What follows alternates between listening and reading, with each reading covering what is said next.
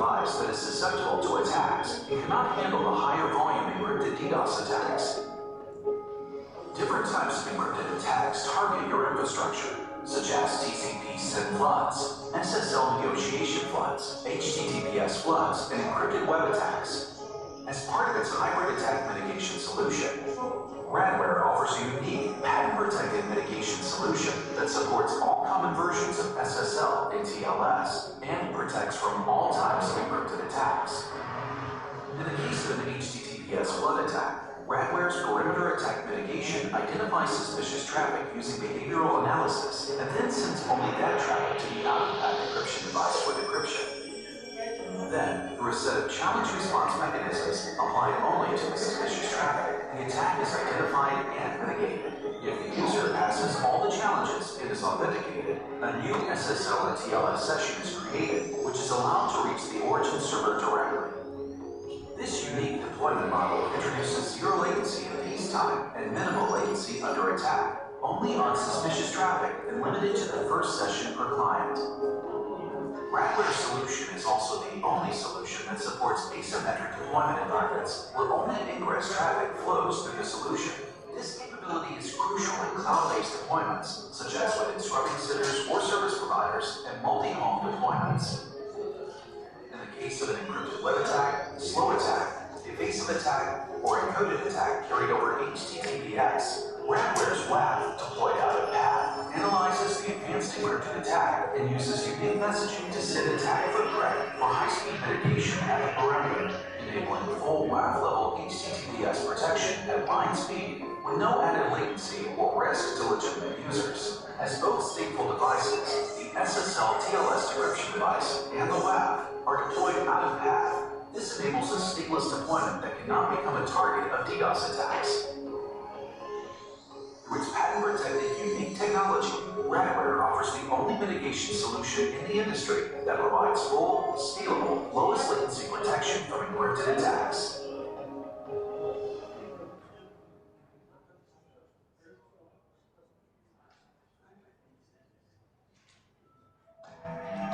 There's too much data, but not enough information. The best of it is priceless. Far too much of it is worthless.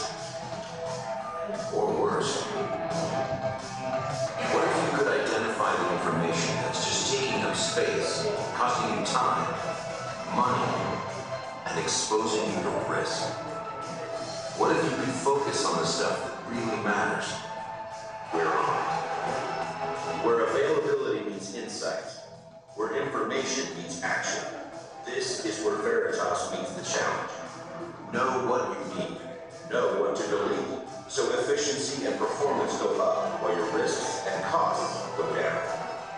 Across heterogeneous environments, across cloud, knowledge is powerful, so is action. Where they meet is magic. Now your information works for you, not the other way around. Always ready to perform, ready to succeed, ready for what's next. We are Veritas. We are ready for action.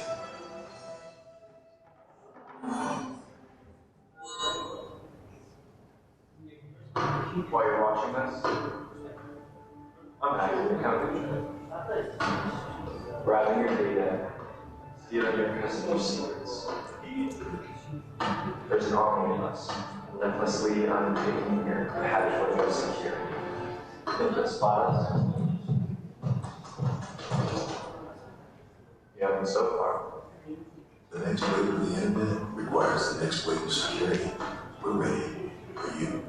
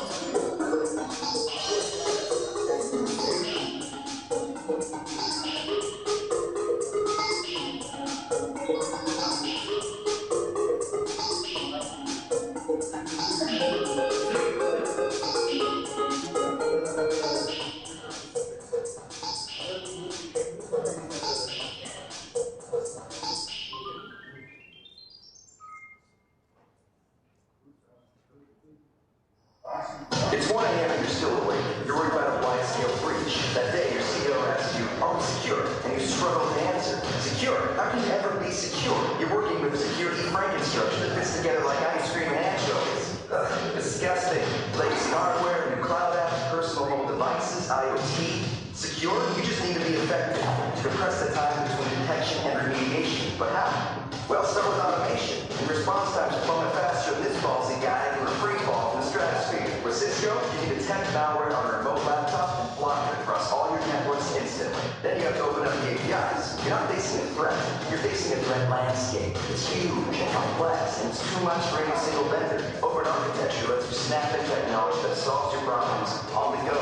Changes come fast. You better move faster. You can't stop every attack. No one can. Try asking a SEAL to stop a shark attack. Nah, lights out, SEAL. That shark is still going to attack. What if you teach the SEAL how the shark thinks, where it hunts, where its kids go to school? Then the SEAL has the advantage. Cisco looks at all the telemetry, DNS, malware, web and email, and studies the attacker's infrastructure. Then they turn that data into intelligence. They see a staggering number of attacks every month and they respond in real time, anytime. Imagine if you crossed the bay with a cheetah and gave the hands of me, then you taught him to play hockey. Too much stored on I finally make it simple. Distill innovation down to its concentrated essence, like a fine perfume. Cisco gets that the same way a rocket scientist gets propulsion or a pizza maker gets dough. They built the network. They became experts in scale and visibility. And now, well, no big deal. They're just building the most effective security architecture on the planet, which means you don't need warm milk or sleeping pills to get a good night's sleep.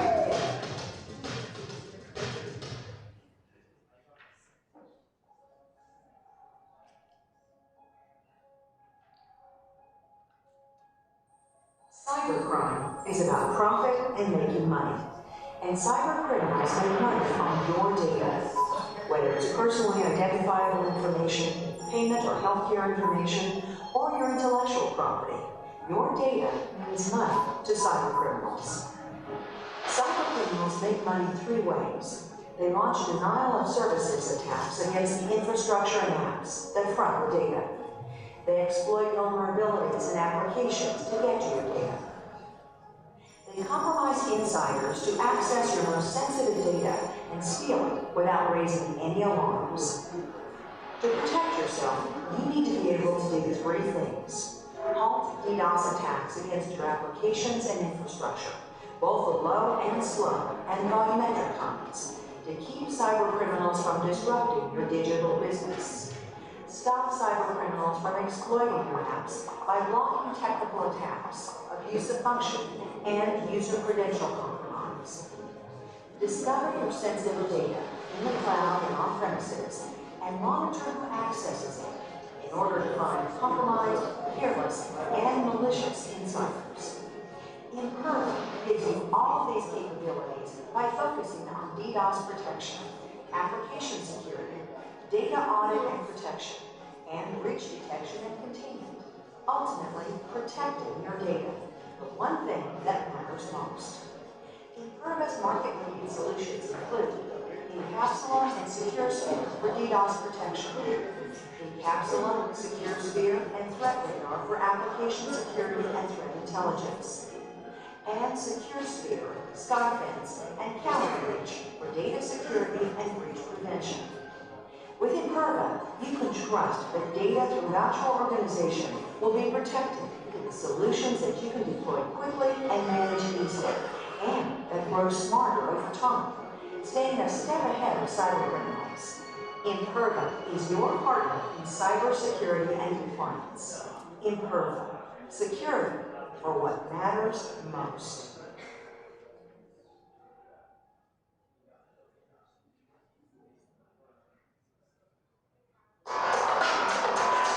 If it hasn't already happened, an attack on your network is coming. It's only a matter of time.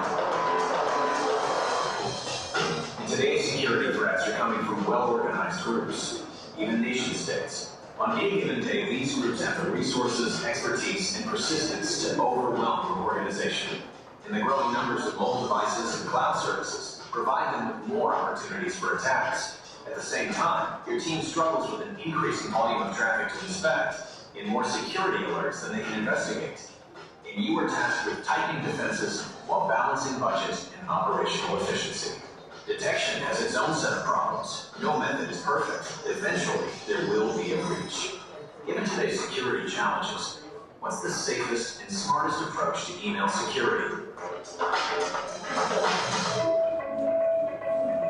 Cisco's answer is a comprehensive and intelligent defense model that provides layered protection across the security attack continuum and landscape. Before, during, and after an attack. In short, the answer is Cisco's Email Security Appliance, or Cisco ESA. Before an attack, Cisco ESA provides an unparalleled layered solution for 24/7 global traffic and threat protection. Cisco ESA leverages Talos Security and Research Group and features a threat operations center that scours global email and web activity continuously and updates Cisco email security around the clock. In addition, Cisco ESA's reputation filtering stops up to 90% of spam before it enters your network, and its extensive web filtering blocks sites known to host malware. During an attack, building on extensive data, Cisco offers a multi-layered defense with a 99+% catch rate and an industry-leading false positive rate of fewer than 1 in 1 million. This ensures that your network isn't inundated with spam and that critical email reaches its destination. Cisco ESA surrounds your company with a shield of filters and analysis, including anti-spam and outbreak monitors, as well as URL filtering, malware protection, and file sandboxing. After an attack, Cisco ESA automates the search for high-risk threats in your network's traffic, and for malware that has so far evaded detection. Following an attack, Cisco Advanced Malware Protection, or Cisco AMP, applies file reputation scoring to inbound email file attachments. If a file disposition changes from unknown to malicious, even days after the file is observed, the system will retrospectively alert the security administrator. By combining automated security intelligence with file reputation and retrospection, Cisco Email Security Appliance protects your organization before, during, and after a security attack. Cisco is uniquely positioned to provide intelligent cybersecurity solutions for the real world. You can evaluate and demo Cisco solutions today.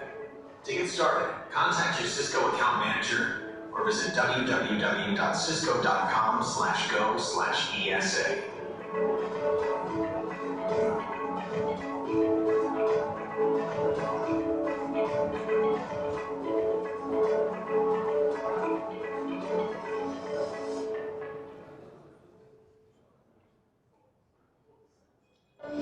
Today's evolving threats require sophisticated security solutions that respond quickly to attacks.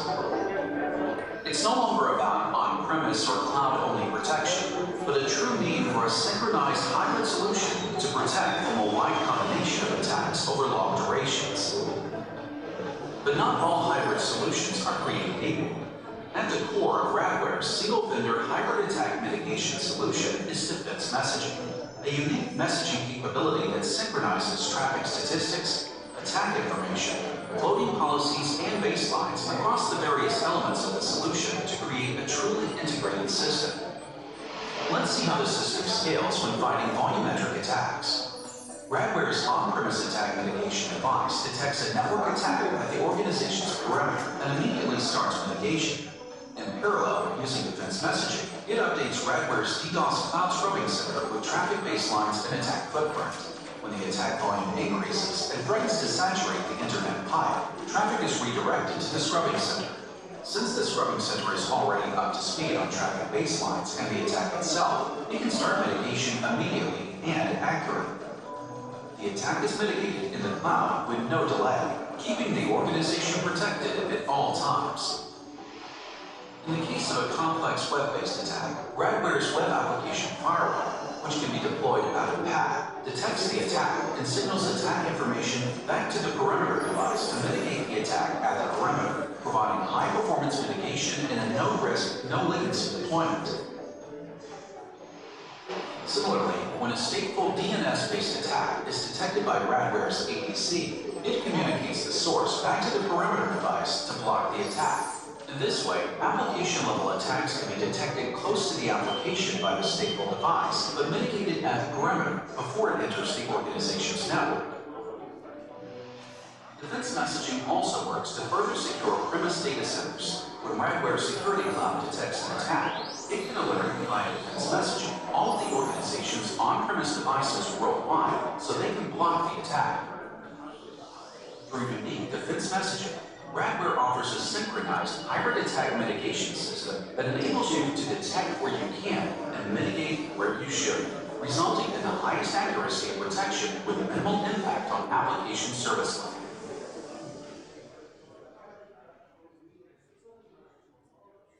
Do you believe your applications are protected from SSL or TLS-based attacks? You may be surprised to learn that your solution only protects you from one type of encrypted attacks. Does your protection cover attacks on your SSL TLS infrastructure? What about denial of service attacks over encrypted sessions? 1 in every 4 web-based DDoS attacks is encrypted, and they also require a high-capacity mitigation solution. Yet, most solutions rely on an inline encryption device, a stateful device that is susceptible to attacks and cannot handle the higher volume encrypted DDoS attacks.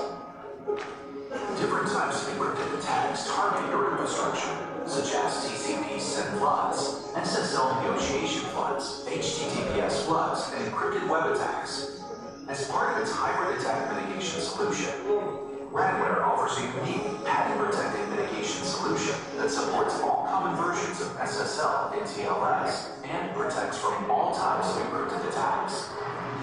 In the case of an HTTPS flood attack, Radware's perimeter attack mitigation identifies suspicious traffic using behavioral analysis and then sends only that traffic to the out-of-path encryption device for decryption.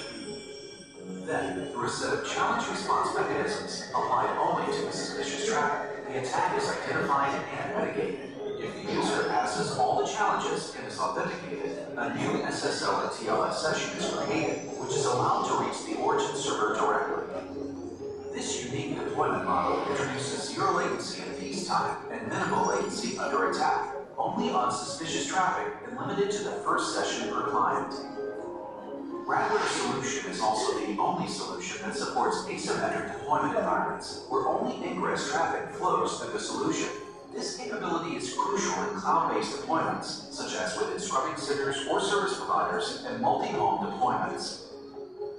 In the case of an encrypted web attack, slow attack, evasive attack, or encoded attack carried over HTTPS, Radware's WAF, deployed out of path, analyzes the advanced encrypted attack and uses unique messaging to send attack foot traffic for high-speed mitigation at the perimeter, enabling full WAF-level HTTPS protection at line speed with no added latency or risk to legitimate users. As both stateful devices, the SSL TLS decryption device and the WAF are deployed out of path. This enables a stateless deployment that cannot become a target of DDoS attacks.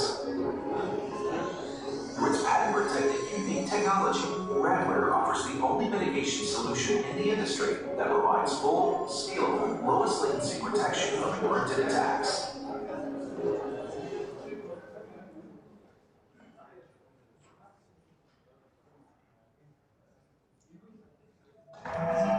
There's too much data, but not enough information. The best of it is priceless. Far too much of it is worthless. Or worse. What if you could identify the information that's just taking up space, costing you time, money, and exposing you to risk? What if you could focus on the stuff that really matters? Where availability meets insight, where information meets action, this is where Veritas meets the challenge. Know what you need, know what to delete, so efficiency and performance go up while your risks and costs go down. Across heterogeneous environments, across clouds, knowledge is powerful. So is action. Where they meet is magic. Now your information works for you, not the other way around. Always ready to perform, ready to succeed, ready for what's next. We are Veritas. We are ready for action.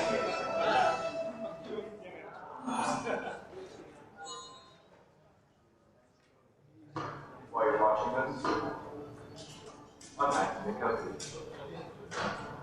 Grabbing your data, stealing your customers' secrets, there's an army of us. Relentlessly unengineered, patchwork security. Think they'll spot us? You haven't so far. The next wave of the internet requires the next wave of security. We're ready. Are you?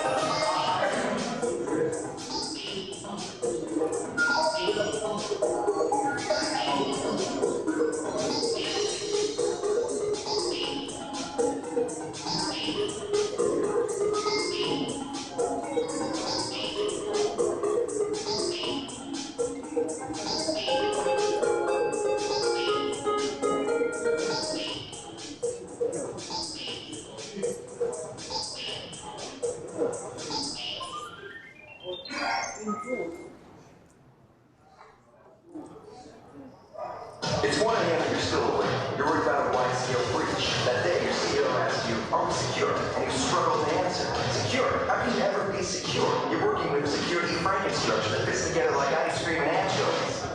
Disgusting.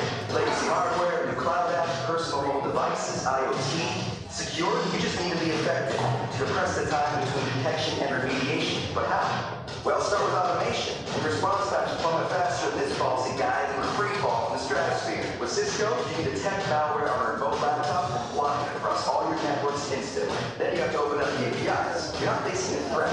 You're facing a threat landscape. It's huge and complex, and it's too much for any single vendor. Open architecture lets you snap in technology that solves your problems on the go.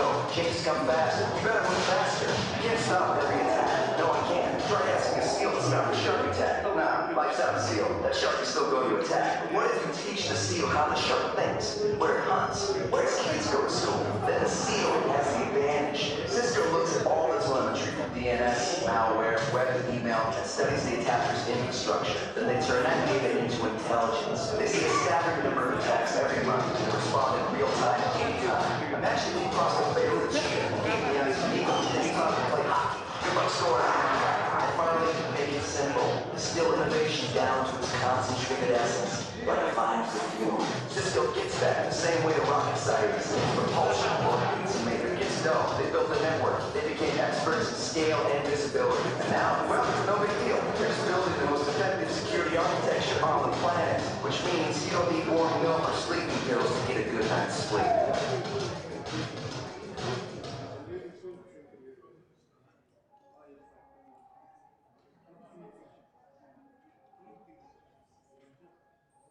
Cybercrime is about profit and making money. And cyber criminals make money on your data.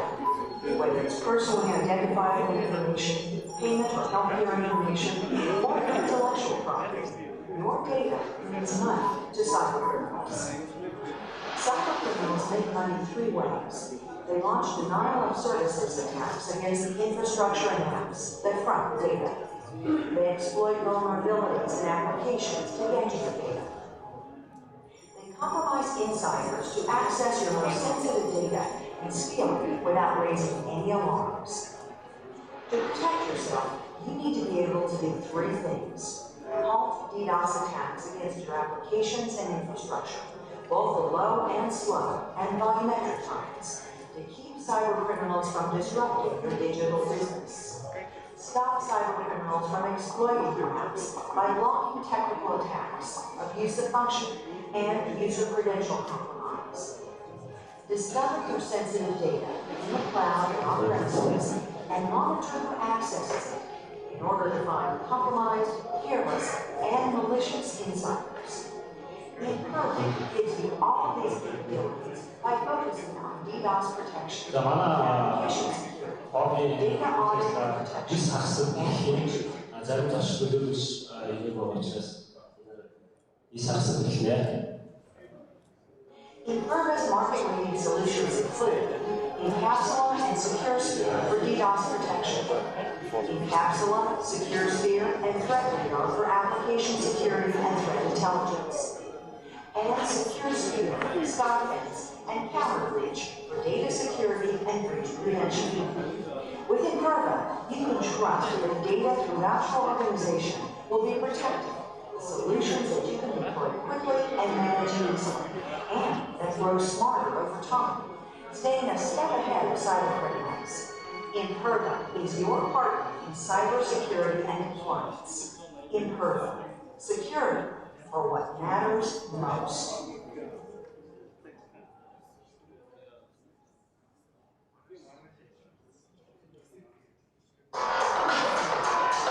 If it hasn't already happened, an attack on your network is coming. It's only a matter of time. Today's security threats are coming from well-organized groups, even nation-states. On any given day, these groups have the resources, expertise, and persistence to overwhelm the organization. And the growing numbers of mobile devices and cloud services provide them with more opportunities for attacks. At the same time, your team struggles with an increasing volume of traffic to inspect and more security alerts than they can investigate. And you are tasked with tightening defenses while balancing budget and operational efficiency.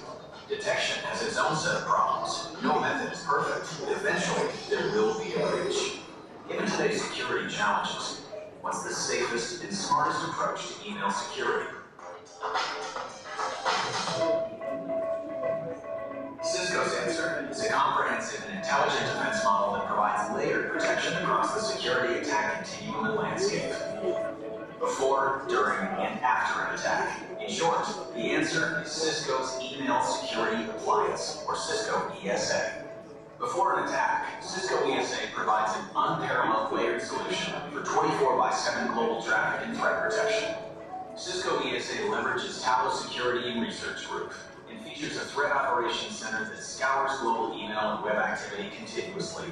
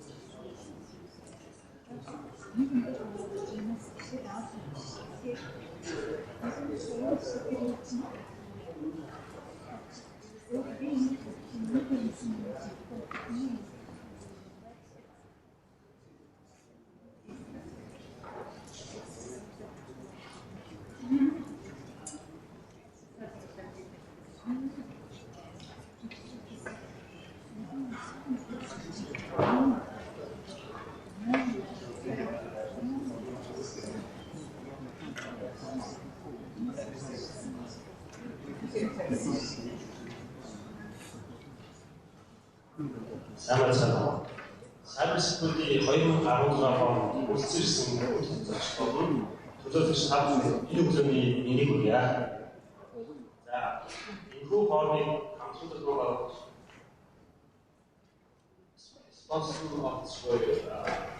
руу sponsor United Group, Skytel Group баярлалаа сарчсан илэрхийлье. Энэ формыг спонсор олж Unicor, Krakauer, Cisco, Imperial, Radware, Splunk, Veritas, CyberArk байгууллагууд баярлалаа сарчсан илэрхийлье. За, энэхүү формын партнер авалцгүй Agar, EMD, Empasoft, ITZone, Summit, Topica, Tritium, Unity зэрэг компаниуд баярлалаа сарчсан илэрхийлье.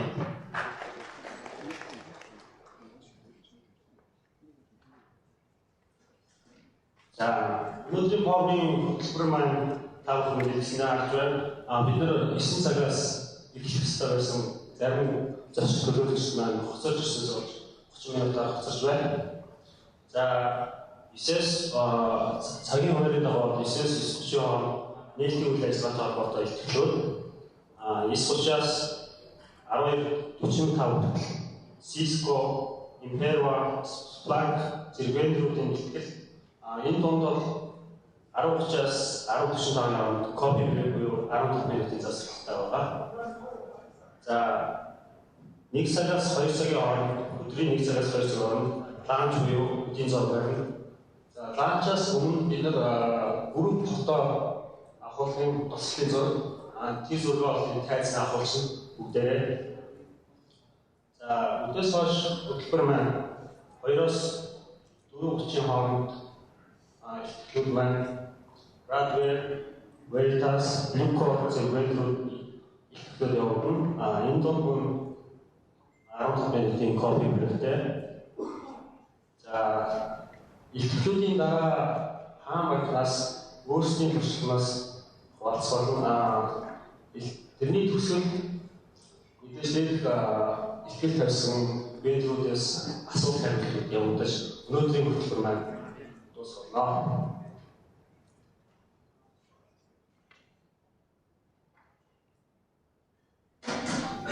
За, ингээд Cybersecurity Forum 2016 нээж ихний ихтэй тавьдаг хэмээн микрофоны өмнө нийслэлийн засаг даргын хэрэгжүүлэгч ярианд мэдээллийн технологийн газрын Батөрзийн таныг урьж байна.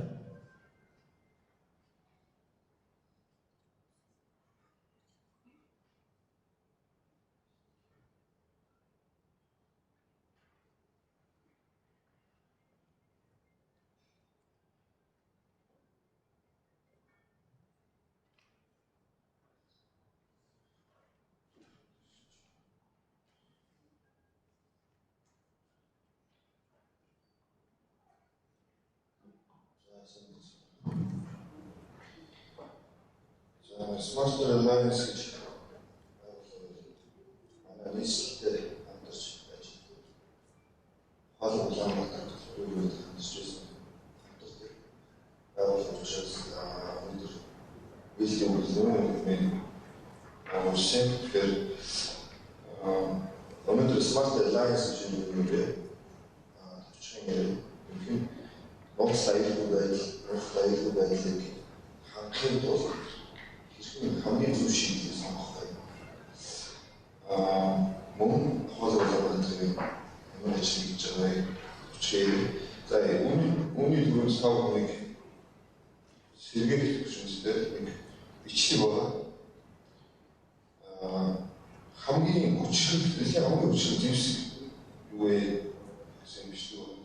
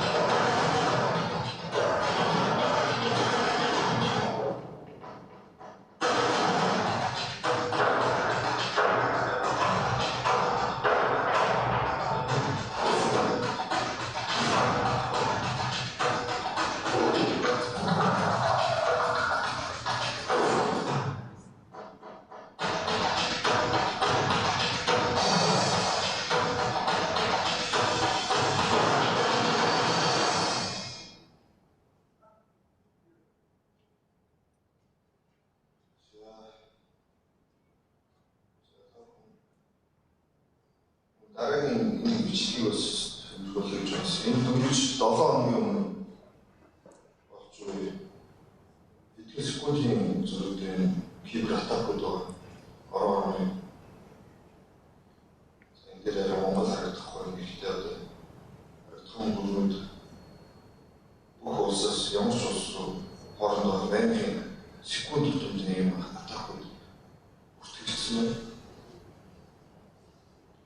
Тэгэхээр эндээс бол харахад бол ойлгомжтой юу ярих гэдэг нь гэхээр за тав хүн мэдээ ухаалаг Улаанбаатарын хөтөлбөрийн хүрээнд ухаалаг хотын ухаалаг болгоё төрийн үйл ажиллагаа ухаалаг цахим үйл ажиллагаа төрийн шуурхай болгоё эрэг дээрээсээ ажилласаа гэрээхээ цэцэлгаан гэрээхээ бүхэн хяндаг гар уснаас олон улсын гэрээг хийдэг ийм төвшин гэрээдэд хүрье гэсэн юм зорилготой ажиллаж байгаа. Гэхдээ ийм сайхан боллоо гэж бодоод нэг гол ганц асуудал байгаа. Энэ бол мэдээллийн ангилал байна. Cyber security гэж байна. Энэ аюулгүй байдлыг хангахын тулд бид өнөөдөр ярилцах хэрэгтэй. Та бүхэн хамгийн түрүүнд Smart Alliance гэдэг ямар төрлийн үйлчлэгээ буюу ямар төрлийн асуудлуудыг шийдэж өгсөн юм бэ гэдгийг төвчгөн ярив. За хамгийн түрүүнд бид нар бол нууц аюулгүй байдлын төхөөрөмж, нууц аюулгүй байдлын системийг хуралдаж явахдаа Компани нэг хүлээж авсан гөрий олон банкны мэдээллийн технологи хариуцсан дэд зэрэг цэгэн даваатны компани юм болж байна.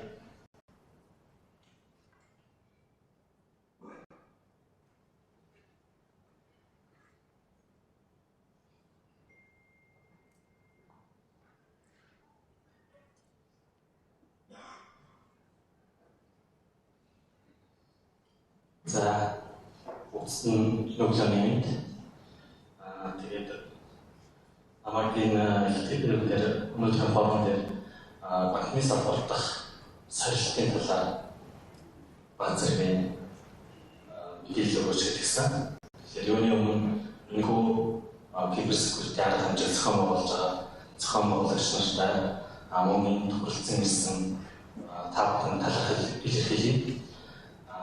Өнөөдөр киберсекьюритигийн нөхцөл байдлын талаар ярихын тулд мэдээллийн технологийн хөгжлийг ямар түвшинд явж байна, глобал ямар байна, Монголын хувьд ямар байна гэж ойлтуулж ярих хэрэгтэй байна. Тэгэхээр та бүхэн мэдж байгаа ер нь өнөөдөр бол дэлхийн нийтээр дижитал ойлголт руу явж байна. Бүх л салбарт digitalization нөлөөгөө үзүүлж байна. Монголд ч гэсэн тодорхой хэмжээний нөлөөлөл орж ирж байгаа. Өнгөрсөн жил Давос болсон эдийн засгийн форум дээр индастри 4.0-ийн тухай ихэн чухалчлан хөндөж өгсөн энд юу ярьсан бэ гэхээр ерөнхийдөө технологийн хөгжил бол дараа хашаанд гарчихсан байна. Өөрөөр хэлбэл одоо автоматжуулалтын зам биш бид бүхэн дижитал зам руу аль хэдийн хөл тавьсан байна. Тэгэхээр энэтэй холбоотойгоор дэлхийн эдийн засгийн байдал, улс орнуудын нөлөөлөл бол өөрчлөгдөнө гэсэн үндсэн санаа тавьсан. Тэгэхээр ер нь бол энэ дижитал гэсэн ойлголт маань өөрөө бол маш өндөр түвшинд хүрснийг одоо энэ бол илтгэж байгаа. За тэгэхээр бүхий зүйл дижитал хэлбэр рүү орж байгаа энэ үед хамгийн аюул болох үзэх зүйл киберсекьюритигийн асуудал. Тэгэхээр Монголд ч гэсэн энэ асуудал яг адилхан хөндөгдөн. За банкны салбар ямар байна гэдгийг ярихын тулд би нэг хэдэн кейс яриа. 15-16 онд дэлхийд дахин банкны салбарт гарсан нэлээд том киберсекьюритигийн асуудал гарсан байгаа. Тэгэхээр энэтэй холбоотой 15 оны 2-р сараас Карпанак гэдэг торжооны улмаас тэрбум гаруй долларыг бол банкуд алдсан. Энэ торжоон эдийн хостинг сервисийг удирдах яг нөгөө таргет хийж байгаа хүмүүс маань эдийн дээрээс очиход мөнгөний гаргаж өгдөг. Ийм байдлаар ажилладаг.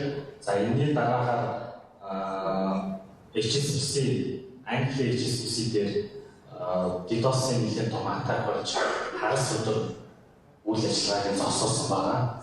За мөн Бангладешт SWIFT-ийн сүлжээг ашиглаад 85 сая долларын мөнгөнд өөр гарсан. Энэний үндсэн хэрэгцээ бүлэг нь бол 1.1 тэрбум доллар байсан. Эндээс яг цэвэр бодисоор алдсан мөнгө нь бол 85 сая доллар.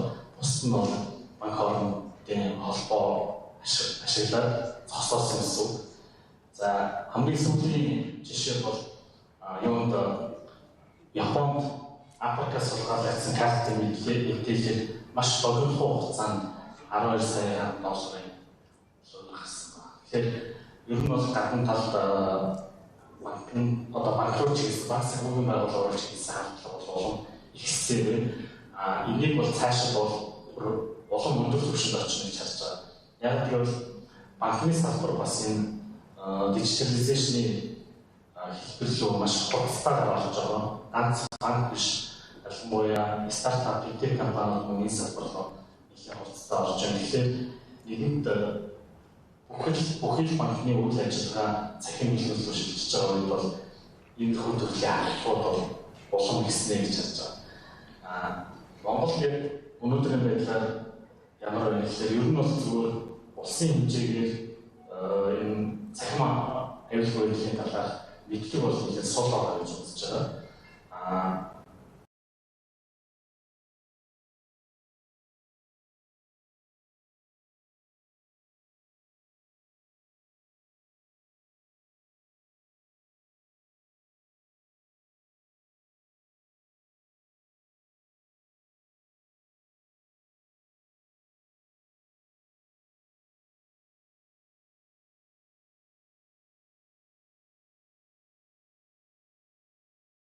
банкны буюу маш их хэмжээний мэдээллийн алдар хардлагад устгах байдал Монголд бий болж байна. Гэхдээ энийг өөрсдөө ер нь бол сайн ойлгохгүй мэдэхгүй байна гэсэн байдлаар тайлбарласан байна. Тэгэхээр гадны дүгнэлтээр бол бид нар өнөөдөр киберсекьюритиг асуудал нэлээд хүнд төрөлтэй байгаа гэж ойлгож байна. За банкны салбар бол харьцангуй технологийн тал дээр арай дэвшилттэй байж байгаа нэг салбар. Ер нь бол одоо Монгол харьцангуй энэ IT-ийн чиглэлээр дэвшилттэй байж байгаа нэг цөөхөн салбарууд нэг нь бол банкны салбар байгаа. Энэ бол үйл ажиллагааны онцлогтой нэлээд холбоотой. Банк бол цэвэр харилцагчийн мэдээлэлээр үндэслэж бизнес хийдэг байгууллага. Харилцагчийн мэдээлэл, харилцагчийн мөнгө хоёр бол банкны үндсэн бизнесийн үндсэн суурь учраас энэ чиглэлээр бас нэлээд дэвшилттэй ажиллаж байгаа гэвч гадна талаас хэрэглэгчийн мэдлэггүй байдлыг ашиглах маягийн хандлага маш их байна. Цагдаагийн ерөнхий газрын захирал мэдлэгтэй тэмцэх засгийн мэдээлснээр бол Монгол улсад хуучин болоод иргэд нийлээд 15 оны байдлаар тэрбум гаруй төгрөгийн мөнгө алдсан гэж үзэж байгаа. Энэ гол шалтгаан бол ихэнхдээ спам, имэйл тэгээд фишинг имэйлүүд өрсөж байгаа бол за бид нарын ажиллаж байгаагаар бол ер нь Монгол руу хандж байгаа хандлт дотлоонууд ихэнх нь бол энэ юу байдаг? Спам имэйл болоод янз бүрийн торжон моолоор ашигласан хавсгасан имэйлүүд мөн фишинг сайтууд байгаа. Банкны цахим банкыг яг дуурашлаад хийчихсэн фишинг сайт ч юм уу эсвэл янз бүрийн электроник системийг дуурашлаад хийчихсэн та нэг нууц үг оруулах гэсэн байдалтай. За Google Translator дээр монгол хэл орсноос хойш энэ өөрөө нэг талаас нэлээд монгол агуулгатай болж байгаа, нөгөө талаас бас хараад танихад арай хэлбэр болж байгаа гэж ойлгож байна. Зүгээр энгийн хэлчихвэл яг тэгвэл утга агуулгын бол их авцтай бодгийн орчуулгатай имэйл маш их харагдаж байгаа. Тэгэхээр энгийн хэрэглэгчийн зүгээс бол таних байдал арай дээшсэн байх магадлалтай. Нөгөө талаас англиар биш монголоор бичсэн учраас хүмүүс янз бүрийн сонирхол төрүүлэх үс тийм имэйлүүд бас имэйл бас сайн хүмүүс хурцж авах магадлалтай. Энэ бол гол юу бол энэ тал дээр сонирхол. Зарим хүмүүс бол ярьдаг Монгол одоо жижигхэн орон бас нэлээд одоо гадны том улсууд шиг биш гэдэг.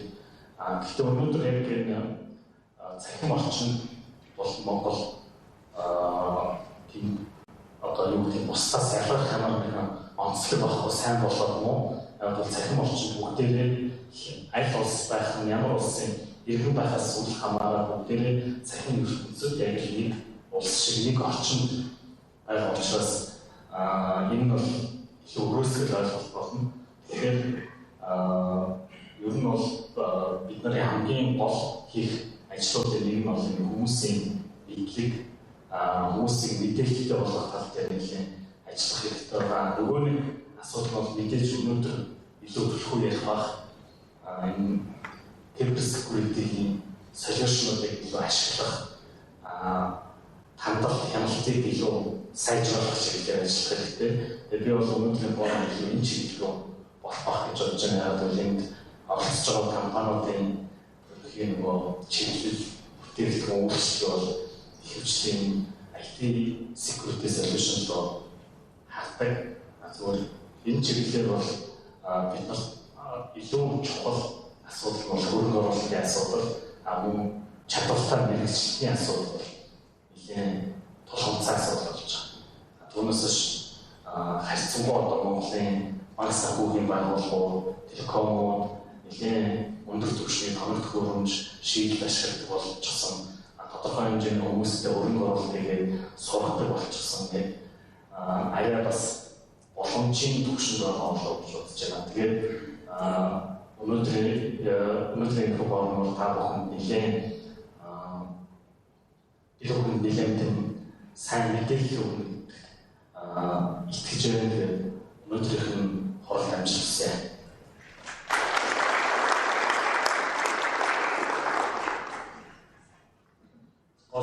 эдгээр технологи ярьсан дизелэр сэр даваад баярлалаа.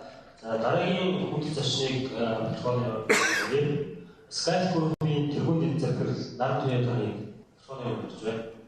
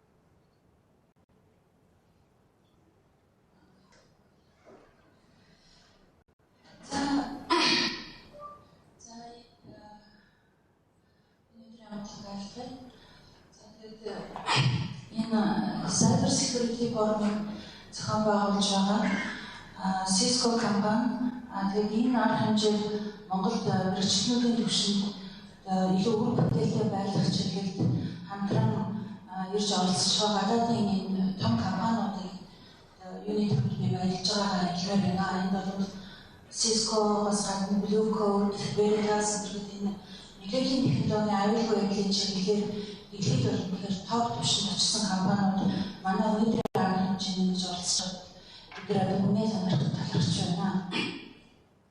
За өнөөдөр одоо миний нэг 5 минутын хэсэг бол би энэ мэдээллийн технологийн аюулгүй байдлыг хангахад оператор компаниудын оролцоо үүрэг орол ямар байх юм бэ гэдэг чиглэлд нэг товчхон үзэл бодлоо хуваалцъя гэсэн.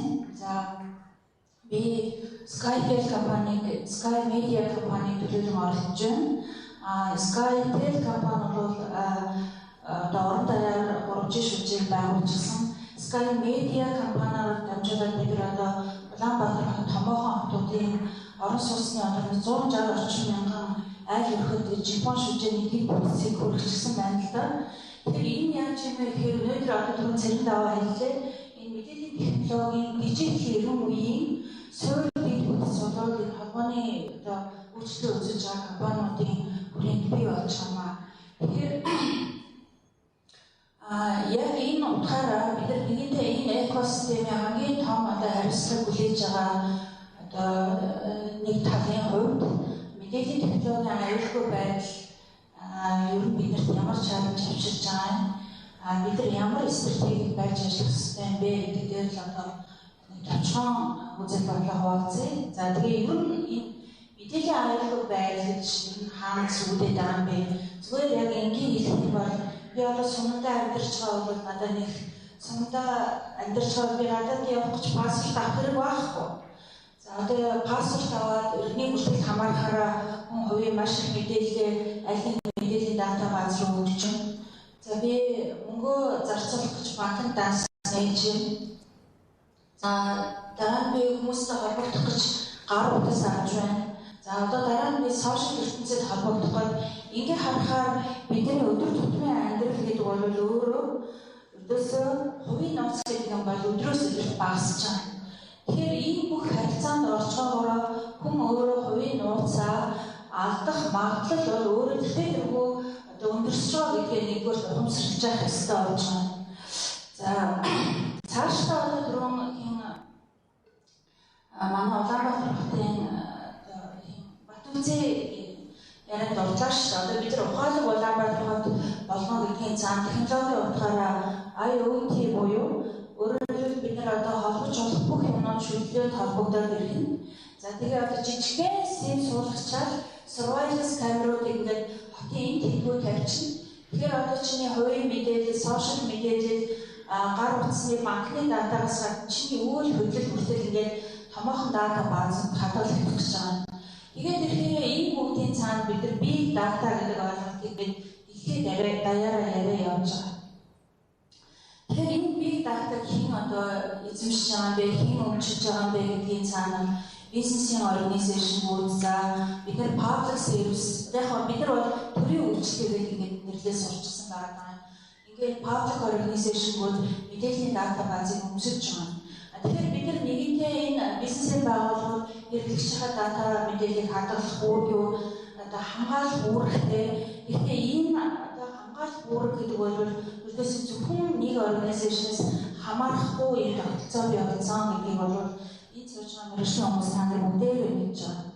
За ингээд энэ big data жүжигний ийм одоо хэрэгжсэн орчинд бид нар амьдарч байна гэдэг нь бол өөрөө энэ ямар хөө их атакад өртөх нөхцөл байдлыг бий болгож байна вэ гэдгийг бол одоо түрүүн манай Батүрцгийн хоёр тийм short видео харуулсан тийм тасралтгүй атак өөрөөр бид нар одоо 1 минут даже 1 секундэд хэдэн мянгаар тоологдох одоо хавтлагад ингээд өртөж байж байгаа. Тэгэхээр одоо өнөөдрийн хүртэл магадгүй бид нар яг хэсэг зэндаасан энэ банкны организашн телеком операторууд бол харьцангуй одоо security чиглэлд хөрөнгө оруулалт хийж хүмүүсээс сургаж юм гэж байна. Гэтэл энэ бол бүр одоо security-гийн дараагийн генерашн руу орохоос өөр аргагүй болсон. Бидний security-гийн бодлого гэдэг бол за одоо яг үндсэндээ core-ийн хэмжээнд gateway тавтаа гэдэг хэдээр явж идэгсэн болов өөрөөр компьютер вирус гэдэг юм бид нар ярьдаг байсан бол одоо өөрөөр хэлбэл нөгөө мобайл технологийн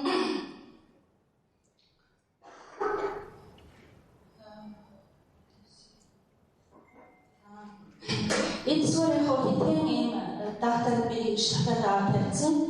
Тэгээд та нар өөрснөө мэдж байгаа энэ information security-гийн том судалгаанууд бол эргэлздэг. Зүгээр ингээд энэ хамгийн сүүлийн үеийн 15 оны судалгаанаас харахаар хамгийн их одоо хавтлагууд хаашаа чиглэж байгаа юм бэ гэхээр ердөө брэнд рүү чиглэж байгаа.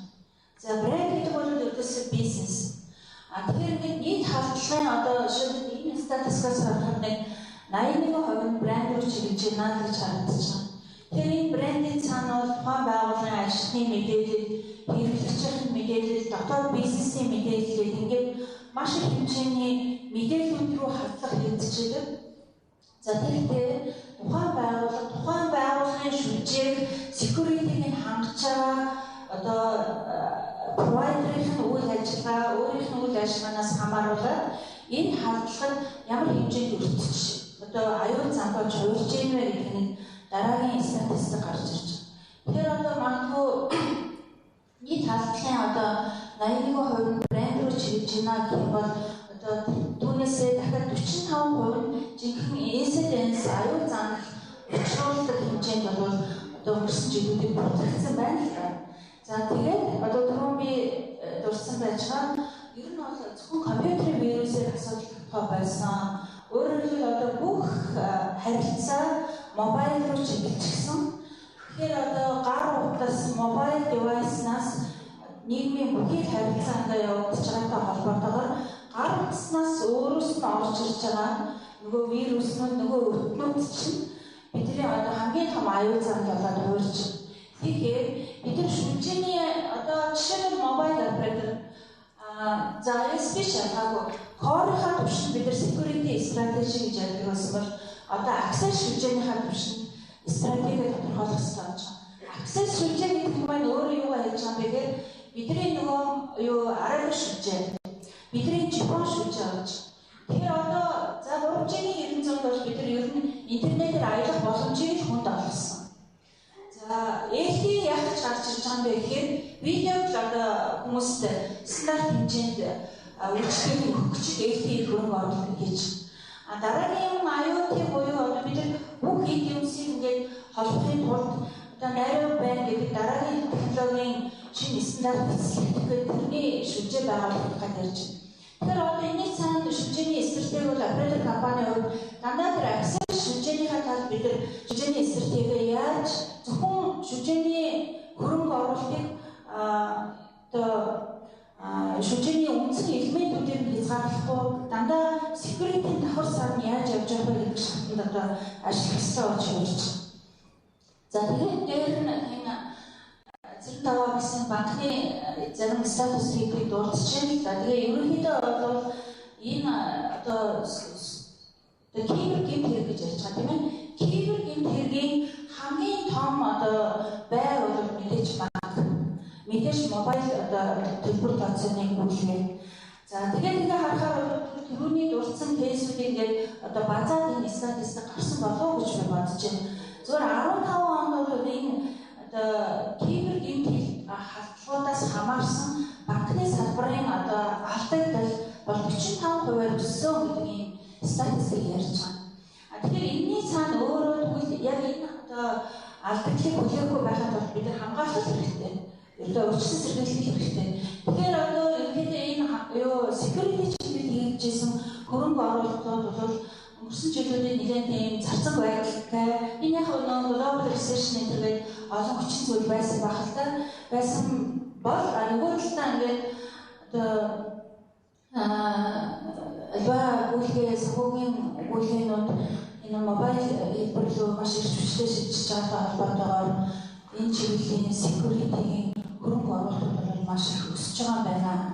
За тэгээ ингээд харахаар эргээд зүгээр оператор талаас нь харахаар бол ердөөсөө дөрөв бол бид урьдсан нэгдүгээр бол бид нар энэ шүлжээний төлөвлөлтийн gateway юм уу core талдаа биш access талдаа давхар хийхээр технологи шилжүүлэлт ингээ гараа явж байна.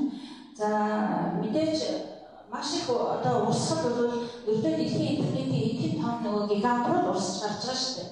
Google руу, Facebook руу, Netflix руу ч гэх юм уу. Тэгэхээр тэр агуулгаараа бид нар ердөөсөө энэ шүлжээний security-ийн одоо урьдчилан сэргийлэх арга хэмжээ дангаараа хийн гэдэг ойлголт бол байхгүй болсон.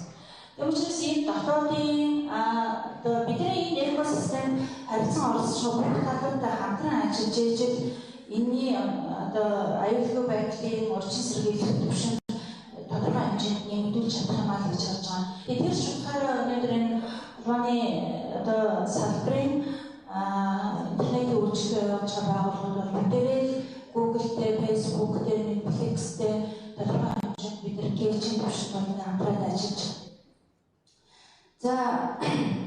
За яг ингээд оператор талаасаа харахаар бол бидэрт одоо яг ингээд дараагийн нэг юм бол шүлжээний төлөвлөлт гэдэг бол хаалтын хэлбэр төвшөндөө хаалтын багтаамжтай тулгуурлаж хийх болж хийж байна. Бид нар оператор өөрөө шүлжээгээ virtualization хийж байгаа тийм ээ. Тэгээд ихээр бид нар бол дандаа cloud oriented мөн чиглэл шүлжээний төлөвлөлт өөрөө cloud руу шилжиж байгаатай холбоотойгоор яг одоо холбооны үйлчлэл явуулж байгаа компаниуд дээр мэдээллийн технологийн аюулгүй байдлын стратеги гэдэг бол cloud дээр ямар security стратеги байх юм бэ? IoT дээр одоо бид нар ямар security стратеги байх юм бэ? Access шүлжээ дээр ямар security стратеги байх юм бэ гэдэг ингээд маш олон төвшөнд одоо стратеги гэж нарийвчилж задаж тэр чиглэлдээ хөрөнгө оруулалтаа чиглүүлж тэр чиглэлдээ хүмүүсээ сургах ийм чаленжууд үүсэж байгаа маань. Тэгэхээр энэ бүгдийн цаанаа дахиад хөрөнгө оруулалт гэдэг юм аа. За тэгэхээр ингээд яг ерөн зүгээр одоо яг үндэ гэдэг юм бол хэл цаарыг байхгүй болгочлоо. Одоо хүний усаа гадрыг байхгүй болгочлоо. Ингээд хин хизээч одоо хаанаас ч ямар ч үйлчлэг авч болох одоо юм суурь боломжийг бол бий болгож байгаа. Тэгэхээр үнэхээр энэний цаана бол хамгийн том одоо өөр хариуцлага магадгүй энэ өрөөнд одоо сууж байгаа бид бүхэн хүлээж байгаа гэж бодож байгаа. Тэгэхээр өнөөдрийн энэ арга хэмжээ бол одоо үйлчлэгээд энэ экосистемийг бүрдүүлж байгаа бүх талуудын хамтын ажиллагаа, хамтын хөрөнгө оруулалт, за хамтын хариуцлагаар бид энэ мэдээллийн технологийн одоо аюулгүй ажиллагааны урьдчилан сэргийлэх төвшин бууруулна гэж үзэж байна.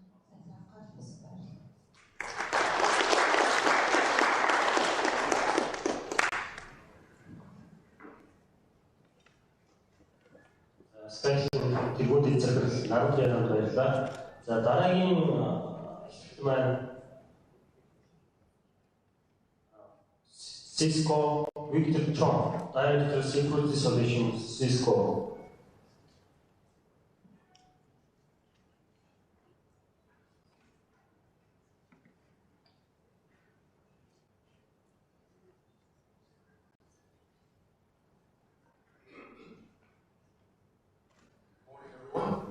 My name is Victor Chong. I'm the General Manager of cybersecurity business group in Cisco for Greater China.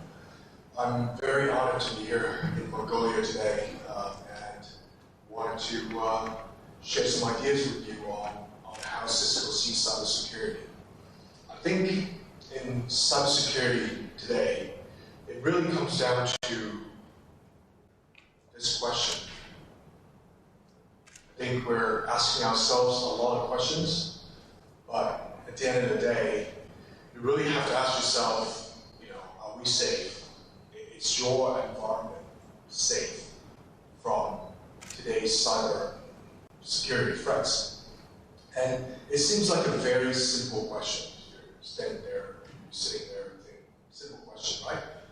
But I don't think the answer is that simple. And I'll explain why. I think there are 3 reasons why that question is not easily answered today. Number 1, there is a massive growth in the number of devices. I heard before that, the opening speakers will mention IoT. There's an estimate that there will be 50 billion devices by 2020. And that 50 billion device needs to be secure. And that's going to increase the attack surface for the attackers, and it will increase the complexity you will have to defend against all these devices. So that's number 1. Number 2, the attack, you are the defender, and let's say the bad guys are the attackers, right? Today, who's winning the battle? Unfortunately, the answer is the attackers are winning the battles. Why? Because every week, every day, you see it on the news that large multinational corporations are getting hacked by the attackers. The attackers are getting really, really sophisticated. They're well funded, right? They're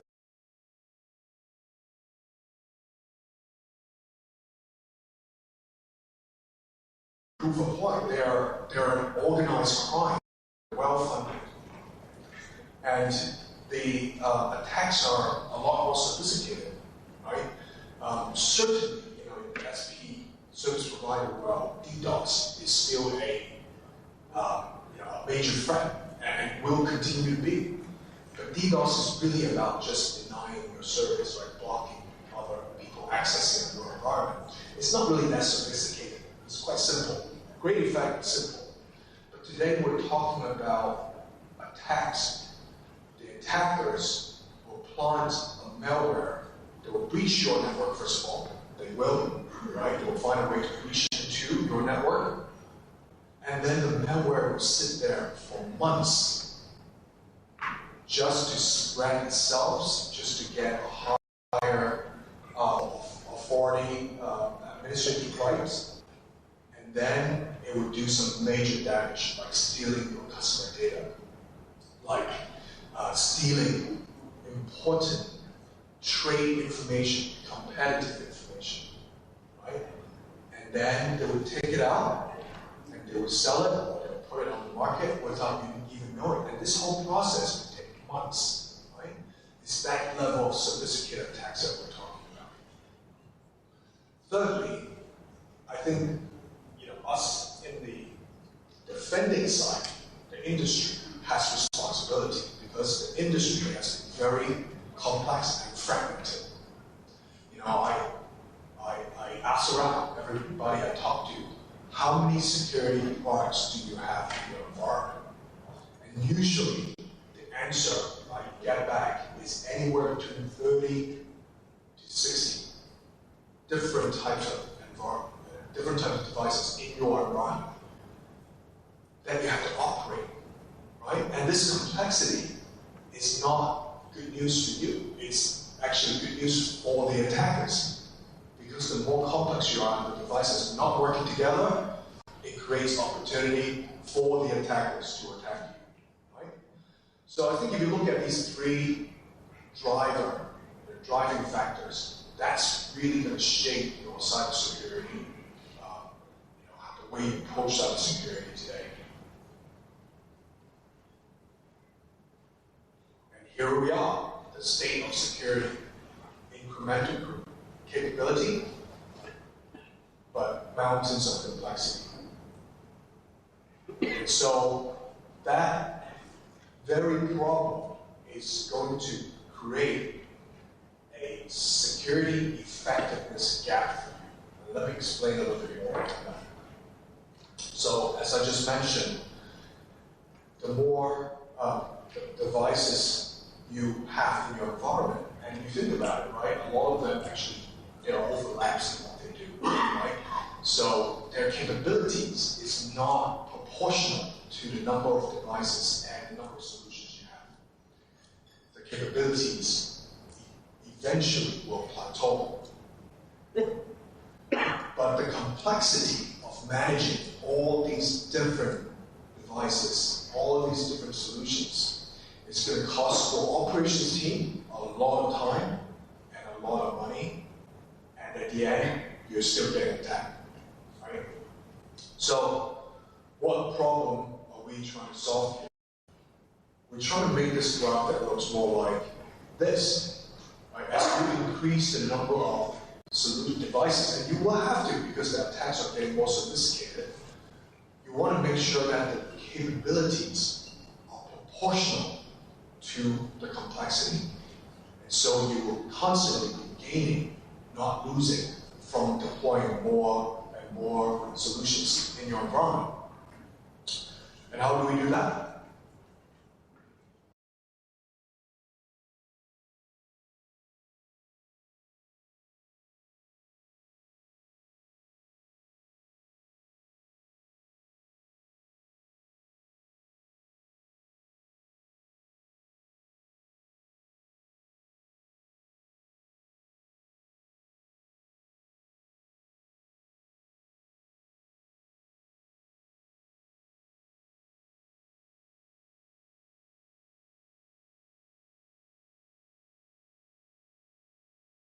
At which point are you going to be integrating the solution?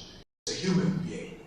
But as we all know, it's hard to get cybersecurity experts, and there's just no way a human being can handle that much information. So you want an integrated architecture that talks to each other, right? You want the endpoints to be talking to your parameter, to be talking to your data center, to be talking to the cloud, to be talking to the internet gateways, right? It has to be integrated, consolidated.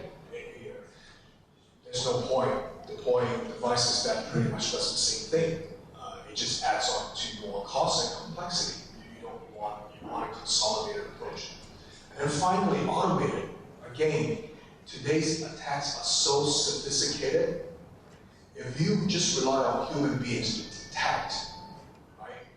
And let me give you a figure.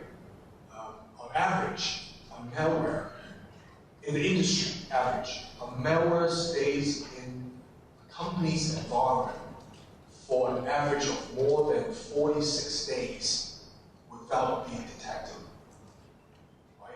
So certainly, just relying on a human is not enough. We need an automated approach. How would you like to have an automated approach that as soon as, at any point of your network, you detect a malware attack, quarantine that device or that particular part of the network so that it is not spreading to anywhere else in the network. And that is done by machine, not by human decisions. Right? You can get it done in seconds. I think the industry has to move into a more automated approach to effectively defend against the cyber threats. So at Cisco, our approach is very simple. We want to have the best of breed products. We still need products at different points that does different jobs, right? And it's not just Cisco, right? We work with our partners. There's an ecosystem of products that we work with. Best of breed, right? But you need to have an architectural approach. It needs to be integrated, consolidated, and automated.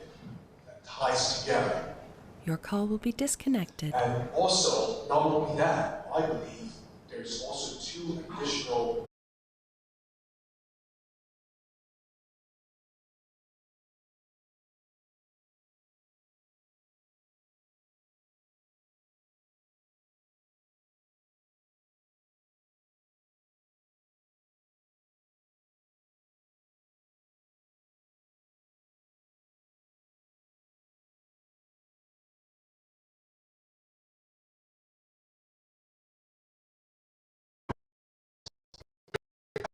right? How do you respond? How do you quarantine? How do you make sure it's not spreading across? How do you make sure that you know what exactly is going on in your network right now? And then a lot of people forget about after. So once you identify an attack and you're able to contain and mitigate the attack, how do you know that how many machines has that malware come through? How many servers has that malware? Can you backtrack? Do you have the forensic to trace back to what has happened, right? This is for your reporting. This is also for you to learn about this so that you won't get attacked again next time, right? So I think it's important that we think about before and during and after as a total approach. And it needs to be continuous as well, right? This is not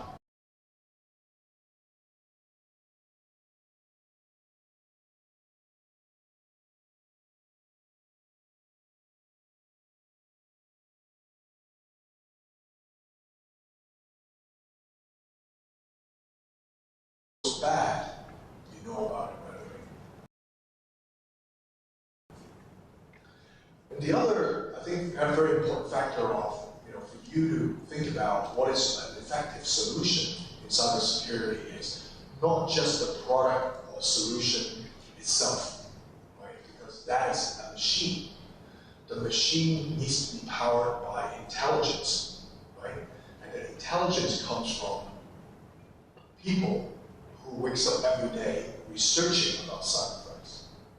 So at Cisco, we have an organization called Talos.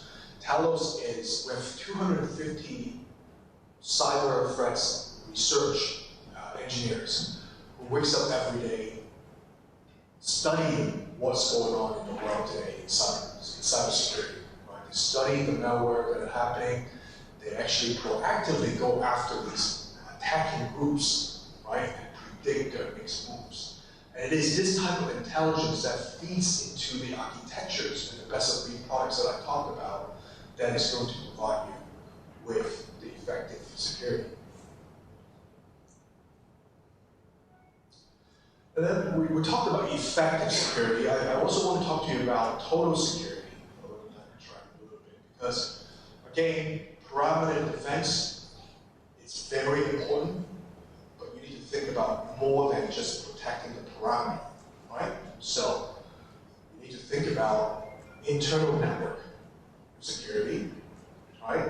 And then you need to think about when the people, your users, are remote, not inside your office. How do you protect your employee, right? The remote users outside of your network, right? And then there's cloud security. If your company is using cloud solution today, how do you protect the privacy, the data loss issue? How do you protect against that when you use cloud service, right? So you need to have cloud security, right? So total security really means having perimeter defense, and that's our email and energy firewall portfolios, and then the policy and access protects you in and off, on and off the network, and then the cloud security open DNS portfolio. The architectures that we put are based on the network, so network as a sensor. My colleague later will talk about how do you leverage the network to do all this? How do you leverage the network that you're already invested in, by the way, and make it the best defending tool? So that's the network as a sensor, network as an enforcer technology. Advanced malware protection provides you with the before, during, and after detection of malware. Talos threat intelligence. Different types of services, because security is not just technology as we all know, it's technology people, and process, right? So how do we provide you with the services portfolio and the ecosystem, right? Today we have a partner, Radware, who's our ecosystem partner, right? So this is what our answer to the effectiveness gap, the effective security, and the total security that I talked about. Now, let me give you one quick example, but again, my engineer will give you more details about this. Before I do that, let me just explain to you about Cisco. We're known as a networking company. You all know Cisco as a networking company. But in the past 3 years, we've invested $5 billion in acquiring the best cybersecurity technology, and then acquiring talents who help us integrate and develop our latest cybersecurity technologies to provide you with that effective security solution. We talked about the Talos, which is unique in the industry, right? And we see the visibility we see in the Talos Group is amazing. Every day we see 20 billion unique malware samples, malware attacks, 20 billion, right? That's 5 times more than Google search every day, right? So it is that intelligence that makes us unique today in the industry. So let me put this in a very, very simple example, right? Like what does this all mean? Today, one of the most sophisticated attacks and the most profitable attacks is something called ransomware. And I'm sure you've all heard of it, right? And the concept of ransomware is actually very simple. There are 2 ways that you can get infected on ransomware. One is your employee goes to a website, and it doesn't have to be those bad websites. It could be good websites. But the employee happens to click on an advertising link or any links on the website, and that happens to be a malvertising or malware advertising. That click takes you to the malware sites. It connects to an external infrastructure owned by the attackers, the hackers. They download a key, and it locks a file that you happen to care about the most. And you have to pay bitcoins in order for you to unlock that ransomware. So you've seen it on the news. A lot of companies are affected by it. Another way, actually, that's about malvertising is probably about 20% of how people get infected with ransomware. Email is 67% of companies get infected on ransomware by emails. And emails is even simpler, right? You're all getting spam emails these days. You're all getting these phishing emails, right? Emails that looks, and by the way, today's phishing emails are very smart. You can't tell, right? They're not the dumb phishing emails anymore. It could be sent from the name of your boss, right? Or it could be sent from the name of your family, or changing one character in the email address, and you would know. You won't know and you'll click on it. And when you click on it, again, the malware will be downloaded on your device. It will connect to a server outside, download an encryption key, launch your environment. And I'm sorry to say that once your file is encrypted, there's nothing you can do. Either you pay, or you choose not to pay, you back up, right? But nothing you can do once your file gets encrypted. So, putting what I talked about, the architectural approach in practice, let me show you how. First, if you're from the malvertising perspective, the malware will look up the link, which is a DNS link, right? And if you have a cloud security solution like OpenDNS, which is basically a DNS security service, it would know that that link that you're trying to click is bad. Or it would know that the behavior of the way it is linking to the websites are bad. And the way they do it is through behavior analysis, because you cannot tell by the name of the internet address anymore. The hackers are very smart. They will change IP very, very quickly. So, and to change the name of that site very quickly. So relying on the old technology about remembering names that you should not go, it doesn't work anymore. You have to trace back to the IP, right, that's associated with that link. Right?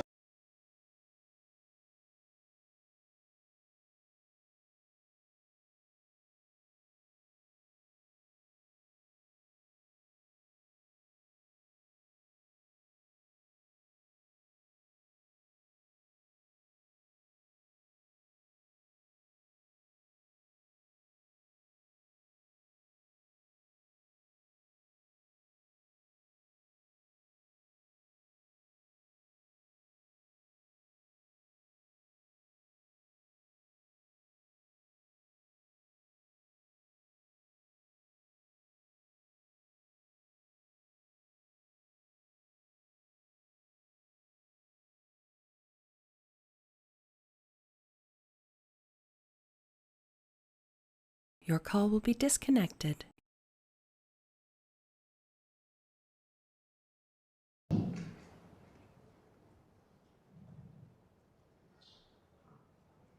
You know, for 60% brought actually we don't believe that's because we did not protect us good.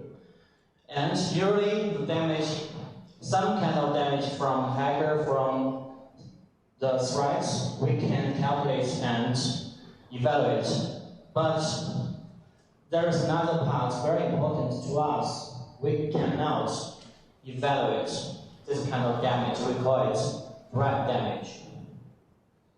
Brand damage can change our customers' thoughts. They might change the decision when they try to purchase your product and service.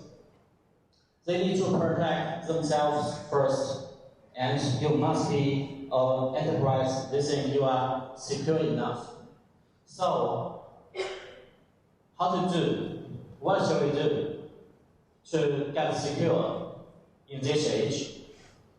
Cisco will give you a threat-centric architecture approach. First, the threat landscape changes every day.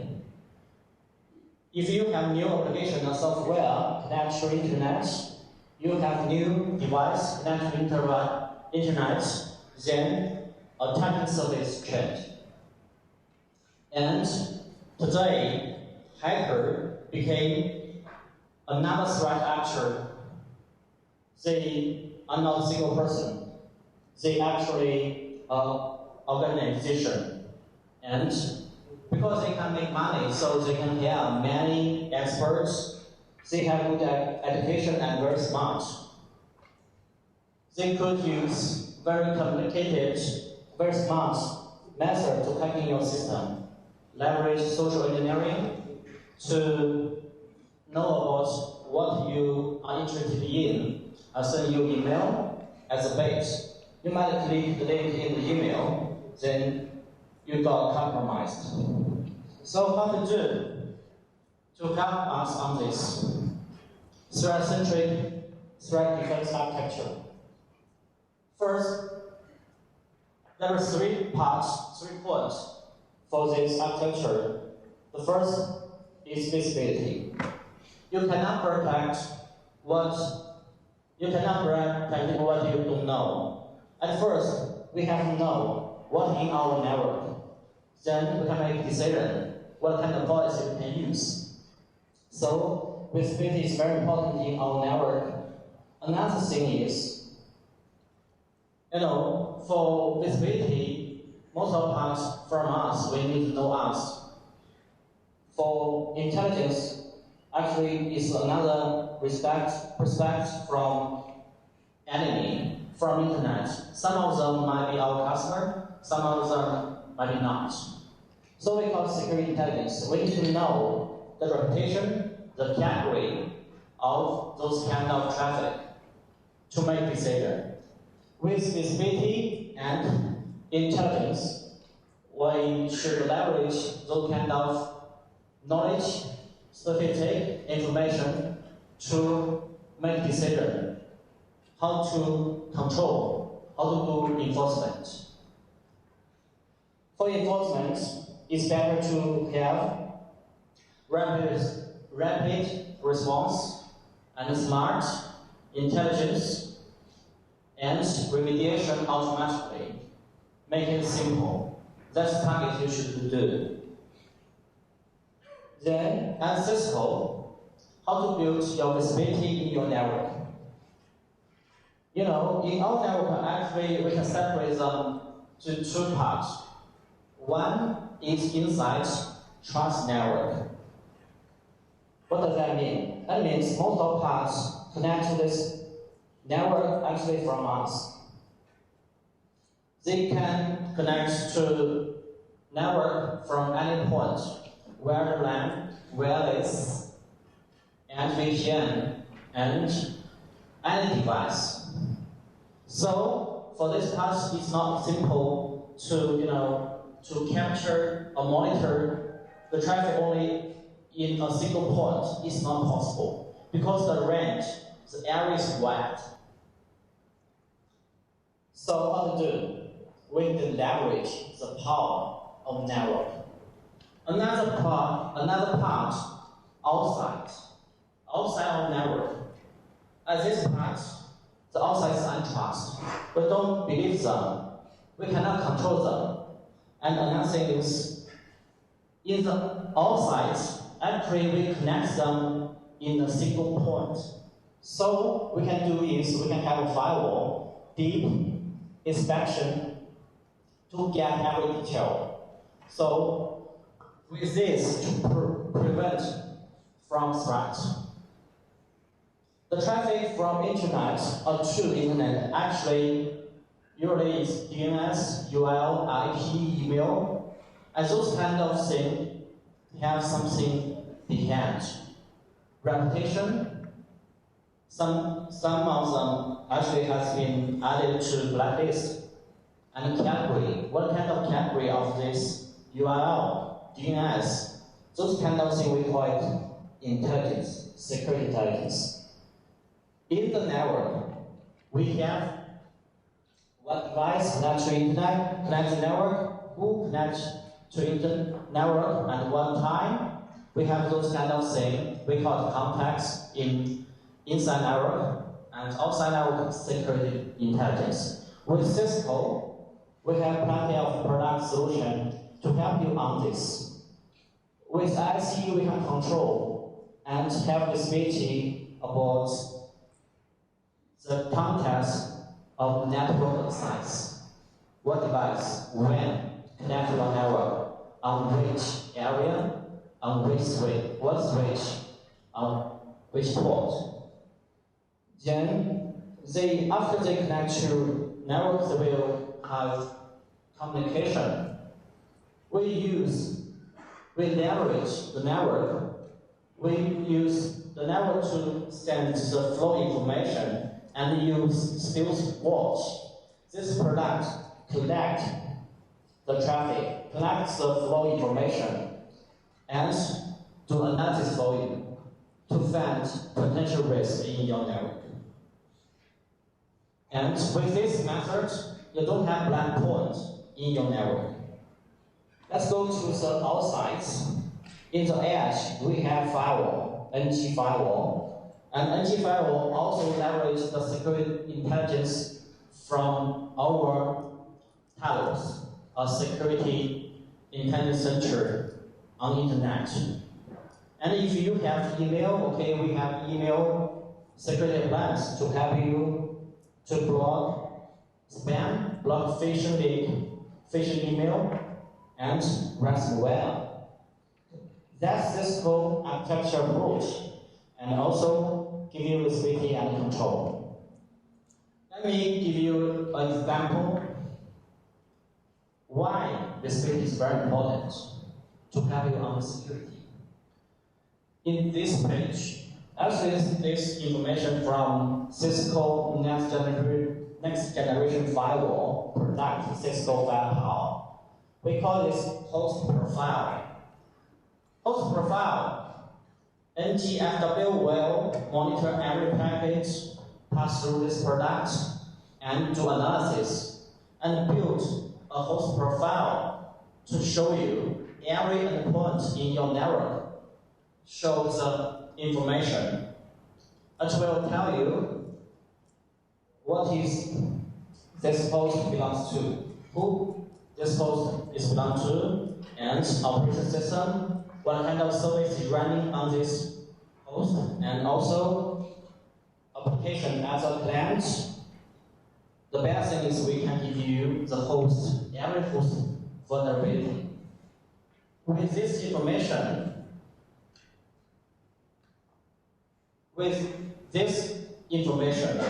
what we can do? At first, we know everything connects to our network, and we will correlate every event. When we store an event, we will correlate those kind of events with host profile information. Then we will give you what event should be impact level 1. You have to do it to action immediately. It's automatically, you don't need to do it manually.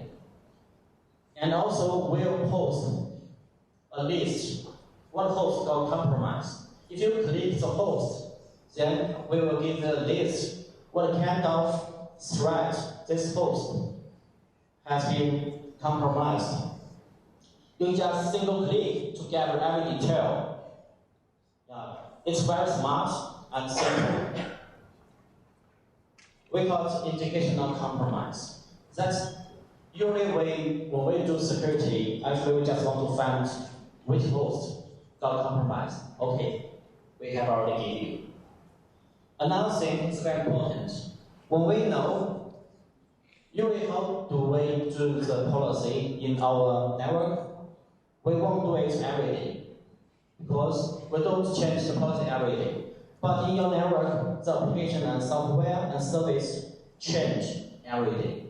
So if you try to protect them, you need to change your policy every day. But it's not possible, if we do it manually. We don't have enough time, enough people to do it. And we don't have people with this expertise to do it. So, how shall I do? We have this meeting. We have host profile. We just leverage it. We know every host, what kind of application, what kind of vulnerability in this host. Then we do it, recommend the policy for you every day, every hour, and deploy it to your system.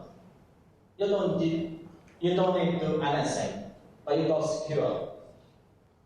Okay, that's also another benefit from this meeting.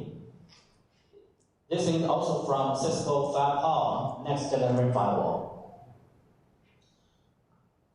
With this meeting, you can do many things. You got many benefits. Another thing, very important, intelligence. You have to know your enemy. In Cisco, we have security intelligence center we call Talos. Please do Google of this name, Talos, in Google. You will get many information, many news. Talos help you on security intelligence information and also help you to block any kind of threats, to help you to find ransomware and many information. As a security intelligence center, what is the most important thing to it? Big data. If you don't have big data, if you cannot watch enough data in this center, you cannot give accurate information, accurate security intelligence information. In Talos, we have 1.6 million sensors throughout the network. They collect every kind of information: email statistic, email attributes, web UL, GS. We acquire lots of different vendors, different companies, and get intelligence from them, from OpenDS, from Endpoint, from SourceWeb. We integrate them together, share information together to make this fabulous Talos. Talos got security information and share this information with our customer. And they will give you vulnerability database, give you signature, IP signature, give you reputation of IP UIDNS, Electro, and download to Cisco product. If you have Cisco product, you have security intelligence from Talos.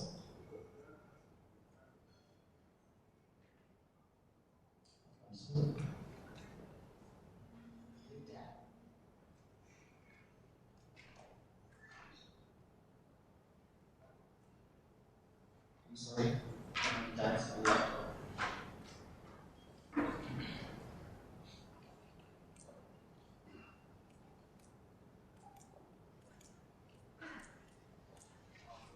Talos is very powerful. It makes this laptop dead.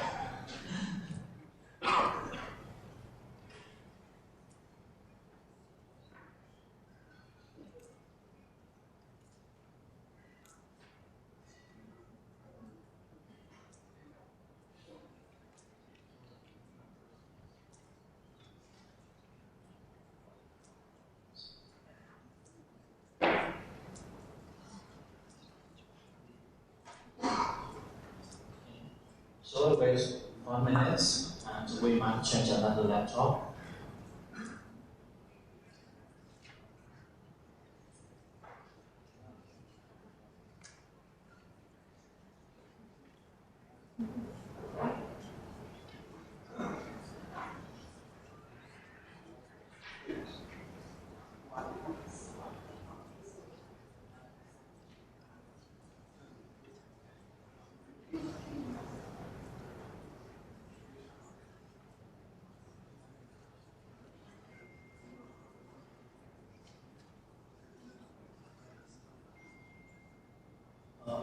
I'm sorry, the laptop's dead, so we need several minutes to recover it.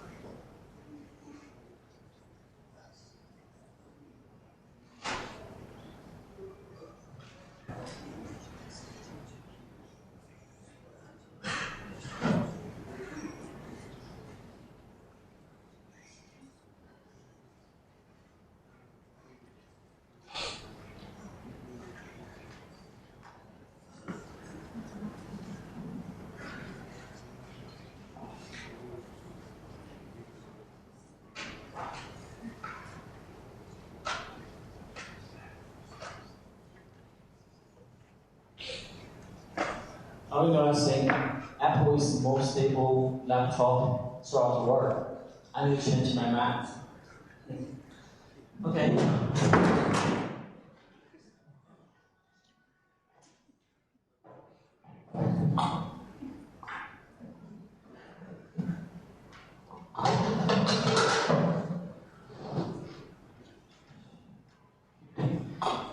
with security intelligence, with Talos, we have lots of projects and program for our customer. ASPS, Gritty, AGS, different kind of customer got different benefits from Talos.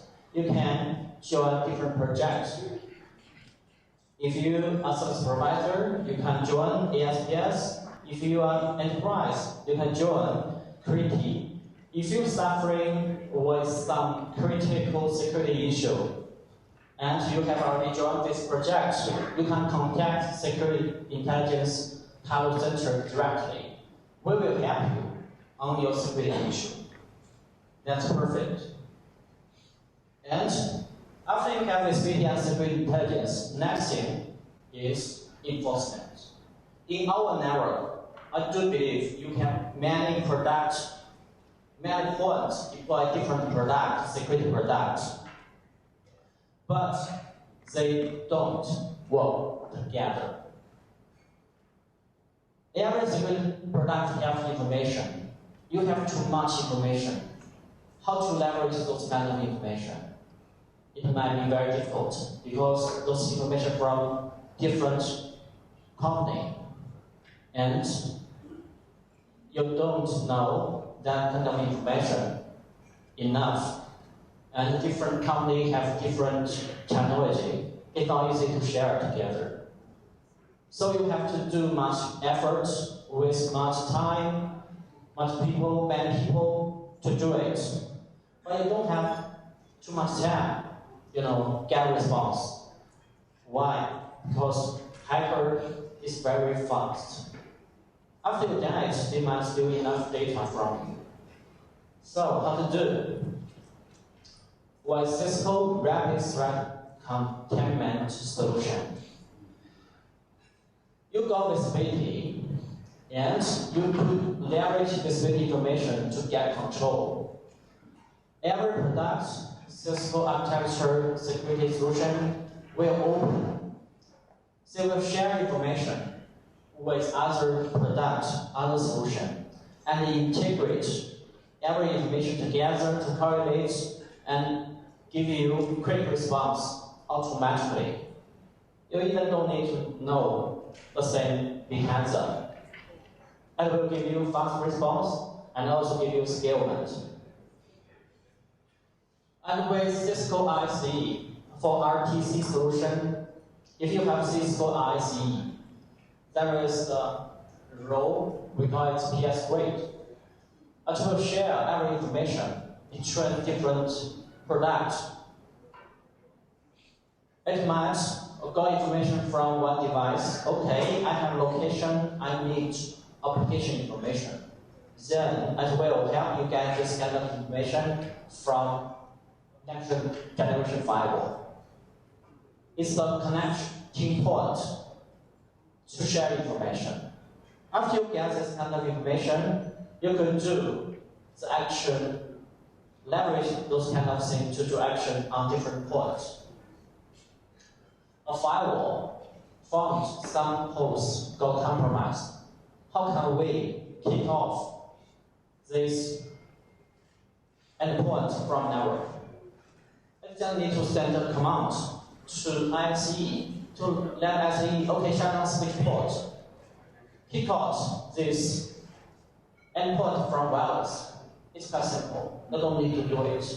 It will do it automatically to help you to get time, the quick time, the fast to response. We call it RTC action. That's also power of architecture, integration, security give you. And not only you can share information between Cisco products, we have ecosystem. You can share information with other different vendor, different solution, different product. They join us. So that's only vendor can do it for the economy information sharing.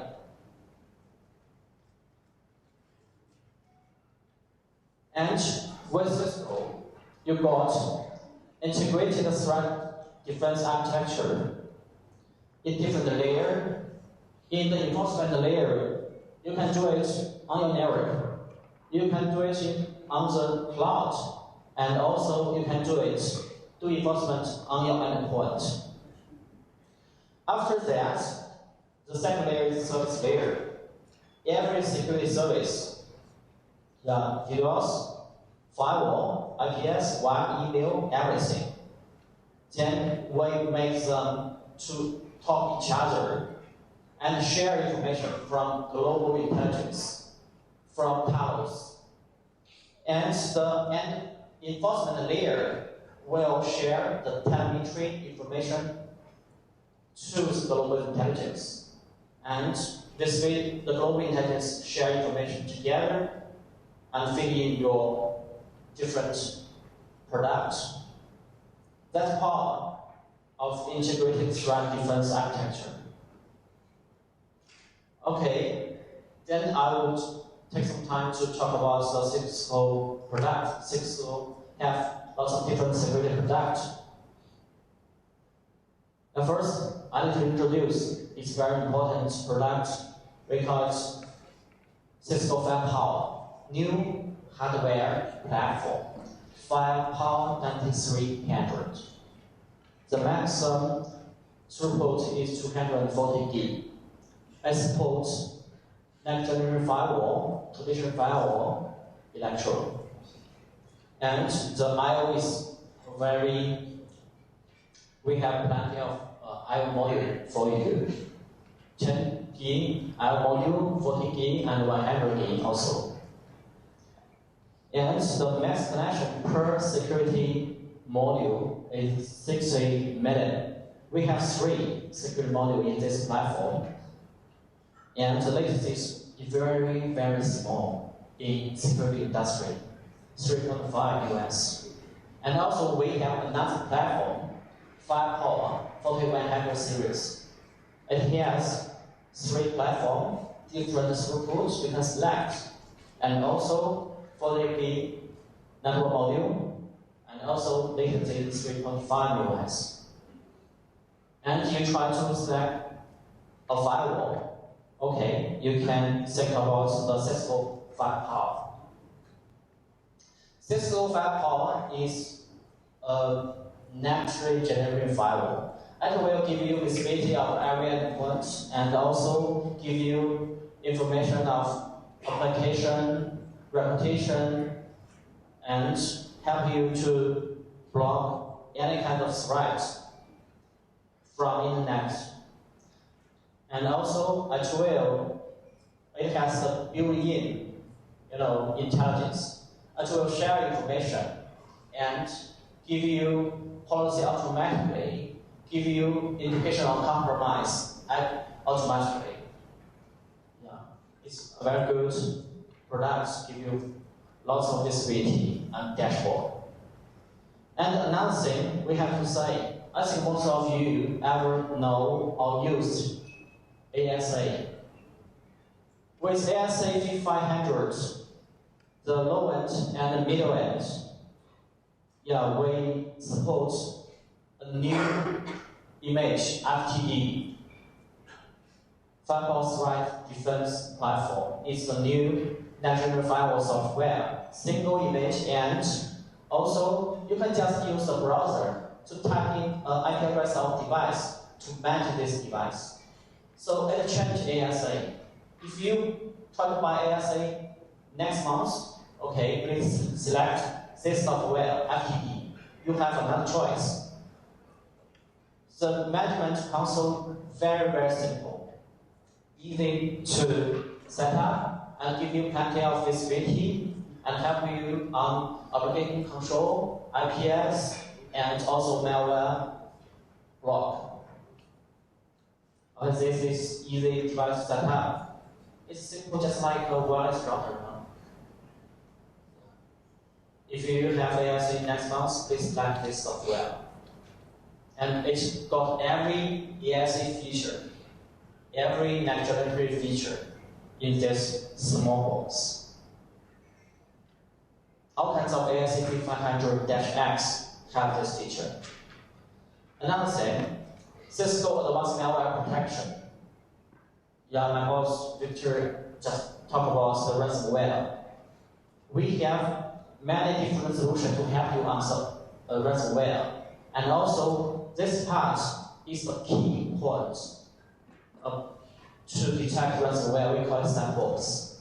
Advanced malware protection supports sandbox. What does that sandbox mean? It will initial an operating system and help you to execute the file before you execute the file. After this operating system execute the file, it will monitor every behavior of the file. Does it change rejection table? Does it download another file from internet? Does it change any file add content to the file? I will give you 450 behavior. What this file do in this operating system, and give you a score. This file is good or bad. And also, we have category. Some ransomware have different behavior. We categorize those kind of behavior and tell you directly, this file is, for this example, crypto war ransomware. We just tell you directly. And with this method, you don't need to do signature detect, just behavior detect. Even 0-day malware, no problem, it will detect for you. And if you try to use AMP, Advanced Malware Protection, this solution has been built in every Cisco solution. One solution, okay, we have built in AMP. If you have email security appliance, okay, AMP built in. If you have Cisco Firewall, next generation firewall, okay, AMP built in everywhere. And even you have laptop, you can have AnyConnect built in, and endpoint protection with AMP. And another product we call Cisco Stewardship. Its product is very important to leverage the power from your network. In your network, actually, you have lots of different traffic and information in the network. Why don't we use it? It's valuable. We just connect the flow information to our system, still watch, and we do the learning. What traffic is normal? What traffic is abnormal? We have 7-day cycle to learn and 28 days to learn another round. And automatically to know what is good. If something wrong, broadcast wrong, somebody try to steal data from your network, okay, we will indicate it to you just by studying the traffic from the network. And with this watch system, you can monitor your network to get 2 years data. Every flow you can know to find, to audit, and also detect anomaly behavior and analysis information, and give quick response to leverage other products to do remediation. And also Cisco email security. This is email security. It has been in Gartner leader position for several years, or every year. As well, as you can see, the 35% email throughout the internet, and it will get the best effectiveness to detect spam, detect ransomware. It's fabulous product. And also OpenDNS. OpenDNS is a very smart solution. You don't need to have any device products on premise. What you need to do, just change your DNS IP address to OpenDNS cloud.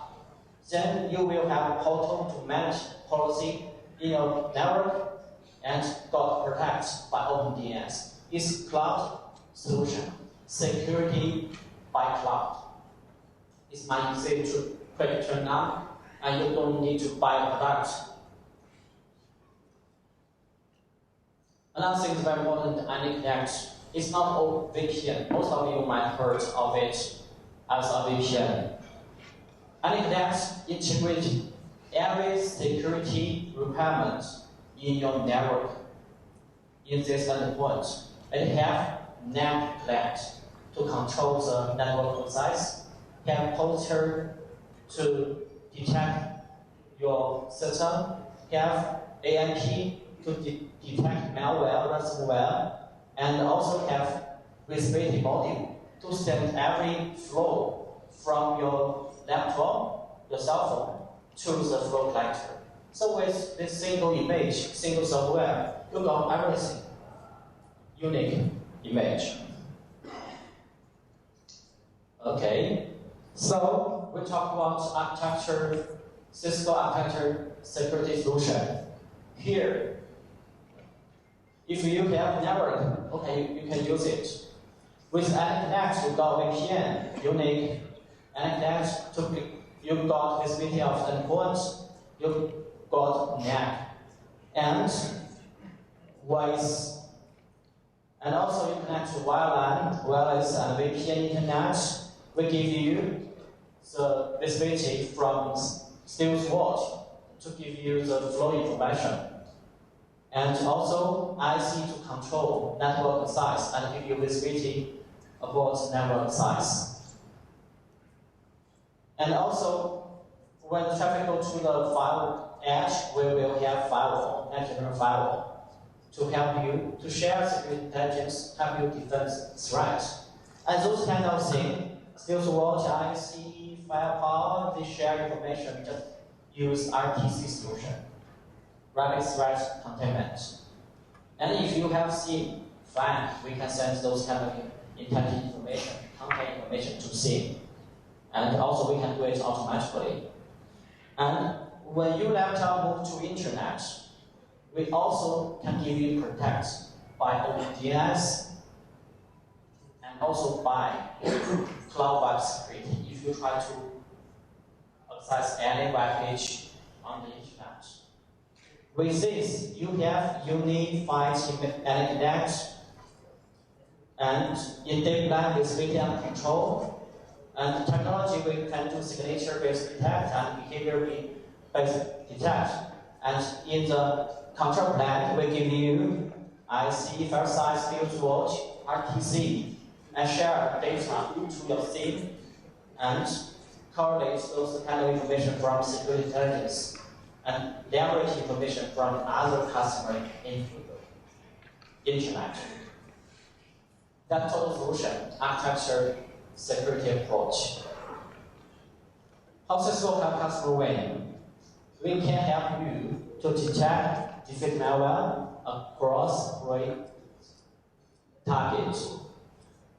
And we have plenty of solution, integrate everything together, and also give you the multi-layer protection on different layers for known and emerging threats, and also deliver security across and extend your network. Thank you. Thank you, everyone. On my part.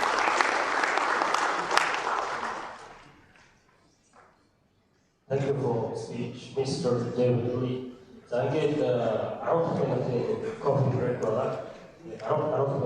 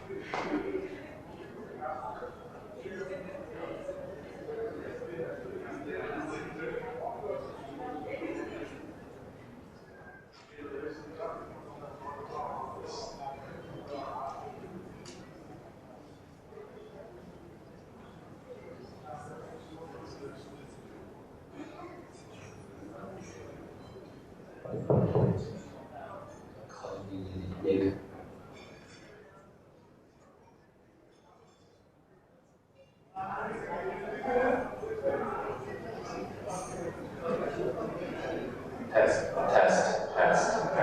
1, 2, 3, test, 1, 2, 3.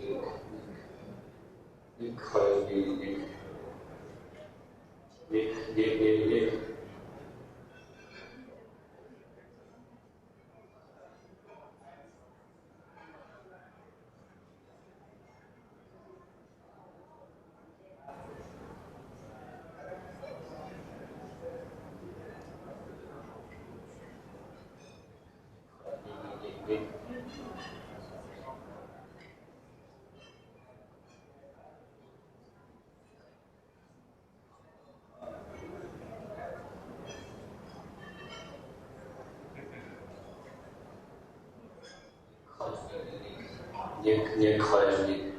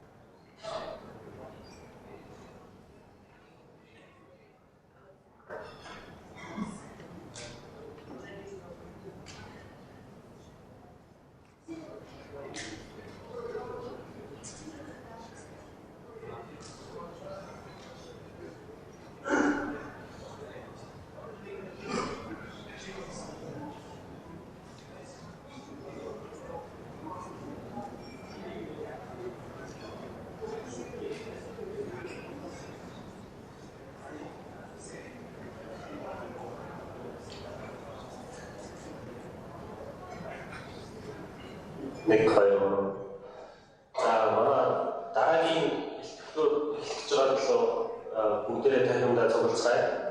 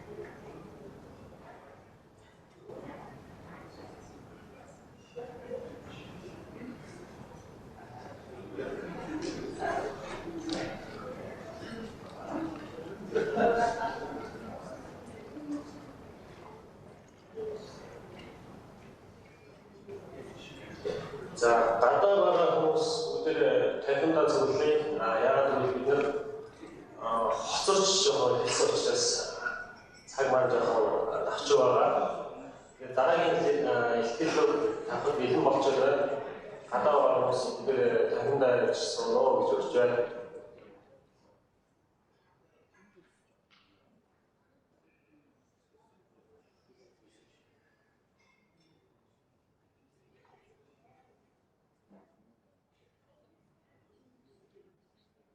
자, 나라민 Intera David Choi, Technical Director of Greater China, Mr. David Choi.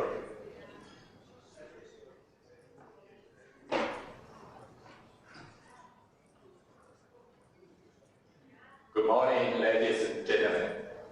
I'm David Chao, coming from Imperva. I'm based in Taiwan, in charge for the Greater China region technical operation. It's my honor to have this opportunity to join such a great event with you together to discuss about the cyber security requirements and also share Imperva's opinion and our technology, our solution for cybersecurity attack protection. So this session, we have the agenda to discuss about the top cybersecurity trends in this year, 2016. And also, we will provide Imperva's observation and our prediction, also the conclusion for our solution, which the current security technology we can provide to all of you. And also, we can do some Q&A. The most recent cybersecurity trend in this year, we will cover all of these items. The first is about the IoT, the Internet of Things. Customers using different kind of devices anywhere, anytime, and it's more and more popular. Even a refrigerator, even a car, you can access to the internet. But however, the bot attacks, botnet attacks, is also very popular to attack your internet service, your online service. So how can we protect from that? That's very important. And the second trend is about the insider security threat. Before, we think all the attackers, most of them, they are coming from outside. But unfortunately, right now, it's more and more popular, the attackers, it's also from inside. So how can we protect from this kind of attack behavior? That's also very important to discuss. And the third trend is about SSL. Now we understand SSL can help us to encrypt the data, to make it more secure to access. But however, it also can help to encrypt all of the attackers' behavior. So how can we solve the problem? Of course, distributed denial of service, DDoS attack, is very popular anywhere around the world. And recently, the DDoS attack is not only follow the traditional model to occupy it, to run out your network service bandwidth. And instead of that, more application-level DDoS attack happened. How can we solve the problem? And how can we protect from the new DDoS attacks? That's also one very important topic. And also cloud. That's the trend to move your data service to the cloud. But however, cloud is one of the very dangerous places when we run the data service in the internet. So first, about the IoT. There are so many different devices can access to the internet. Not only your personal computer, not only your notebook, your mobile phone, but you can use many smart devices to access to the internet, even from your smart refrigerators. And we ever saw some attacks coming from printer device in the internet. How they are doing? Because of the vulnerability, because of the attackers, they are using different ways to access to your device, which can touch to the internet. So for this kind of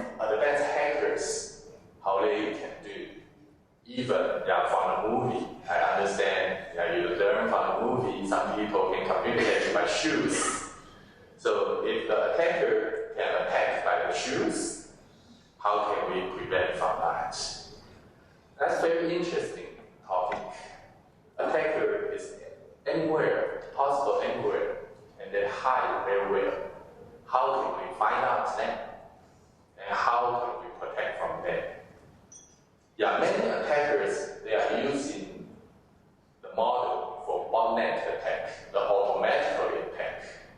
They will discover for the devices which has the vulnerability and access to the internet, and then they can trigger out some pre-installed software, the device with vulnerability, and enable the attack together or combine together with the denial service, distributed denial service. So how can we identify is the human behavior or the botnet attack? The traditional solution is very simple.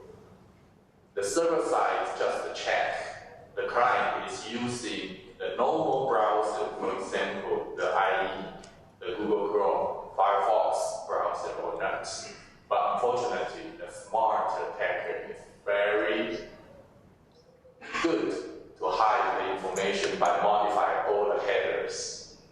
So they comes with totally same header with the normal browser.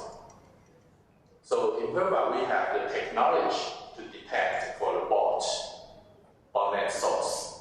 We will use not only the header check, but we can use the Java cookie negotiation challenge to ask for the client side.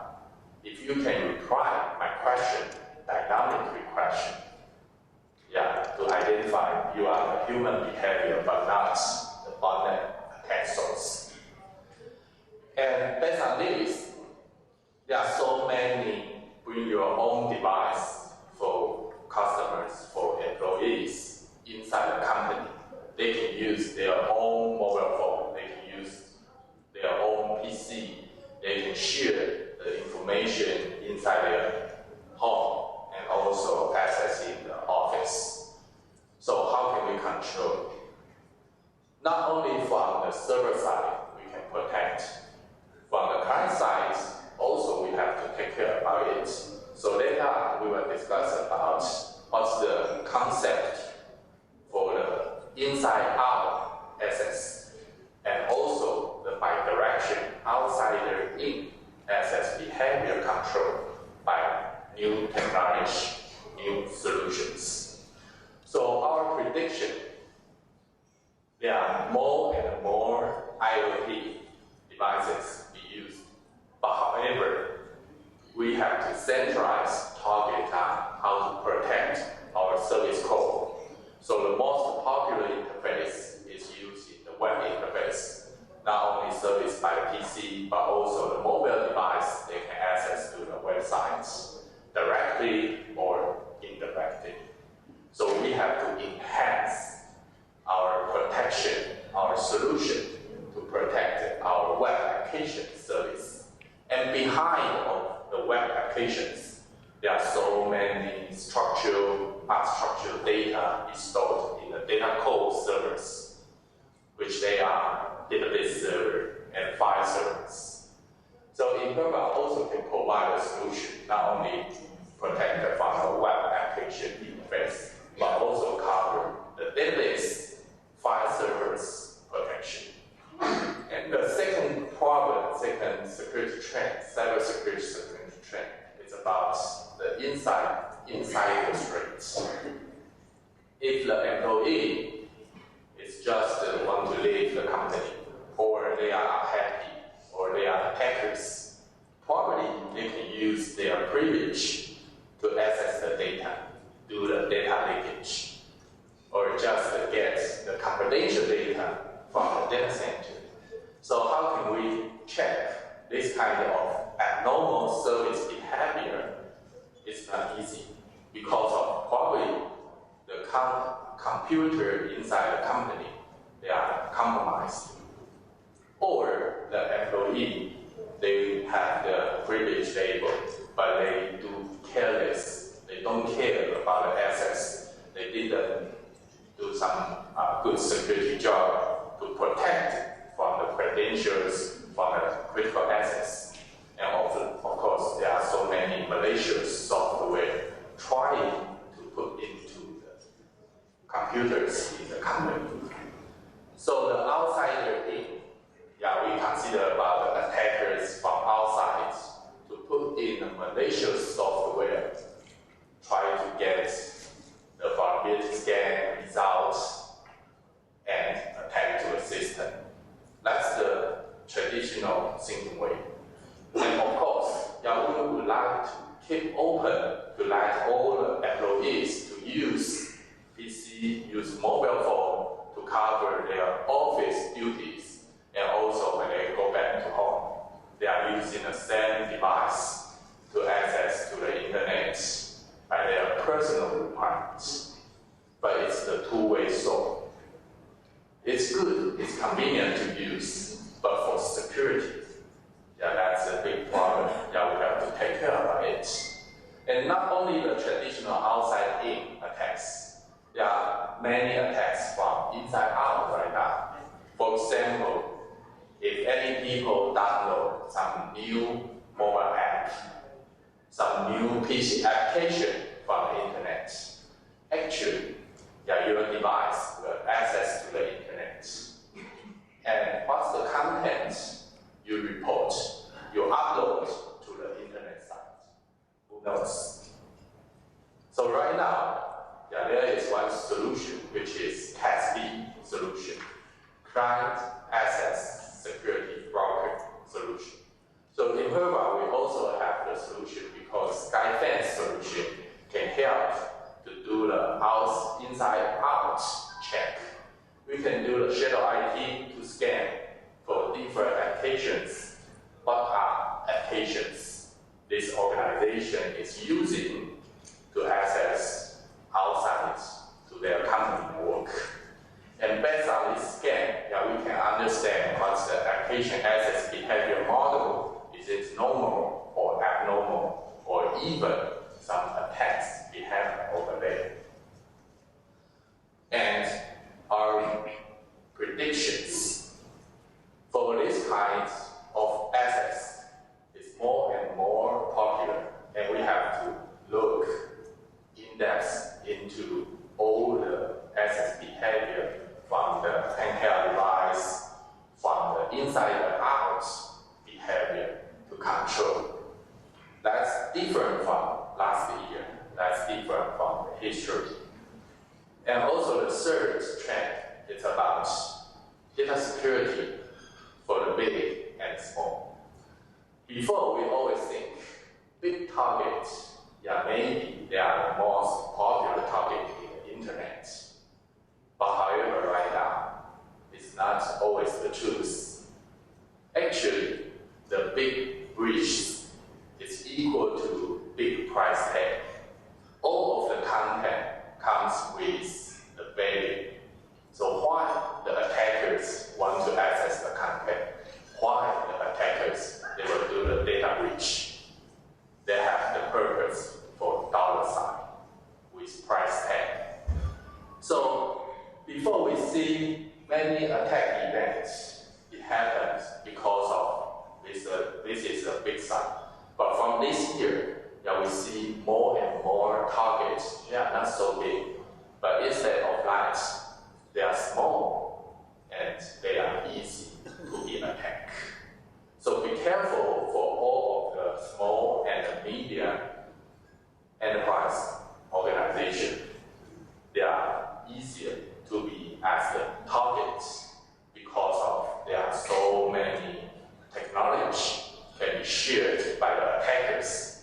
It's very easy to use some auto tools to attack for the small and medium-sized enterprise as the target.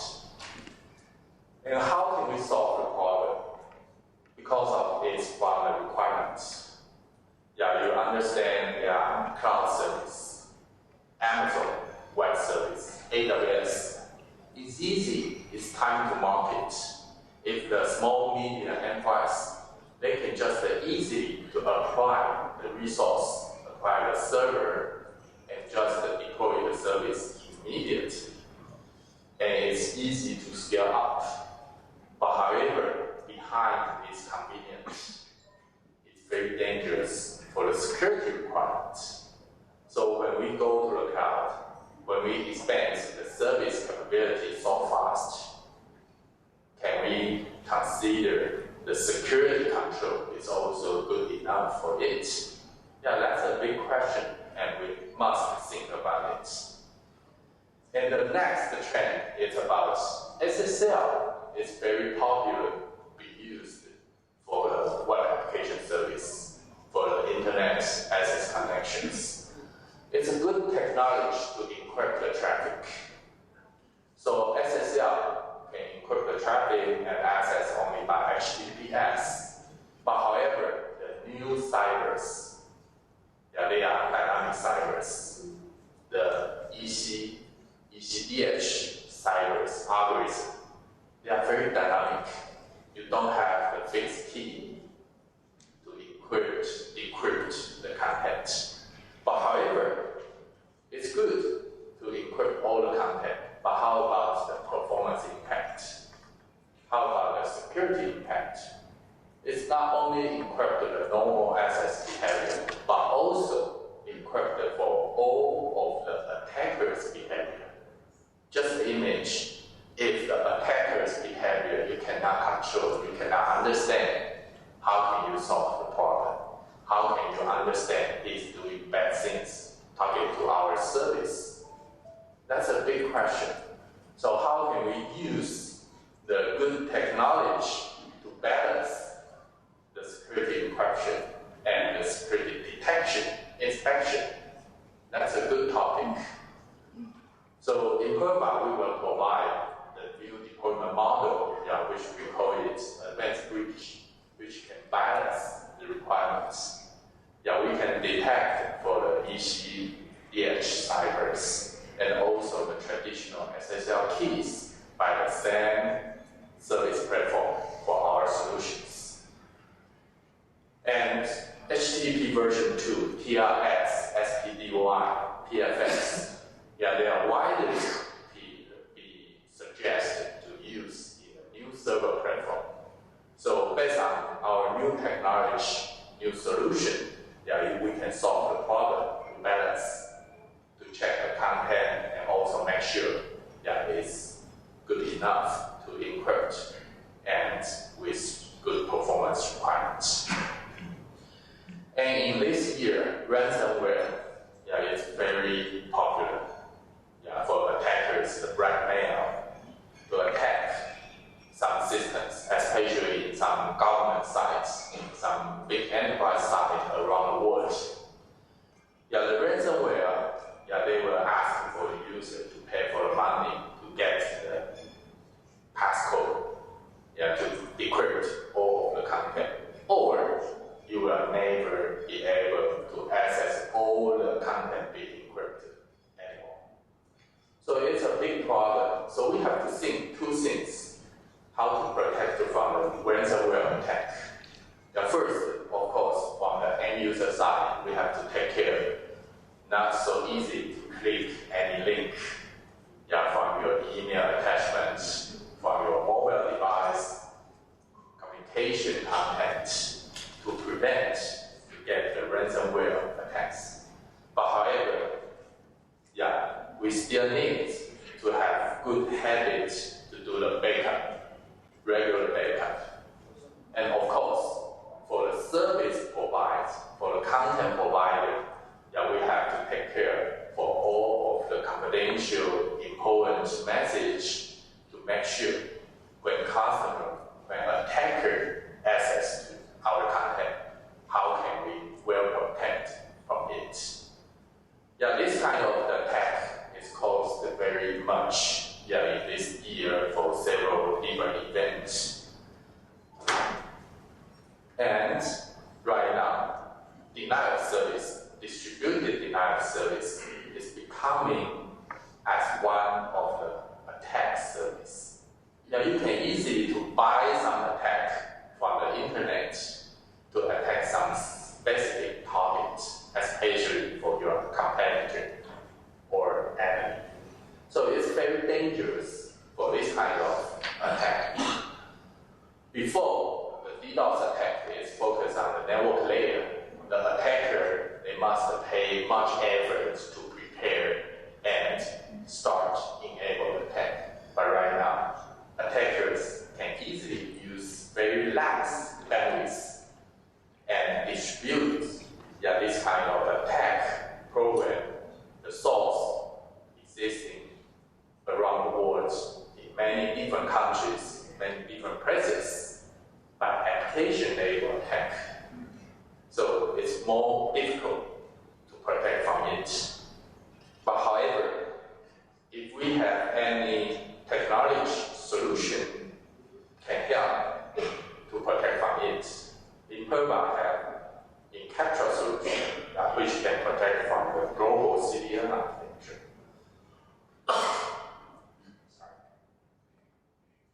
And this kind of service, we can use the redirection technology to redirect the network traffic, redirect the DNS entry.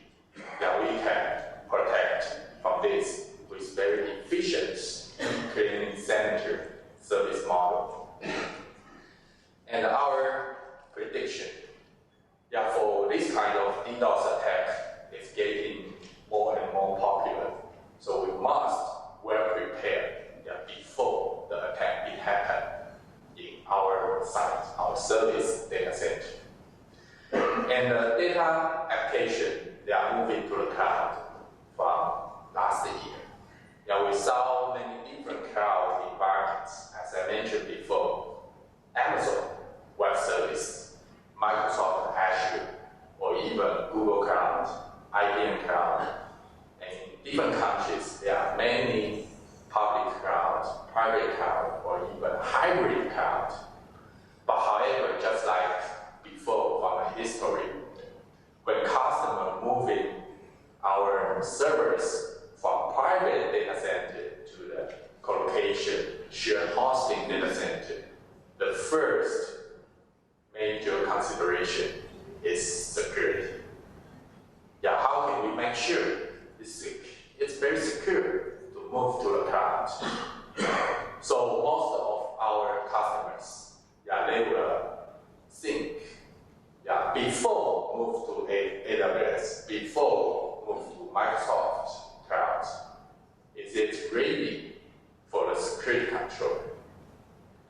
Just like the enterprise, we have the data application server before, and we have the web application firewall, database activity monitoring, database firewall inside the enterprise. And then we move to the cloud for the service.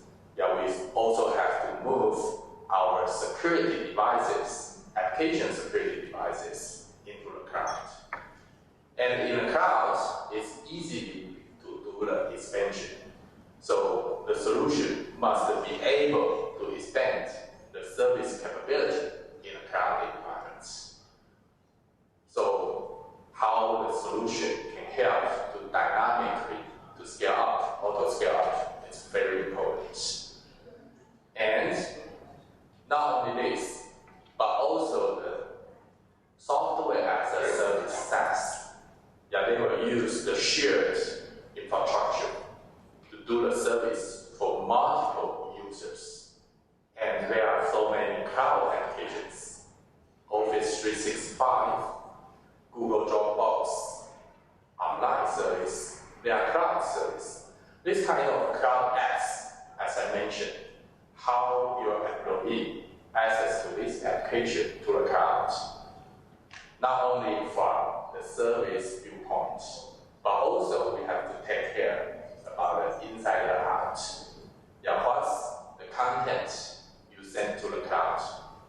Is there any confidential data you send to the cloud, but maybe the user don't know about it? So the CASB solution can help with it. And of course, for the cloud service, from Imperva's prediction, is more hybrid, which means some customers, they are still using the data center facility and combined with the cloud service. However, for this kind of hybrid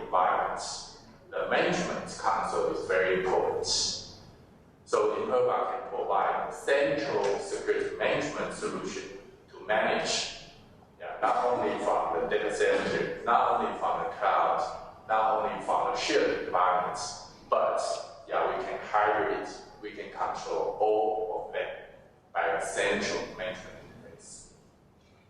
So from the trend of this year, top security, cybersecurity trend introduction, we have the summary conclusion about the solution requirements. Botnet attack is very important, and how to identify IoT and how to protect, well protected for different kind of devices. That is very important. And for the insider consideration, not only the traditional interface, user interface, web interface, but we have to take more care about the data code, about the sensitive structured data in your database server, in your file server, to have the audit log, the security log for all of the assets, sensitive assets. That's the thing, probably before we don't have this solution to cover. So that's the key point we emphasize. Not only we have to protect it for the application interface, but behind of it, the database server, the file server, they are also the key points to take care. And of course, it's the food chain for attackers because of the requirements. So attackers will think by different ways to attack the companies. And the small and medium enterprise, they are easy to be a target. That we have to take care more about the requirements. And of course, SSL is a good way to encrypt the traffic, but we really need a very good solution to balance, not only decrypt it, but also keep the performance requirements, but also keep the ability to check the encrypted content which attackers they are doing. And for ransomware, blackmail, it's very popular. It happened this year. How can we prevent from them by user behavior, by enhancement of the server, by enhancement of the programming design, and our portal page? That's also one important topic. And of course, for the cloud, some people said year 2016 is the year for the new era for cloud computing service. They provide a slogan for share the cloud. It's the very new age, new time for the cloud access behavior. But when we step onto the cloud, are we ready for the security consideration? Do we prepare very well against it for all the attacks from the cloud? That's very important. So I believe in Mongolia, we have many different kinds of services, not only the banking industry, but also the enterprise, the customers, the small and medium enterprise. We must take care for the security requirement, for the online security requirements, for our data service requirements, our web servers, our database servers in our system, our file servers in the system, in the intranet. And also when your employee access outside to different countries to download the apps, we should consider about the CASB solution to cover all of this. So our suggestion, when we do the cloud access application, we must have some mechanism to check what's the content, what's the behavior access, and is it abnormal for this kind of service. We must have some very intelligent mechanism and solution help us to do the analysis job. It's a big job, but if the system, they can have some very automatically, dynamically learning mechanism, and also check all of the behavior model, then some conclusion suggestion. That's the solution from Imperva Skyfence solution family. So the Skyfence solution, we can check the content when client access to outside network by the CASB, client access security broker solution.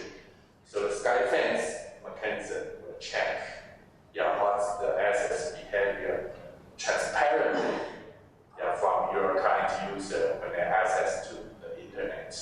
There are several different deployment options the Skyfence solution can support. And also, we can combine together, as we mentioned, not only take care about the inside and out, but also we have the Imperva SecureSphere web application firewall, database firewall, database auditing, firewall, file auditing solutions combined together with Skyfence CASB solution. Also, we mentioned about the DDoS attack protection. In Imperva, we have the product family called the NAND Encapture, which can provide a DDoS attack cloud security solution. So by using all of these solutions together, we can learn and detect the solution, the security attacks dynamically and real time, immediately to protect from attacks. And we can block or quarantine all of the attackers' behaviors. How can we achieve that? Imperva owns very good patent technologies. We call it multi-layer security check engine. We can check it one by one to make sure the security check is complete and accurate to control all of the things. By this kind of multi-layer security check, we will not have any false positive or false negative. So for the user, it's happy to use for the security purpose 100%. And it's a good news for Gartner Group. They have the Magic Quadrant analysis. There is one category called WAF, Web Application Firewall. And Imperva is very happy to be chosen by Gartner Group as the only one solution vendor in the leading domain, in the upper right side leading domain as Imperva solution for continued 3 years from 2014. So Imperva is the best solution for the data security requirements, for WAF requirements. But however, Imperva is not very satisfied by ourselves. We are doing more, study more, learn more from our customers for the market trend requirements and enhance our features in our solutions. So, Imperva can provide very complete, very good solution all together for our security purpose. Some people ask, if we are talking about the security protection, first thing is about where are the confidential data. In our banking online service system, what are the data content portion? What are they in our database server, in our file server? Actually, it's a big job, a big topic. The security officer, it's difficult to understand where are the confidential data, where are the private data. And they must check with the DBA, database administrator, or even a programmer. But however, it's a big job to discuss together. And after the discussion, probably next week, next month, you will change your application model. And you have the new module to provide some new service. And your sensitive data will be changed the location. So how can we discover for the sensitive data? It's one very important job, very big job. So Imperva solution can help to discover, to do the scan assessment, to check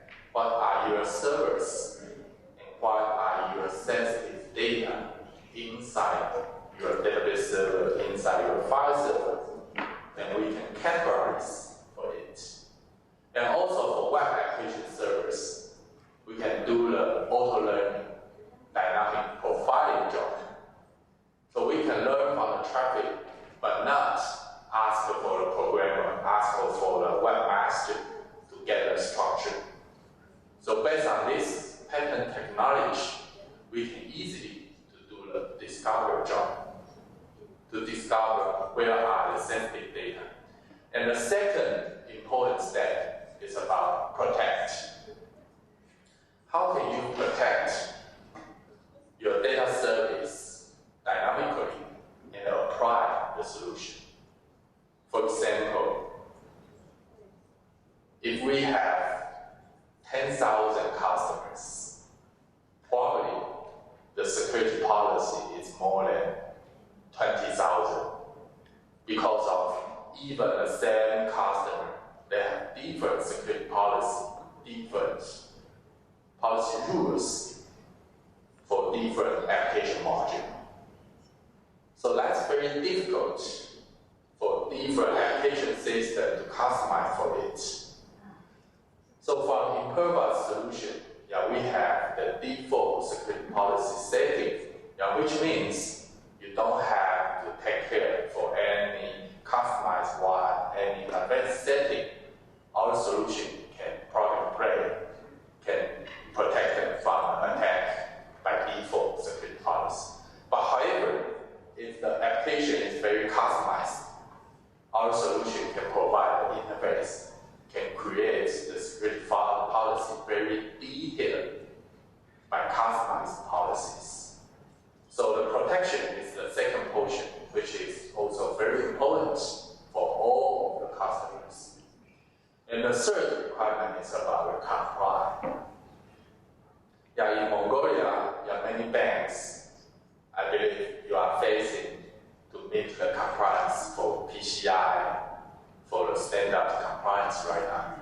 It's a big job to pay for the effort. From our experience, some customers, they will pay maybe more than 1 month human effort per year to prepare this kind of compliance reports. But however, from the traditional way, the security officer will collect data from the system log, from the database log, from the access log, from each different devices, and consolidate the information prepared for the compliance report. But the auditor, first the question from auditor will ask for who prepared this data, where are they coming from? That's the question about the separation of duty, segregation of duty things. If you are the judge and you are also the player, it's not good for the audit job. For how can we meet the compliance requirement is the third very important topic.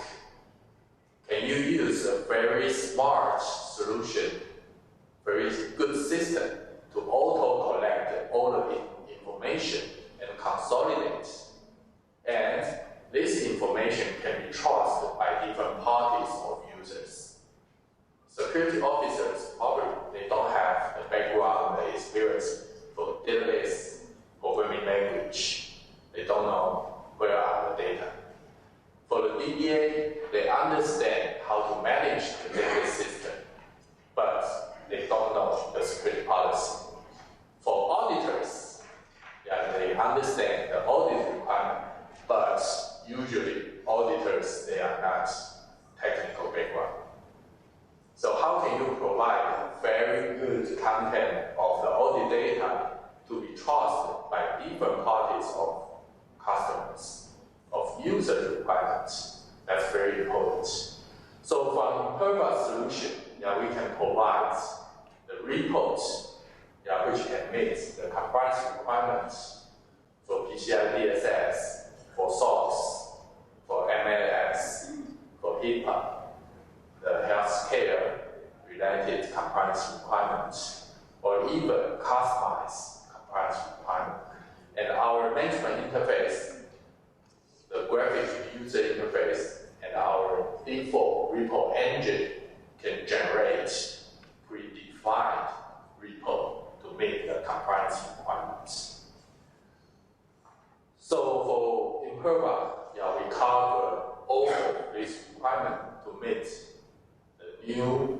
data security trend requirement. There are 5 very important areas to cover all of the solutions by Imperva's technology. First is about the web application security. We have the best WAF device we choose by Gartner Group, by many our customers as the major security protection for the web application service. That's the first portion. So the WAF comes with dynamic profiling technology. Also, we have the ADC content. Application Defense Center is one organization we operate by Imperva's CTO. Their team, they consolidate all of the security requirements, signatures, compliance requirements, and repo templates, and we put into one package. We call it ADC content. And this content can be updated in real time to all the devices online. Before, some security device, if they want to update the signature pattern, you have to do the firmware update, which means you have to reboot the system to take effect. But for our ADC content, we can update in real time, and you don't have to restart the device, which means you don't need to arrange for the scheduled downtime. And then you can update the content to protect from the new attacks, to get some new solution for the templates, repo templates, compliance reports. And also we have a good service, which we call it Threat Reader optional service. The Threat Reader service is one advanced radar system. Before, we always configure the security policy by ourselves, and if the attacker triggers the security policy, our solution can help. But recently, we can see more and more security attack events happened once after once. Probably some attack happened last month in US, but this month they are going to Asia to do some attack. And maybe some attack happened last year in Europe, but this year it happened again in Mongolia. So how can we learn from other people's experience and automatically, dynamically, to enhance our security protection capability? That's the idea from Imperva's Threat Reader optional service. So the Threat Reader service can automatically, continuously to broadcast for the newest attack model, attack behavior, and how can we protect from it. So all of the users that are using Threat Reader, they can immediately to get the updates, and then they have the ability to protect from them.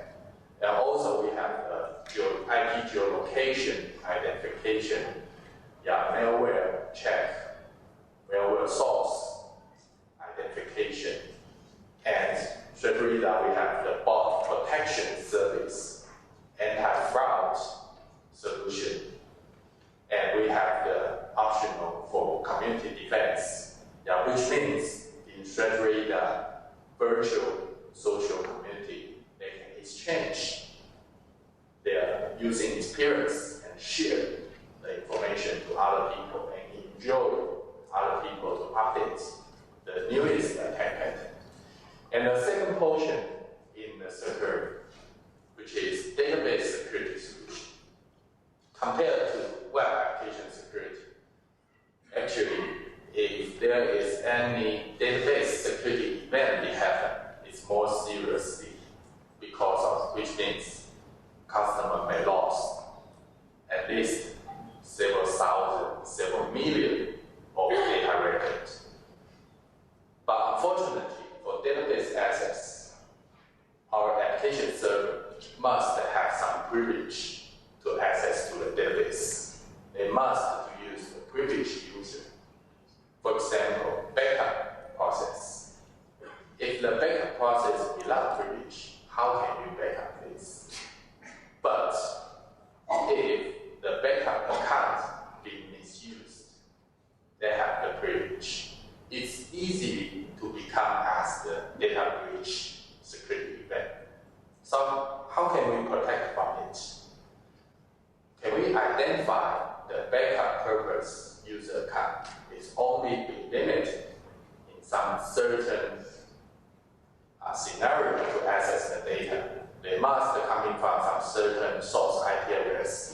they must come from some certain source program, and they have to do it in some certain time period. If the backup can be used by a current user, by a PC, but not a backup server, by a JDBC or DBC client, but not the backup process, must have something wrong there. Yeah, we have to open our eyes to focus on this kind of misuse, privileged user access behavior. So Imperva's database solution can help for it. Yeah, not only monitor, keep tracing the user behavior as the audit record after events, but also we can do the security purpose check immediately to check all the information simultaneously when any user access to the database system. Of course, yeah, we mentioned about the discovery. Yeah, we have the DS, which is the discovery assessment service for the sensitive server, sensitive content. And for database activity monitoring, yeah, it's focused on the monitoring, focused on the audit purpose. As I mentioned, the separation of duty issue. Before even you turn on the native database system auditing, it's a big job, big effort for the database server loading. And after you summarize all the audit results, probably it still cannot be tracked by the auditor. It's a big problem. So our solution can easily be deployed in a database access environment to provide the complete and very enhanced data access log audit record to cover the database security and audit environment. Not only database, but also the third portion. Yeah, we can use the file access monitoring solution to control our file servers. File servers, they are widely used in intranet. Yeah, I believe not only in Imperva ourselves, but many customers, they are using Windows 6 file servers in the intranet or NFS file servers in the intranet. But however, just the image.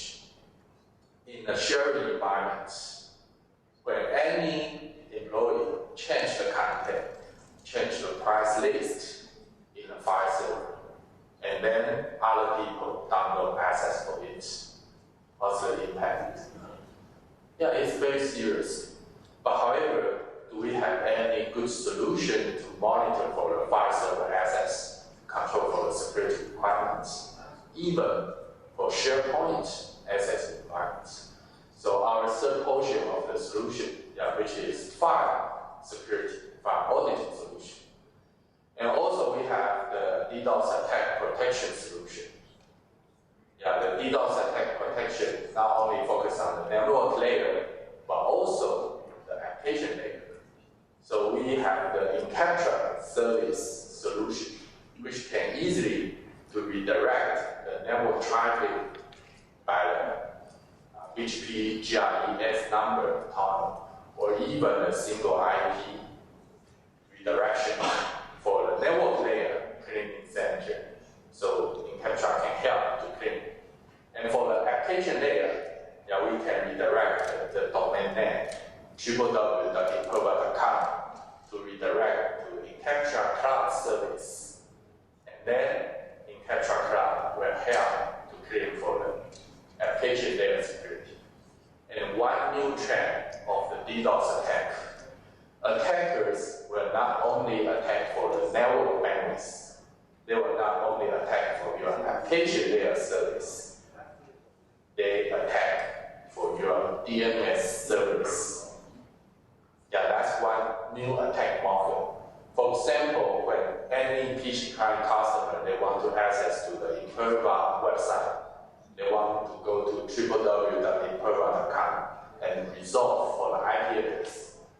But just an image, if the DNS resolver server cannot resolve the IP address, and then even your bandwidth is enough, even your server is available at that time, your current user still cannot access to your web service, cannot access to your email server, cannot access to your FTP server because of the NAND resolver under attack.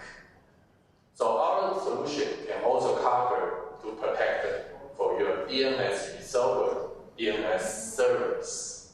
So that's the complete solution to protect from any different kind of DDoS attacks. And a fifth portion in the sector, which means cloud security for applications. As we mentioned before, the CASB solution. In Imperva, we have the Skyfence solution. We can check for the cloud application access.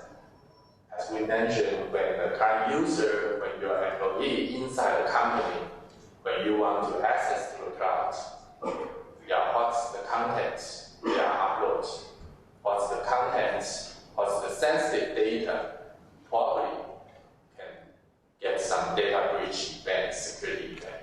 So the Skyfence solution, we can do some, we provide some online free download to do the IP shadowing, which means Skyfence solution can base on your firewall, network firewall, or your router log to check the traffic content. What's the protocol port number? What's the destination IP number? We can do the IP shadowing to check. What's your traffic be going out from your organization to the cloud to access? And we can focus on these kinds of different applications to do more control, to do more security policy to apply for it. So all of this sector comes with different technology from Imperva. We believe from the trend we introduced for the top cyber security trend in this year, we find some new attack models, new behaviors from attackers. They are different from usual, but we must well prepare for it. In Mongolia, I believe, in this year, in coming years, you will have more and more online applications, and also for bank, for enterprise, for different kinds of industry. You must well prepare against for any cyber security new attack models because of the attackers. They are more and more powerful. They are used in different ways. It looks like normal behavior, but behind it is illegal attack behavior. That's the key point, very different point that we have to take care. If we can use the advanced solution right now, for example, Imperva's solution families, to base on this solution, it will be very helpful to reduce your human cost for the maintenance, for the auditing purpose, summarize the reports, the effort, the time effort, and save the cost, save the money, and also make sure it will be easy to meet the security requirements. So for Imperva, we are proud to have these complete solutions can help our customers around the world. We have very good experience to working with different kind of industry customers. And right now, we are also working with cloud. Our WAF solution, database solution, we also have the AWS version, Microsoft Azure version. So even customer will move to the cloud, we already have some solution ready over there to prepare to do the service. So that's about the content today. We introduced all of the cybersecurity trends this year and what's the technology, what's the advanced solution from Imperva that we can help. Thank you you very much for your time. And we also have our regional sales team here. Yeah, we have Tommy, who is the regional sales manager in Cabo Mongolia. And also we have Homos, he's the SE manager for this region. That if you have any further question or if you want to learn more from Imperva Solutions, yeah, we are happy to discuss more with you together. Thanks again for your time.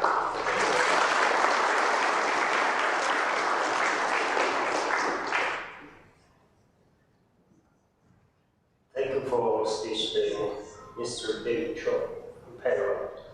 자, 이게 나랑이 시키지만 얘들 좀 어쩌지 했었어. 나랑이 시키게 우tin 적인 나라 어떤 닉스가 우tin 적은 닉스에서 온 우tin 적을 가서 얘들 그룹부터 스탠드를 하고서 아호스터 얘들 단신들 우리가 하고 тэгээд бас нэг мэдээлэл өгөхөд та бүхний фидбек буюу фидбек байгаа.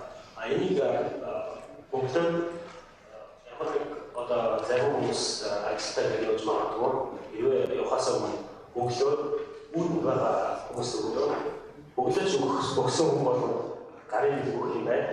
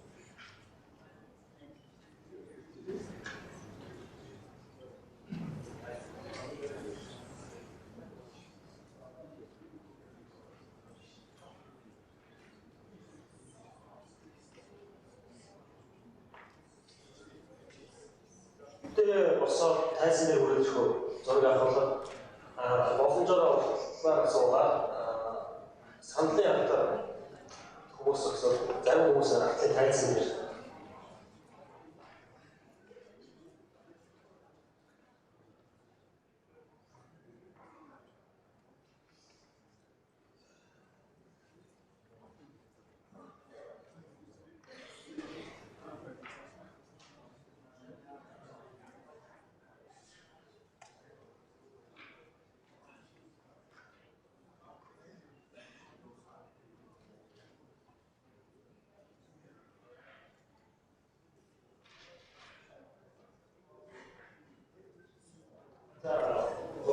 산들이 서서 악다라고 쳐서 작은 곳으로 단신을 가는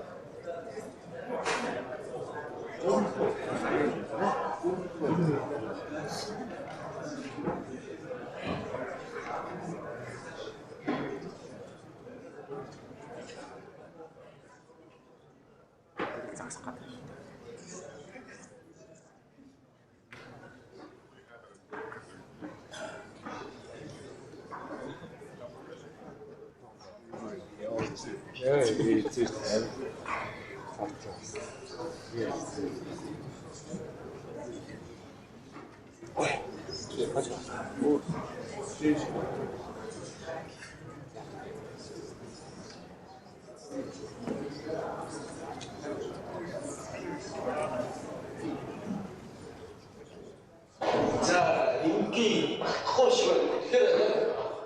어떤 소주가 хүмүүс이 일단 짧은 хүмүүс이 여기 어떻게 소주? 야, 보지마. 야, 영어서 자, 영어서 수업자별로 자도서.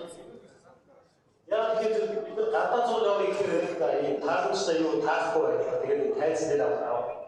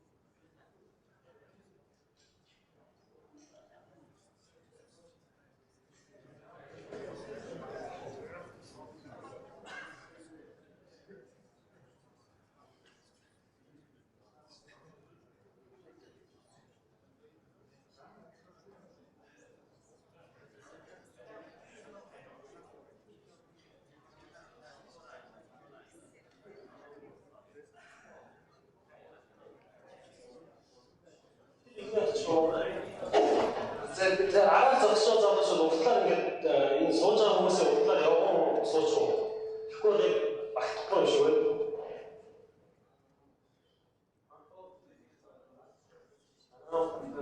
학생 모습을 막 보여주고 재량 수업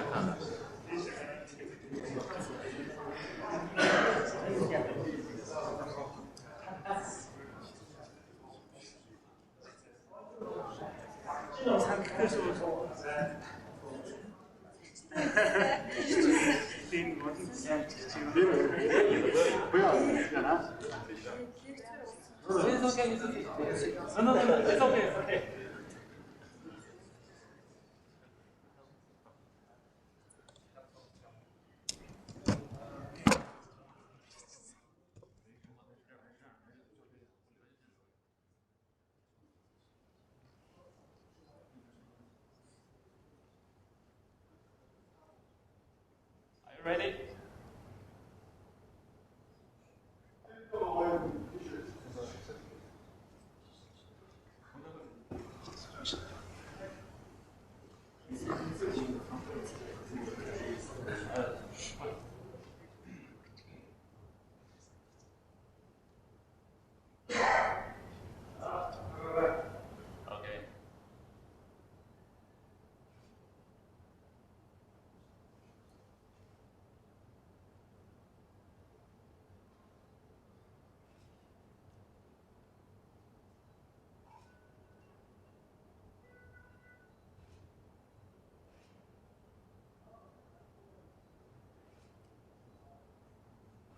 Come on. Quickly.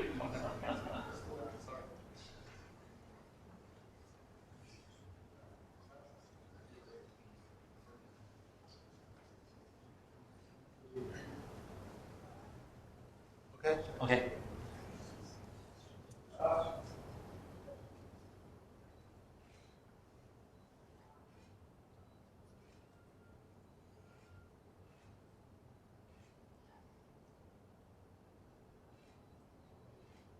Okay, all right.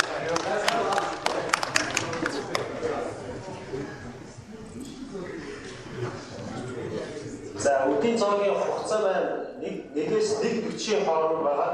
1 цаг 40 минутанд бүгдээрээ танхимдаа ирнэ уулзцгаая. Дараагийн илтгэхүүд маань жоохон хоцорч явж байгаа нь цагтаа эхлэе шүү хүмүүсээ.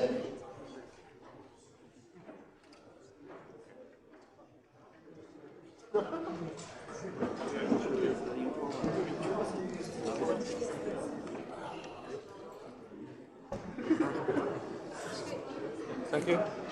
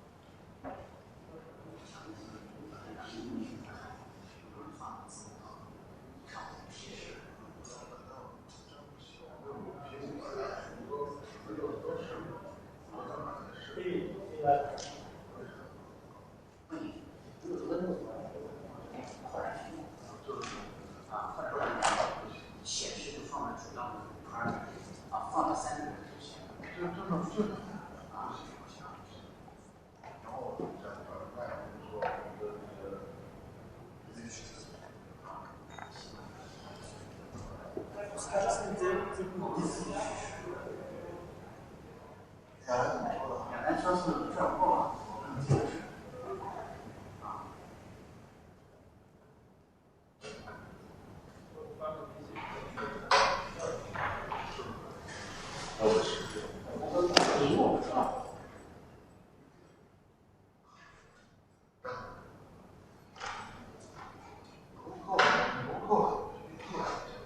哎，俄罗斯还是去年往年提照片出来的。不是，他决赛啊，一个吧。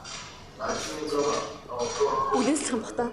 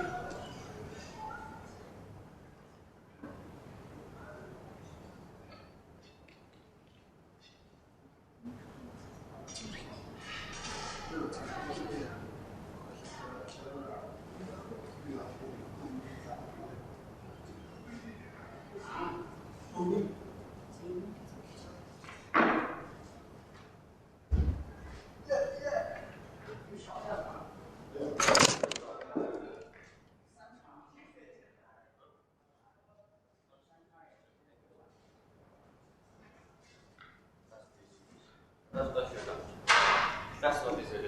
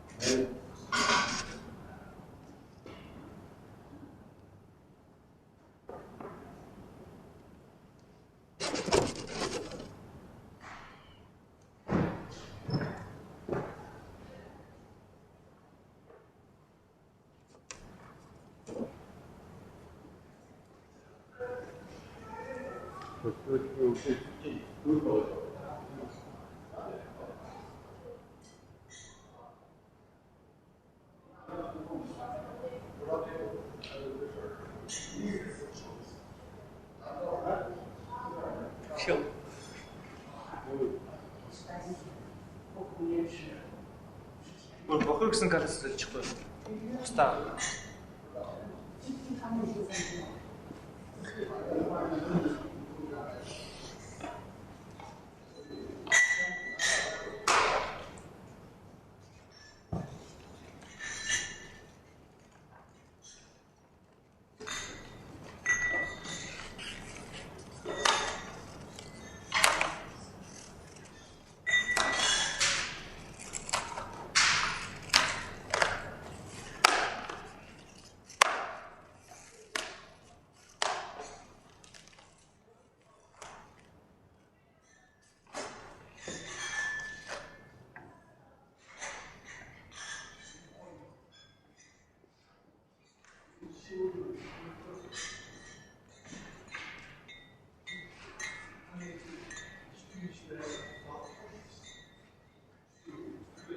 哎，我通过这个网络的那个 YouTube 连上来，没有声音的。有啊，你没开声音了？是。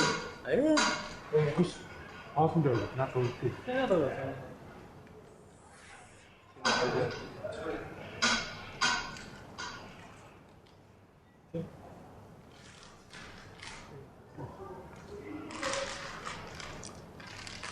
哦，对，那我通过手机连上来，怎么听不到声音呢？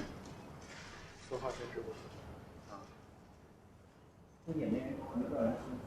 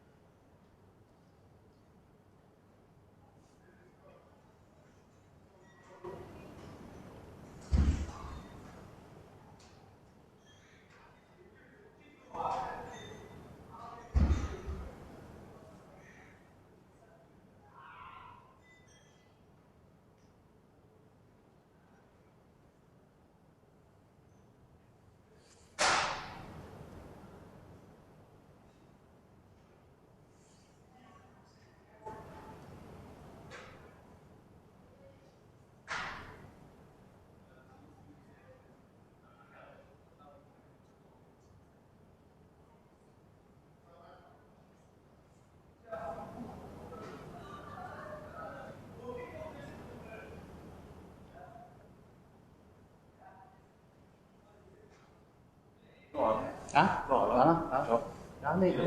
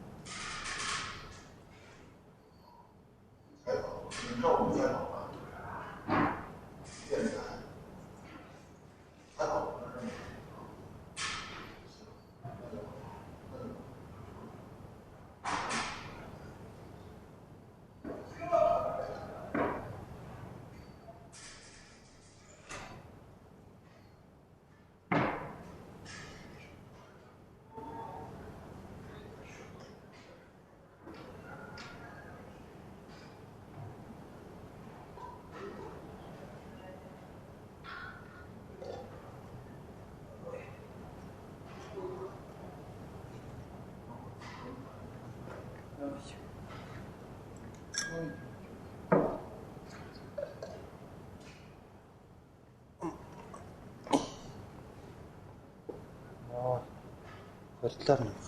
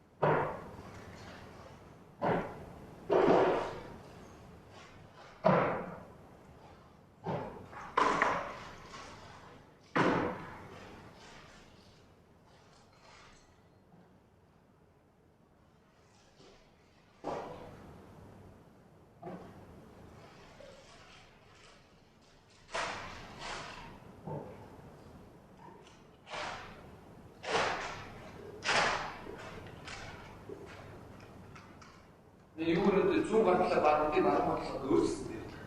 아마.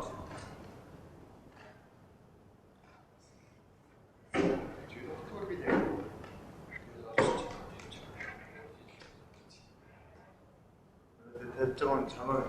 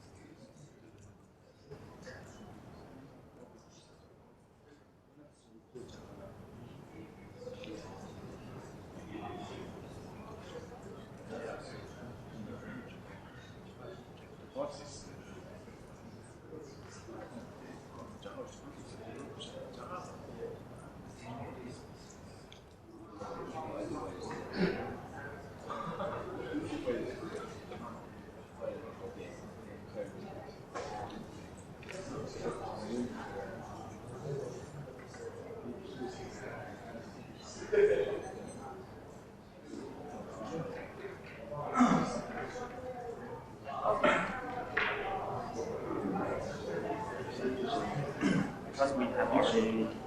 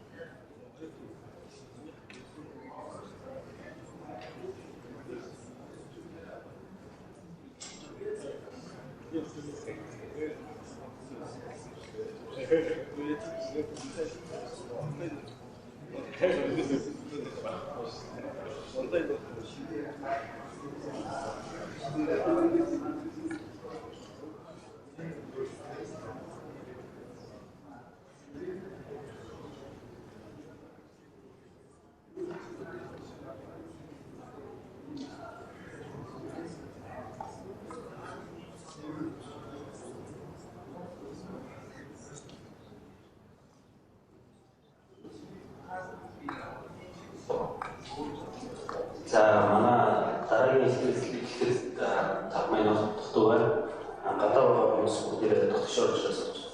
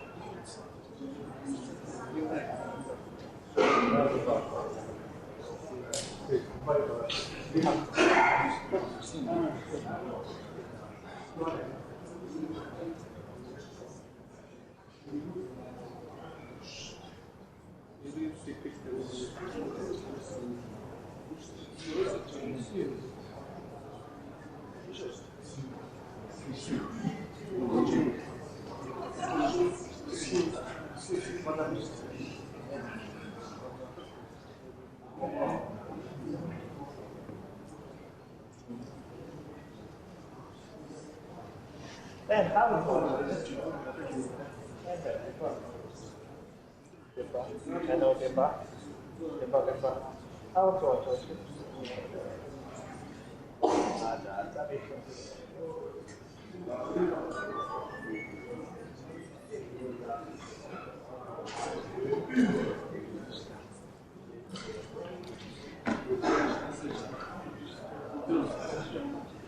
다음 우진적 다작성 найдаж. За манай дараагийн Spank Senior Engineer Mr. Chu.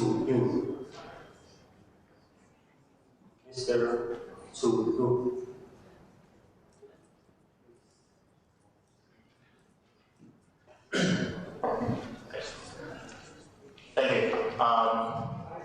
Welcome back. I hope you enjoy the lunch in Shangri-La. My name is Chu. I'm from Splunk. So I really appreciate that everyone here is spend the time and attend this meeting. So today's topic is about the cybersecurity. So recently, I think there's three major security concerns from the CIO or CISO, Chief Information Security Officer. One of them is advanced cyber attack, or you can mean that APT, advanced persistent attack. Another one is the malicious insider threat, because actually the insider is more difficult to detect and also more difficult to defend because they are already inside your organization and they can do a lot of the operations actions with their own account and privileges. The third one is online account takeover, especially for for example, the financial institute, online business. So if someone take your account and compromise more accounts and do some malicious activities, it will do very harm activities and do a lot of the damage to your organizations. And also, I believe the ransomware, not sure how the ransomware damage to the Mongolia, but the ransomware actually is really the biggest concern in the recent 2 years, I think.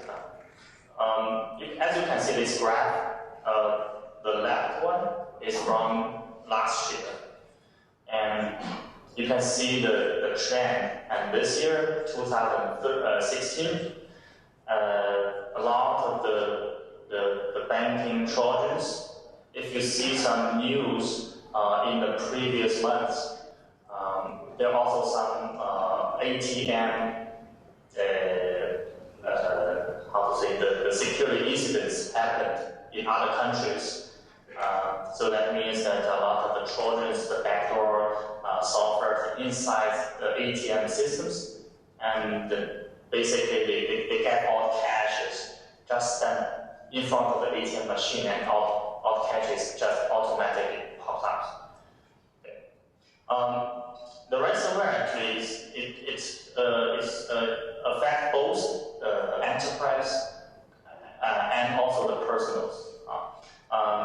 So you can see that recently the United States, the FBI, they published a number. So that's only for the first quarter, the first 3 months in 2016. It's already, compared to the whole last year, you see the number here is the $209 million US that was paid to get paid to those ransomware families to get the decryption keys and files so that they can get their files back. Otherwise, you have no choice and no way to decrypt all the files. So the ransomware becomes a good business because a lot of the different families they do that. And also, I think especially for the financial institution, the compliance and regulation, there are lots of the compliance and regulation for the information IT related systems. So I take one of the example from Hong Kong Monetary Authority, HKMA. So basically, they have a very clear rules to request all the banks to have a certain type of the protection to their IT systems. Otherwise, you can see if you break the regulation, if you are not compliant, you get fined. You can see that one of the bank in Hong Kong actually they got a fine by the HKMA. So clearly, they have a very specific requirement that how you should defend against the cybersecurity risks. You can see in the red words. So defense against malware, of course, including the ransomware, APT, advanced persistent threat, some manual activity detection, incident response, digital forensics. That's all the requirement. Must have those kind of capability to protect the customer data, the financial data. And also in this year, starting from this year, they also give out they call it initiatives to enhance that. Other than those basic requirements, you also need to have the capability to do some like threat intelligence, to integrate the threat intelligence into your defense, the defense method. Okay, focus on trainings, simulating testing, something like that. similar. This is SFC, the Securities and Futures Committee. They have the similar guidelines. You can see the red words. They have the specific guidelines that those kind of the industry, the company, they need to provide some type of the defense against those APT attacks. Okay. So the APT attack, actually, we saw the news every year. It's just from different countries, different companies. This one actually was already last year in 2015. You can see that this is one of the national pension fund from Japan. They got breached.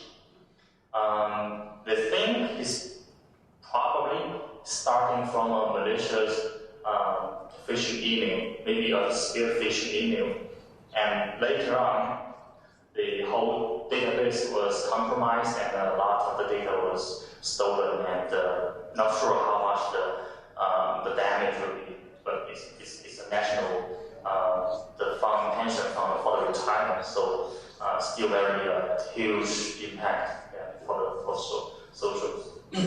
So the APT malware actually is very hard to prevent, and based on some of the security consulting services firms. So basically, no one can say I'm 100% secure, but you need to have some method to know if you are breached, you are under attack, or there are any malicious or suspicious activity happening inside your network, inside your IT infrastructure. So some of the organization depends on the size of the enterprise organization. Some of them, they have a small team to respond to the security issues. Some of them, they have a global operation centers. Take an example, our friend Cisco. Cisco is actually is a partner with Splunk. Cisco is a very big customer of Splunk. Inside Cisco, the worldwide, across all different regions and data centers, their global computer security incident response team is using Splunk to do the security investigations. So they are very good user. Every year, when Splunk hosts our own user conference, Cisco people will stand at the stage to share their experience, how they use Splunk to do the security investigation and security monitoring. So that's a very classic example of their global team to do the security monitoring.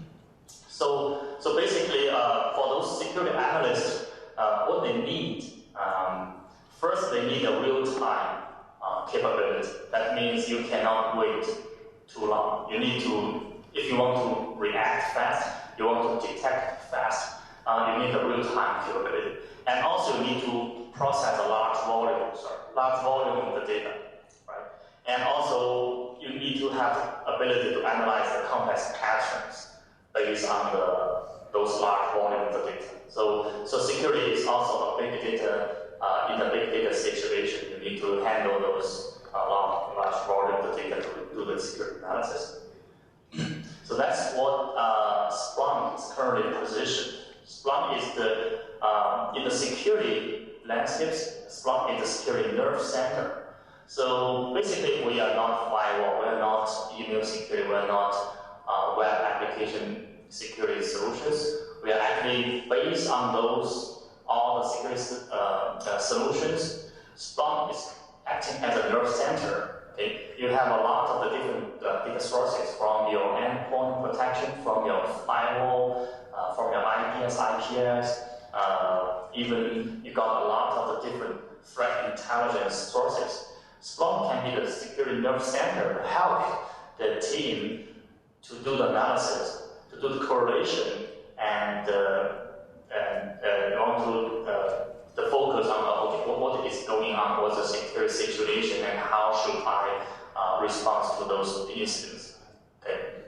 So you see, we are kind of in the middle, and just like some of the Splunk customers, they have their own security operations center, SOC. So it's like sort of the command center, and then the people there, they do the security analysis, they do the response, and also they integrate with other security solutions to do the defend and the response. Okay. So let's go one step back to talk about what is Splunk. Actually, I believe that Splunk is a brand new name to you. Splunk basically is the company is called Splunk, and also our product is is a software based. We call it Splunk Enterprise. We're also offering a cloud solution, Splunk Cloud, which was hosted in the Amazon AWS. So Splunk Enterprise is basically an industry-leading platform for the machine data. So what is the machine data? Basically, every data sources that, for example, from an IT perspective, the infrastructure, your hardware, your software, your application, the virtualization, hypervisor, and even the security systems, they all generate a lot of the different data every day. It includes logs, it includes some configuration files, maybe sometimes we need some contextual data from the different data sources. Okay. Other than that, maybe you have some sensor data. For example, you have the GPS data. You have some kind of the data that from different, even the IoT, the Internet of Things, a lot of the sensors. All the data actually, they can be text-based. Splunk is this platform that you have all the data sources that fit into Splunk, and Splunk helps you to do the we call that universal index.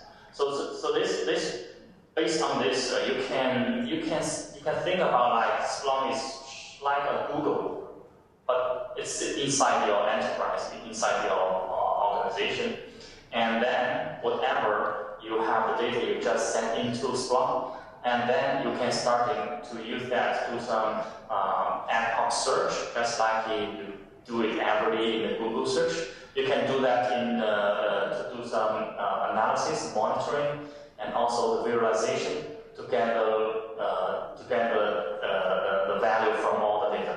Okay. So what's the difference? Splunk, there is no back-end database, especially the relational database. Splunk uses its own technology to index all the text-based data. So there is no back-end database. So we do that indexing. We also have the index technology. We do the index. We call it universal indexing. So if you are familiar with the term schema, it's in the DB world, you need to define your schema before you can fit in the data into DB. But in Splunk, we do it in the reverse order. Splunk helps you to index the data first, and then you can define the schema. We call that on the fly, or that means when you read the data, you can define the schema. That's very flexible. So for enterprise usage, from the data collection to indexing to the data like search and the report and the alert, and also you've got all kinds of analysis. Splunk is the full integrated solution for your enterprise data, machine data. Okay, we also provide the scalability, the high availability, the data security, role-based access control, etc.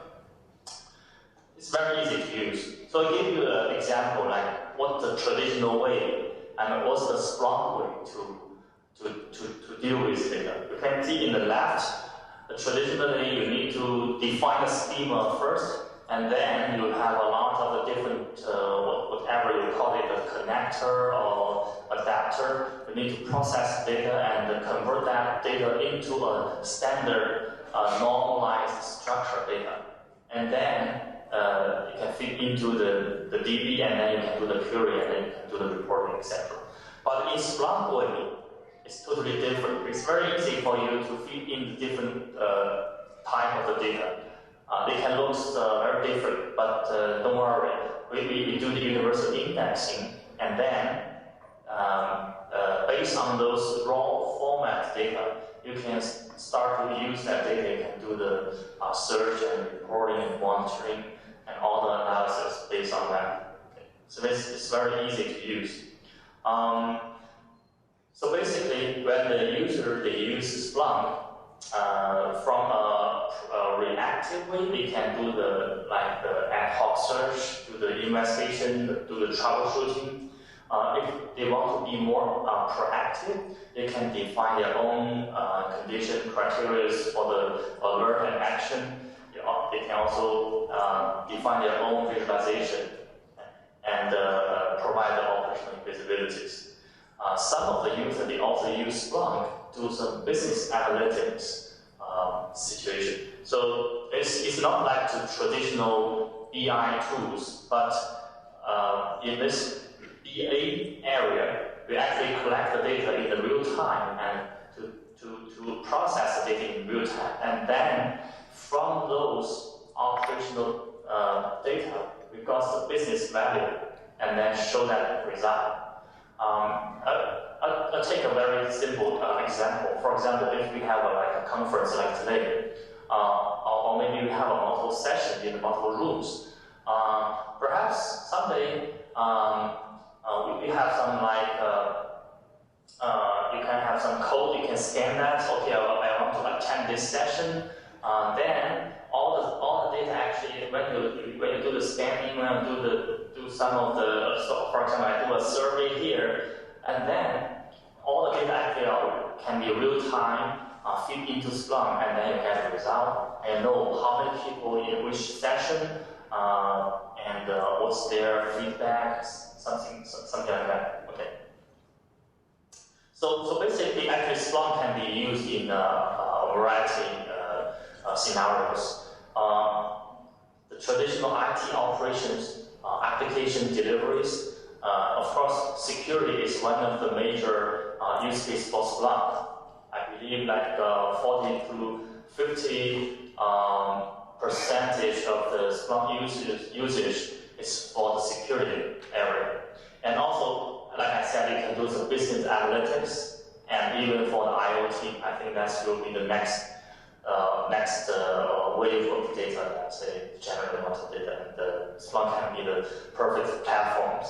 So basically, you have a lot of different data spread in different, no matter if the location is different or the logical physical network, physical or logical networks.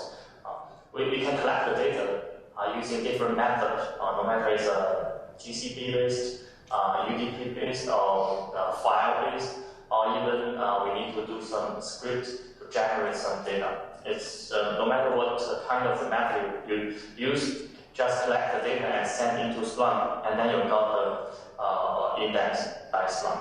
Okay. Splunk software is very easy to scale. For Splunk's customers, some customers they use Splunk to index about maybe starting from several gigabytes, but some huge customers they use Splunk to index hundreds of terabytes data per day. Every day they have those large volumes of data.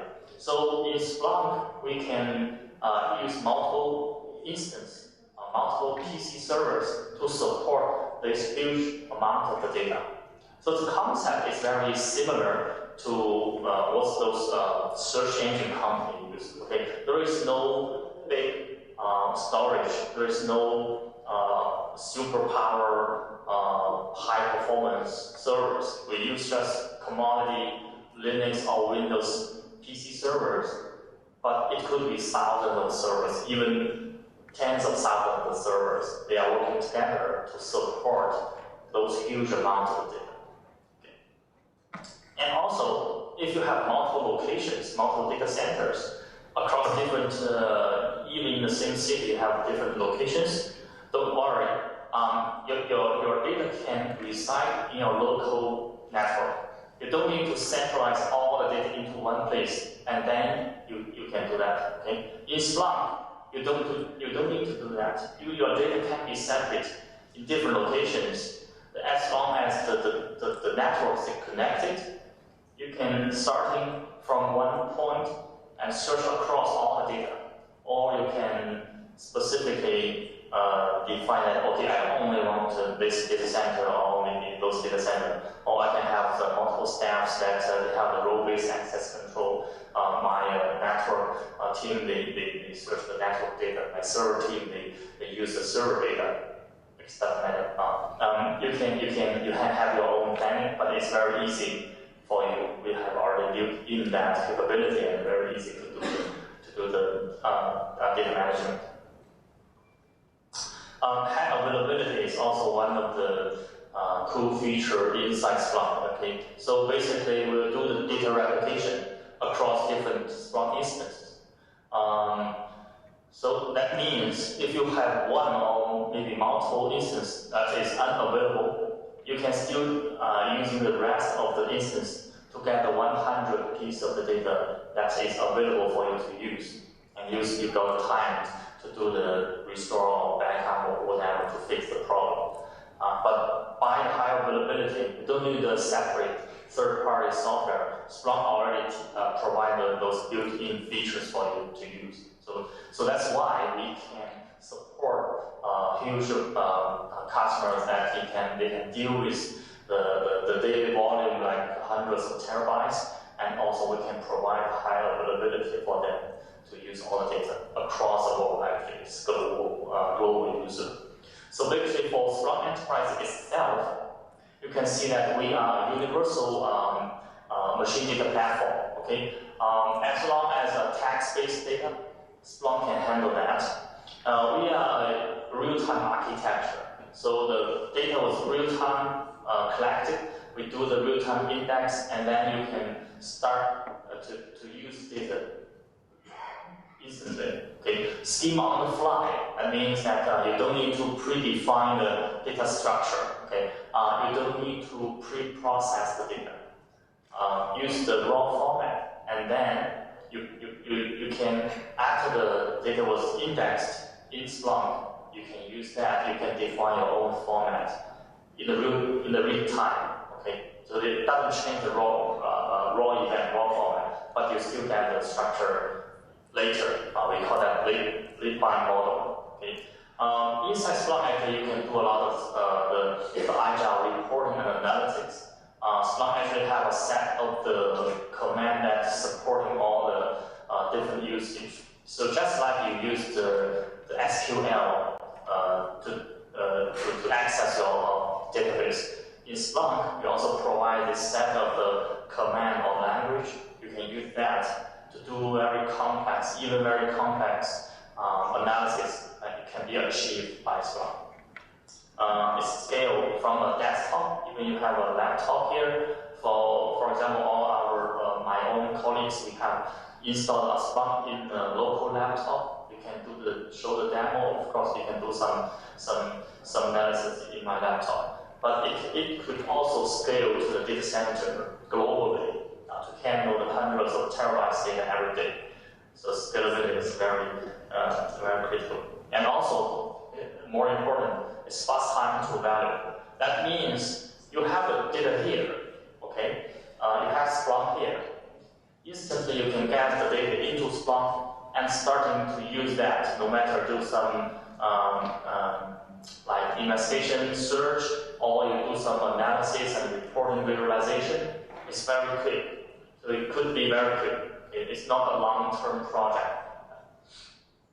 Splunk also have a very passionate and vibrant community. So that means a lot of the Splunk users all over the world actually, they can access to Splunk's website You can access all the documentations. You can have all the wikis. You can have all the questions and answers. And also, we provide a place to host a lot of different apps. So Splunk's partners and also the Splunk users, they can build their own apps and upload to the Splunk, or we call that Splunk base. And then it could be shared with others. For example, we have a Cisco app. So if you have different Cisco solutions already inside your network, you can download that app, you can have the Splunk, and then you get data into Splunk, then you see all the results from that app. So basically, you see all the vendors here today, Cisco, Blueco, Imperva, etc. We basically support a lot of the industry-leading vendors to have apps for them, so it could be easy to use. You can also have your own apps, define the apps, configure apps in Splunk. It's very easy. Actually, when you're starting to learn how to use Splunk, it could be very easy for you to have your own apps. A lot of the customers they do that in their own environment. Alright. So basically, in Splunk world, the product is actually it's not that complex. Okay, we have a platform software. Based on that, we have different apps. So that you see, for example, we have a Microsoft apps, we have a Cisco apps, we have for Salesforce, for the ServiceNow, etc. Currently, we have about more than 1,000 apps hosted in Splunk-based website. We also provide some premium solutions. Okay, those ecosystem apps are free for use. Actually, you can download that for free. You can use that for free. Of course, we also have some premium solutions. You need some extra cost to buy the solution from us, but I think it's very valuable. So basically, we provide an IT service intelligence app that helps you to gain the visibility from a service-centric. Okay, we are not talking about a single device, a single server, but talking about a service. A service could be composed by a lot of the, no matter it's a network devices or it's a server or a software or application based on that. Okay, but we see a service. It could be like, for example, I have a personal e-banking. It's a service. Okay, so we have maybe a box system in the telecom. So it's a service. We see that in the service. We also have a solution for the security. Two of them. One is called an enterprise security. It's a pre-built app that contains a lot of out-of-the-box rules and dashboards, and in the back end a lot of different contents. Have the customer to use very easily. In the machine learning side, we also have a product called user behavior analytics. So the difference between the enterprise security and the user analytics is user analytics actually there is no rules. We use the machine learning technology to get a lot of the data. Sometimes, or most of the time, it's long-term data, maybe 1 week, 1 month, or even longer. Okay, we got all the data and then throw it into the UBA, user behavior analytics, and then this product helps us to do the analysis and then give you the possible threat or some security incident. And the security analyst, they can review that and then do the investigation. So I think that could help to solve that the situation that you have very limited people, but you need to support a lot of the long time data in the security analysis situation. Okay, so let's talk a little bit more in the enterprise security part. Splunk app for enterprise security actually is we have out-of-the-box content for you, easy to use, and very quick to use. Basically, I think this is currently this is the 4th or 5th year we are in the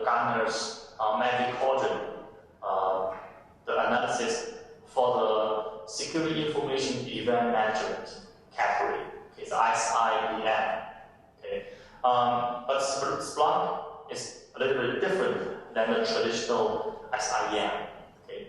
Because the underlying is a big data platform, and we can do that more flexible, and also we can support a huge amount of the data. A lot of time, I used to work in another SIEM vendor about 6 years ago, but at that time, in the back end, we have Oracle. It's already we treat that already the most powerful database in the back end, but still we can't handle too much data, especially the long-term data. Okay. So now Splunk helps to solve that problem. Okay.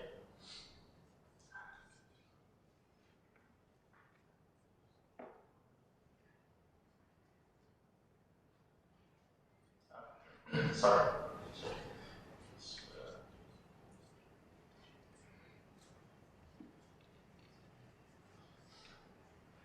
Maybe.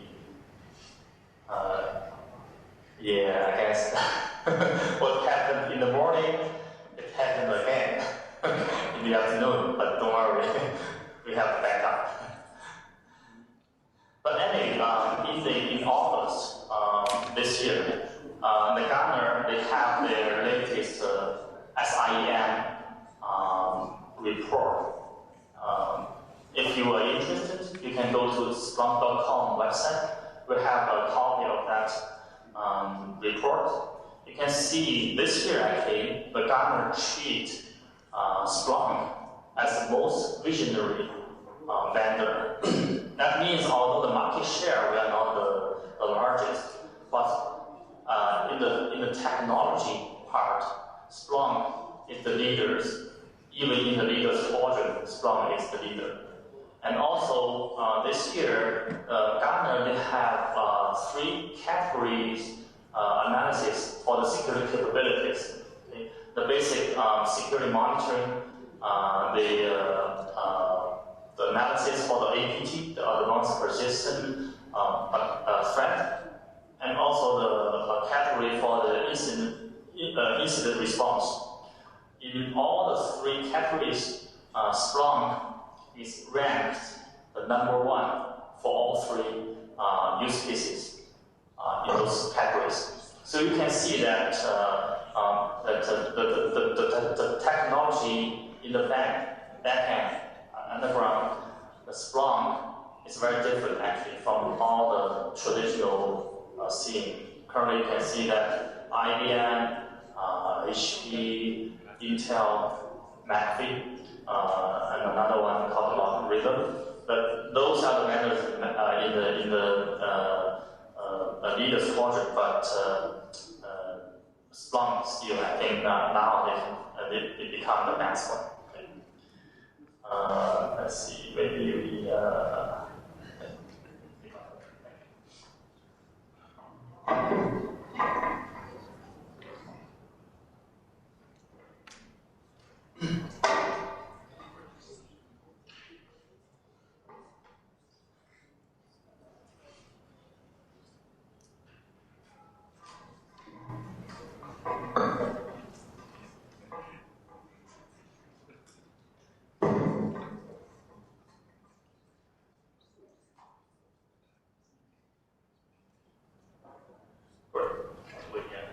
We have a very good team to do the backup.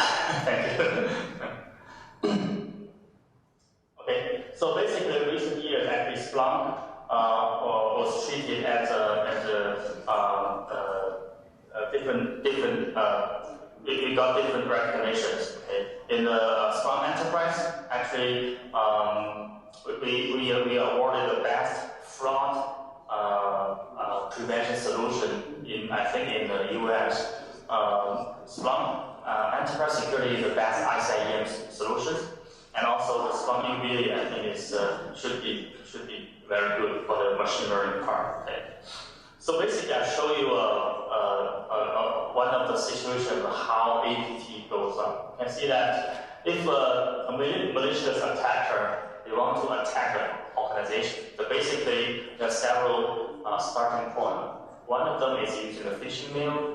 Another is if you have some malicious website, they can when you browse the website, you got some malicious code. But anyway, when malicious code entering your organization, a lot of time, if it's a real threat, you don't have that signature. So that means you don't have the endpoint protection that can help you to warn you that, okay, this is a known, but for some unknown malicious code, it's just go into your organization. And sometimes they have a different, they can extract themselves and pretend to be a normal file. But later on, they will connect to the command center. And then maybe someday they're starting some bad things, okay? But if you want to chase those kind of the malicious activities, so basically you can either, for example, you have the threat intelligence. You get the threat intelligence to see that, okay, some of the program, some of the process inside my organization starting to connect to some malicious IP address or malicious domain name. That could be one of the observation. And then you're starting from there, you're tracking back to, okay, I see the communications. Okay, what about that endpoint? What happened there? Then you maybe go to some endpoint, either it's a OS, the OS events or some endpoint protection events.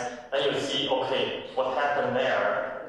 Any suspicious process, any suspicious activities, and then you trace back. Maybe you found that, okay, this file comes from an email attachment. Then you may need to check the email system, email server to check the email, even the email body itself, and see what kind of the information inside those. So you can see the whole, we call it a kill chain process. It involves in both the network level, the endpoint level. Sometimes you need to integrate some threat intelligence information and also some context from your own organization. This can help you to do the detection. So Splunk inside here, because we can get a lot of the different information from different sources, then you can gather all the information and do the correlation and then help you to do.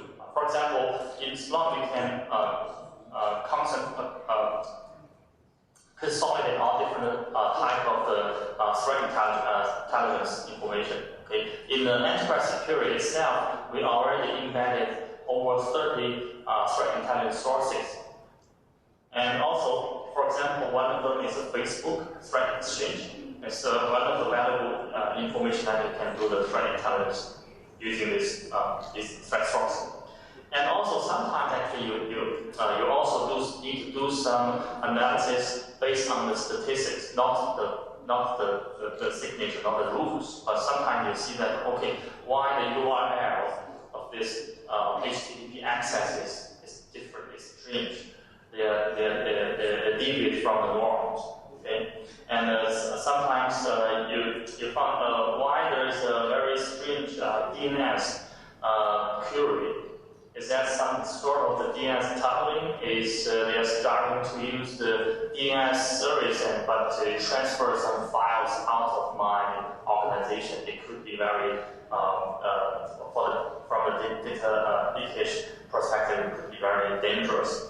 And also for the ransomware, a lot of times we need to figure out what's the first patient. We call that patient 0. Where is this ransomware get into my organization and how it spread? Who is the patient 0? One of the example in the last year, the Splunk user conference, one of the users shared that they only use the Windows event. They can detect this type of the CryptoLocker ransomware activities. So you can see the red, the words in red. Two simple lines of the Splunk search inside Splunk. They can find the abnormal activities only from the Windows event. Even the newest ransomware that only use the JavaScript. It do a lot of different changes for the registries and different changes for the service names. Okay, the single line of the this search inside Splunk can help you to do the ransomware detection. So it could be very helpful. Even of course, I'm not saying this is definitely the only way, but besides your own endpoint protection, your own sandbox solutions, this one could help you. This 6-window event monitor is one of the valuable, I think, the experience shared by our customer and also partner. You can see the Windows ID. By using that, you can know what happened in your Windows infrastructure and help you to prevent all the malicious activities happening inside your organization. You can know that is there unexpected new services or new registrations, any new connection from your endpoint to some other public IP addresses, something like that. It could help you to do the monitoring. But a lot of the customers actually those need some configuration. It's inside Windows, but a lot of time maybe our administrator didn't enable those audit options. So you need to enable those GPO, the group policy for your Windows infrastructure, so that you can go and get those events. Otherwise, okay, you see, I want those Windows events, but I can't see that. It's not because the version of the different Windows operating system, it's because the administrator didn't turn on that. So that's very important. You need to make sure that your group policy turn on that, and then you can get an event and you can do the rest of it. Okay. Finally, we have a best practice guidelines. In the envelope, you can see that there is Splunk and SANS Top 20 Critical Security Controls, CSC. That's a kind of a technical white paper and also a best practice by the SANS organization. So they have a best practice, the top 20 different items. And in Splunk, we have all the enterprise security to map to each of the categories, so that you can know that, okay, if you want to achieve this, how I could do that and make it possible in Splunk. Okay, that could be a very good resource. I think the version right now we also have some updates. So if you go to Splunk website, you can find the latest version. I think it's version 6. Now the printed version is version 4.1. But most of the content is the same. But I hope that could be a starting point that you can know, okay, how should I secure my whole network and how I can leverage Splunk. Okay, I have all the different layers of the protection, but on the top, Splunk helps you to get visibility. You know how it works, if it works well, and how it can give the supporting information to do the decision. Okay. So I think that's all for my presentation. If you, I hope you can know what Splunk is, and if you're interested, please visit our website, splunk.com. You will gain a lot of the information on the website and also all the valuable best practice white papers. I hope it could be helpful for everyone. Okay, thank you.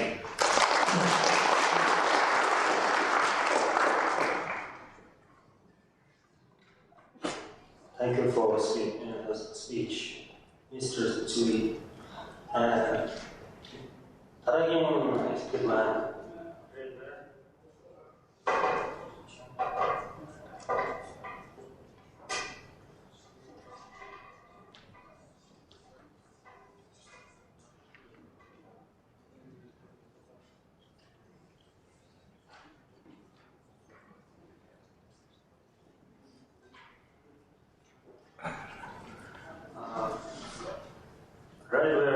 Chief Architect Mr. Bruce Yeo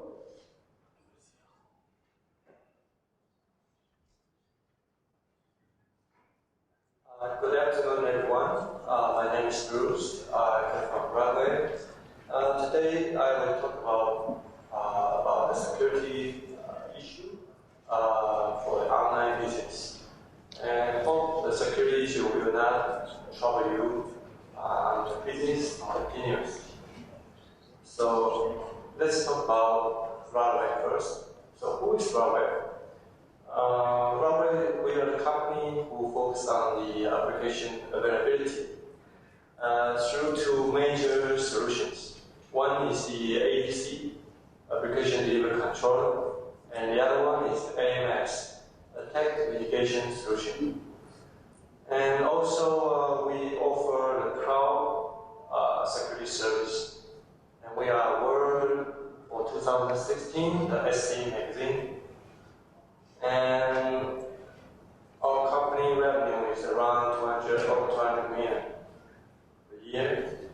And from the customer base, you can see lots of worldwide famous companies listed here, over here, and lots of technology partners, such as Cisco, Juniper, Nokia, IBM, etc. And let's see the security market user. And from the slide, you can see out of 8 top stock exchange, the worldwide top 12, out of this, we got 8 stock exchange market users using Broadway's AMS solution to guarantee the real-time stock exchange. And also the worldwide top commercial bank, almost half of them are using Broadway solution. And from the logo you can see like Wells Fargo, Bloomberg, DTCC, Dutch Bank, all these financial institutes are using Broadway solution. So which means this kind of customer, they are really care about the real-time transaction and the availability. Their business, their online business, doesn't allow a second failure in seconds, not minutes, not hours.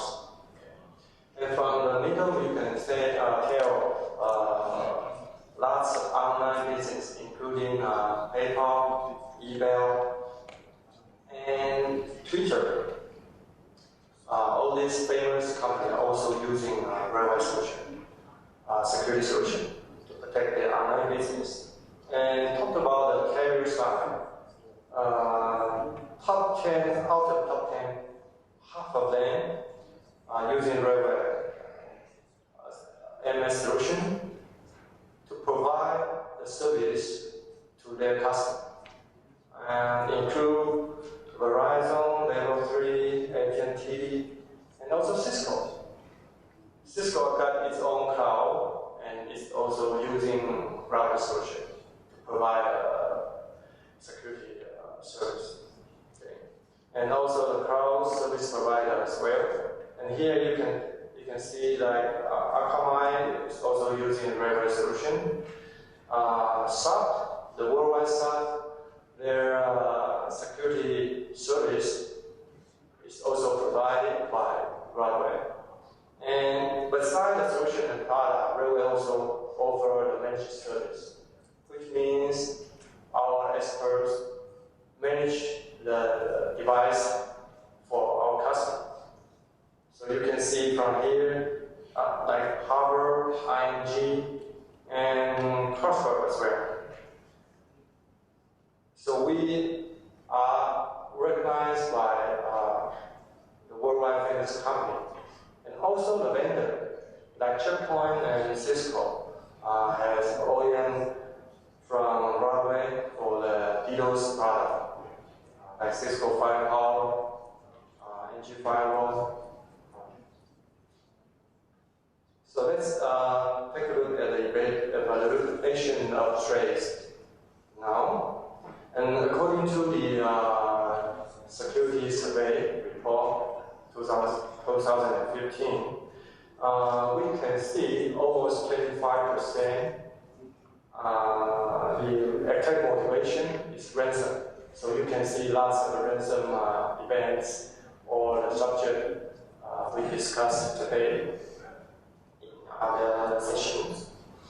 And that means the threat will be more persistent because it's got a purpose. And also, from the target, the attack target, the vector is showing no one is immune. Usually we think only the financial vector could be the target because they got money. But from the survey, you can see all those online business like gaming, and also the government, and also the service provider like data hosting. They are all in the core of the target. And interesting is the education and the hospital also in the target as well, since last year. Because right now the attack tool is very easy to retrieve and very easy to launch such kind of DDoS attack. And from the attack itself, we see lots of attack. It happened very quick and in hours. So that means the hacker can control the bot, precisely launch the attack during specific time frames, only in hours and not continuously. So which means the mitigation solution must be very quick response to the attack and then find out a solution to mitigate. So no time for human interaction. And the attack time is even to network layer and application layer, almost half and half. So you can see the attack will not focus on only one vector. They spread whole across network and application, the quick high volume and the slow. So they launch at the same time. And where is the major pain point or failure point we may face in enterprise security? From the survey, we see the number one is the internet pipe. So the internet pipe, once the internet pipe is saturated, that means no matter how good our security solution in the data center, it can help, it cannot help. Because the traffic is, they are competing, the attack traffic and legitimate traffic competing the internet pipe, so the legitimate traffic service was impacted already. And the other one is the firewall due to the session where, so once firewall down, everything down. And another one is the application server itself. Okay, so these are three major points. And also, due to right now enterprise moving service from its own data center to the public cloud, so the parameter almost disappeared, which means you cannot put a firewall or hardware appliance in public cloud. You need some sort of cloud security service to protect your application in the cloud. So it's a mixed environment, and also when we deploy the application to cloud, it's a continuously happen. You develop new application, you port into cloud, and that's a new challenge. So it's quite complicated in this hybrid environment. Also, you will put in different hosting environment. So that made the security concept change. So what's the right protection for this kind of solution? we should consider what kind of asset you are going to protect. Is it a network or it's your application? Okay, because it's totally different. For network, usually we face the high intensive traffic, like high TPS or high volume bandwidth. But for application, we care about the content itself. So it's totally different concept. And also, where is your data? Is it in the real host or in the cloud? And how sensitive is your business to latency? Okay, because once we activate the protection, especially WAF, and you will continuously watch the data transaction.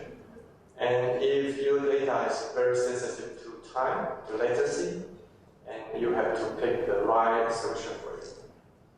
And how sensitive are your application to disruption during traffic diversion? We know right now there are two major security solutions. One is cloud solution, one is CP solution. So for cloud solution, once the attack happens, we need to contact carrier to route the traffic to the carrier swapping center for the attack mitigation.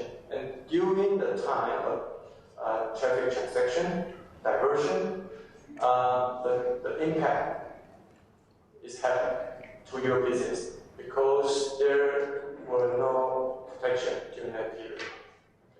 So you need some sort of security solution in real time for detection and mitigation. And expertise. Do you have in-house expert? Because a right tool needs a right man to handle it.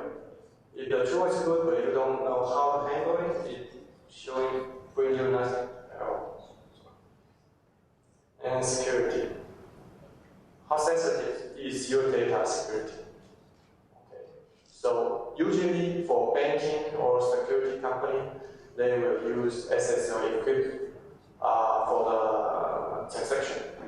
And by using this kind of technique, it's very hard to find out the attack in network because the decryption and encryption, it happens at server side, not in the network. So all these items we need to consider.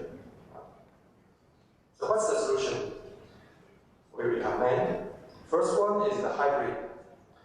The hybrid attack mitigation means you have a CP solution, customer peripheral equipment in your data center. So this CP equipment can detect and mitigate attacks in real time. And also, it can do the SSL decryption and find out the threat, encrypt in SSL. So you don't need to hand over your certificate or key to your service provider or outside your data center. Okay. So it's always on, real time, and low latency solution. Okay. But the CP solution got a weak point, which is the internet pipe. For example, if your internet pipe is, let's say, 100 megabits per second, and once the attack is higher than 100 meg, that means the CPE solution cannot handle it at all. At this moment, you need support from your carrier or from cloud service provider. So by leveraging the hybrid attack solution, the CPE can notify the security system in the cloud to do the mitigation, divert the traffic to cloud and clean the traffic back to CPE for further inspection. So that's so-called hybrid attack mitigation, and this will be the best solution we recommend. And another one is for cloud service. If your service, your application is in the public cloud, so you have no chance to put any hardware appliance in the cloud. In that kind of situation, we recommend to subscribe a pure cloud service. The pure cloud service can be an always-on service, which means during the peacetime, all your transactions will go through the cloud security system for inspection and mitigate attacks right away once it happens, and then go back to your original web server. And regularly we offer the cloud WAF service and cloud DDoS service as well. Okay. So it's very simple, and you don't need to do anything, just subscribe the service. So what is the hybrid attack mitigation? This is a little bit complicated.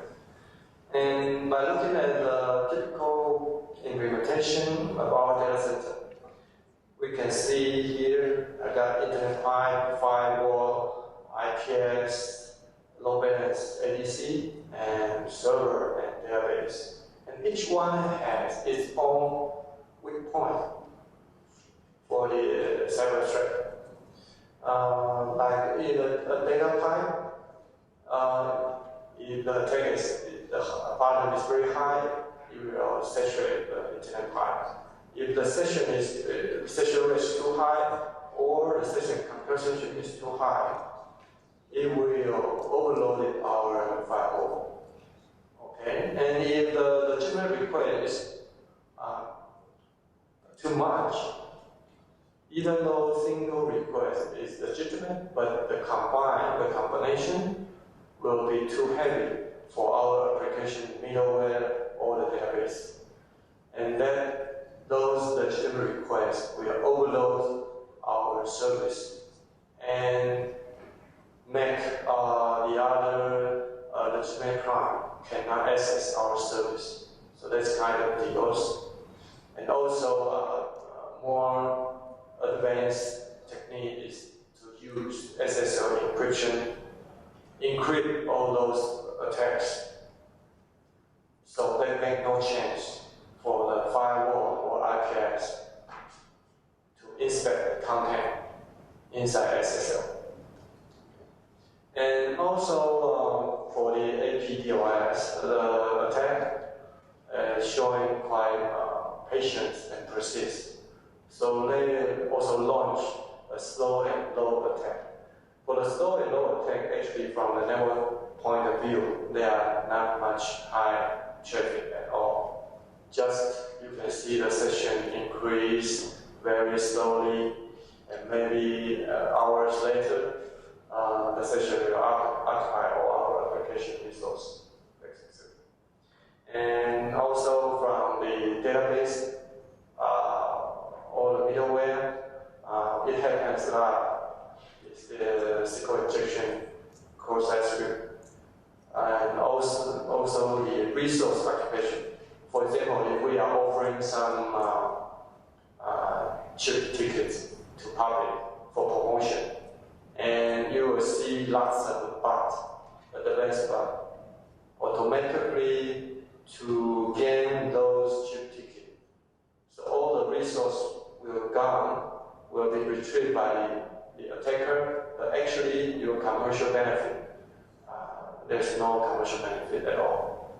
Okay, so this kind of not actually an attack, but it's a resource misuse. But this kind of event we also want to prevent as well. Okay.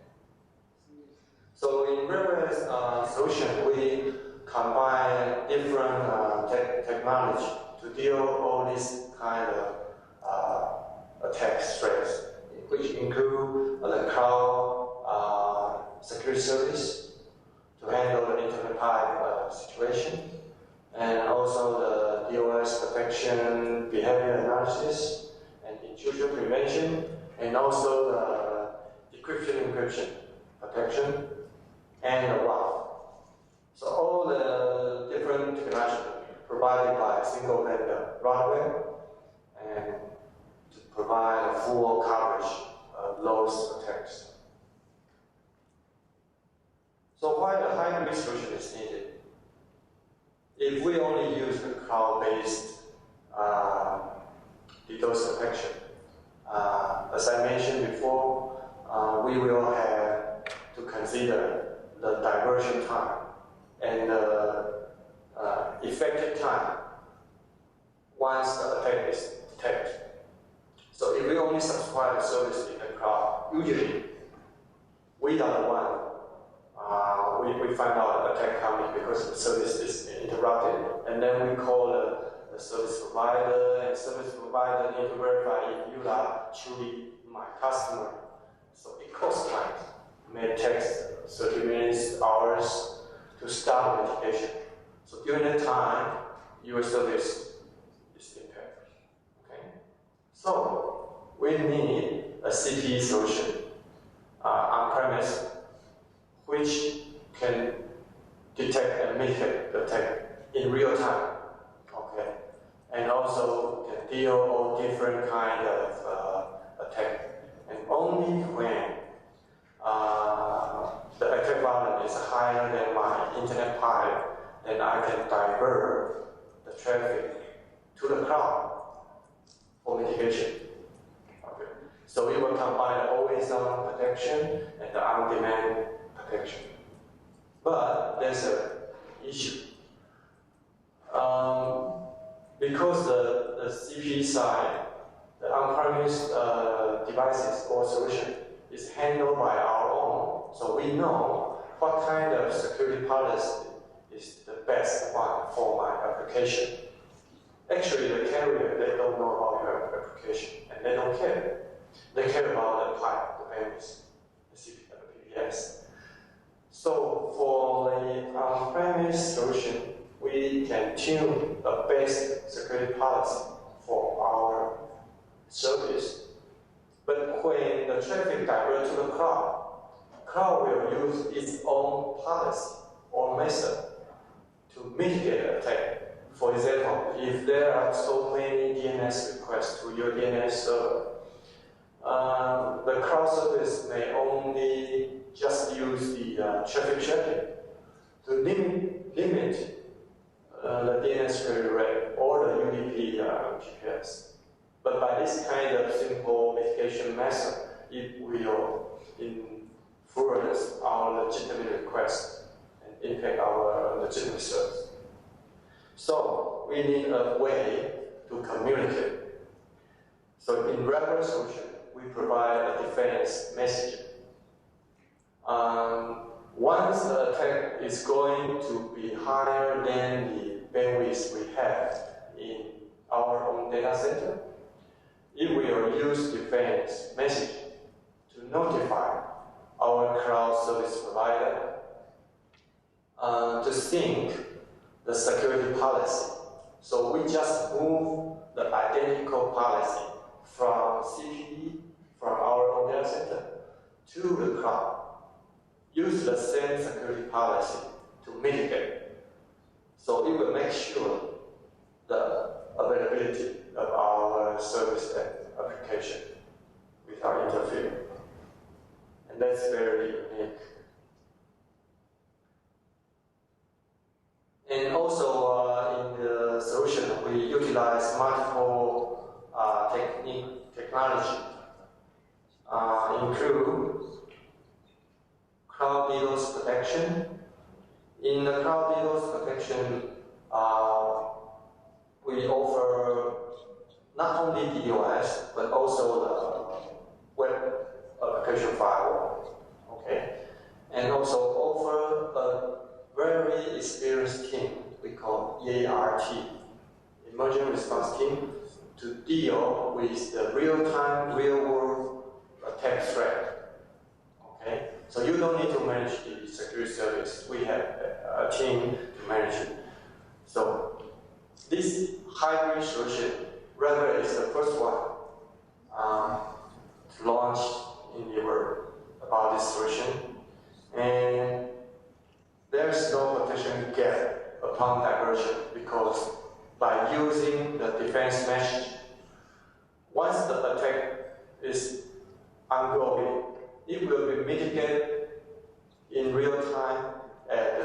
side. And at the meantime, the defense machine is syncing with the cloud service provider about the baseline and the signature and security policy we finally tune. So before traffic diversion, the security policy in the cloud is ready. So once it's triggered, either by BGP or DNS, and during a traffic diversion, there is no idle time for the attack to penetrate into your system. So provide a service time to attack and all the way. So let's take a look about the network architecture. How does it do? So we have a right-hand side, the enterprise data center in our company or in your company. And here we have a CPU device called Defensible. You will do the real-time detection and mitigation. So once the attack traffic and the legitimate traffic come to our data center, our CPU device will mitigate the attack in real time and just forward the attack user request to our backend server. Okay, and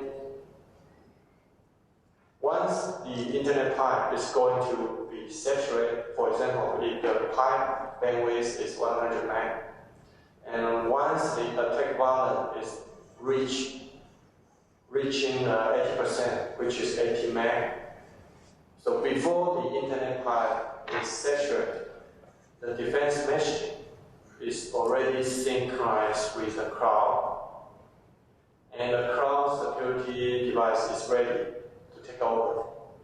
Okay, and then we will do the traffic diversion to the cloud. So the cloud will handle the high volume attack for you. For example, if the attack is more than 10G or 50G, actually Redway's cloud service, we offer 2 terabits mitigation capability for you. So the high volume attack can be mitigated in the cloud, and we forward the attack traffic back to CPU side for further examination. Okay, for example, the SSL attack, it can be mitigated in your data center and not in cloud provider. But actually, Runway's cloud service also provide this kind of service to mitigate SSL attacks. And let's look at the other technology, the DOS protection, behavior analysis, and IPS intrusion. We have a patent we call BDOS. And what does it do? I will take an example. If you are facing a DNS fraud, and the DNS query fraud, the request, they are requesting that, let's say, Relay.com. So the attack target the DNS query Relay.com. And if I mitigate all the query to Relay.com, that means all users around the world cannot access Relay.com, this website, because the legitimate DNS query also be blocked by this kind of signature or this kind of security policy. So we cannot just drop the packet. We have to identify which DNS query is launched by the attacker, which DNS query is requested by our legitimate customers. And then we have to use behavior analysis. So using the behavior analysis, we building up the baseline based on rate and rate invariant. Okay, so we know if this is a fresh crowd or it's an attack. If your company is offering very cheap ticket or promotion, so there will be a fresh crowd coming to your website in very short time. And that looks like denial of service. It looks like DOS. But actually, it's not. So you cannot cut the traffic, because if you do so, you violate your purpose to do this kind of marketing and promotion. Okay? So you need to identify who is the right guy, who is the bad guy, not just based on rate. Okay. And that's what the behavior analysis do. And in Broadway's security device platform, we will create the attack footprint, the signature, in real time. Usually it's under 18 seconds. So before you notice there's an attack, there was an attack, and actually it's already mitigated in the device for you. So no human operation is required. Usually, if the device is not intelligent enough, the administrator or the operator need to do a traffic capture first and look into the traffic capture sniffer and find out what's going on, or check the log of the web server and find out what's going on. And that takes time. That's 10 minutes, 20 minutes, even hours. So during that period, your online business is impacted. So you need a solution that can quick, dynamic, adapt to different kind of attack. Because right now, the attack, they change the content very often. They will do even if it's the same DNS attack, it will change the content. Even if it's an HTTP fraud attack, it will change the request of HTTP. So you need a solution that can quickly adapt to the attack behavior and find out the footprint for you. And at Broadway, we also offer dedicated mitigation hardware, which means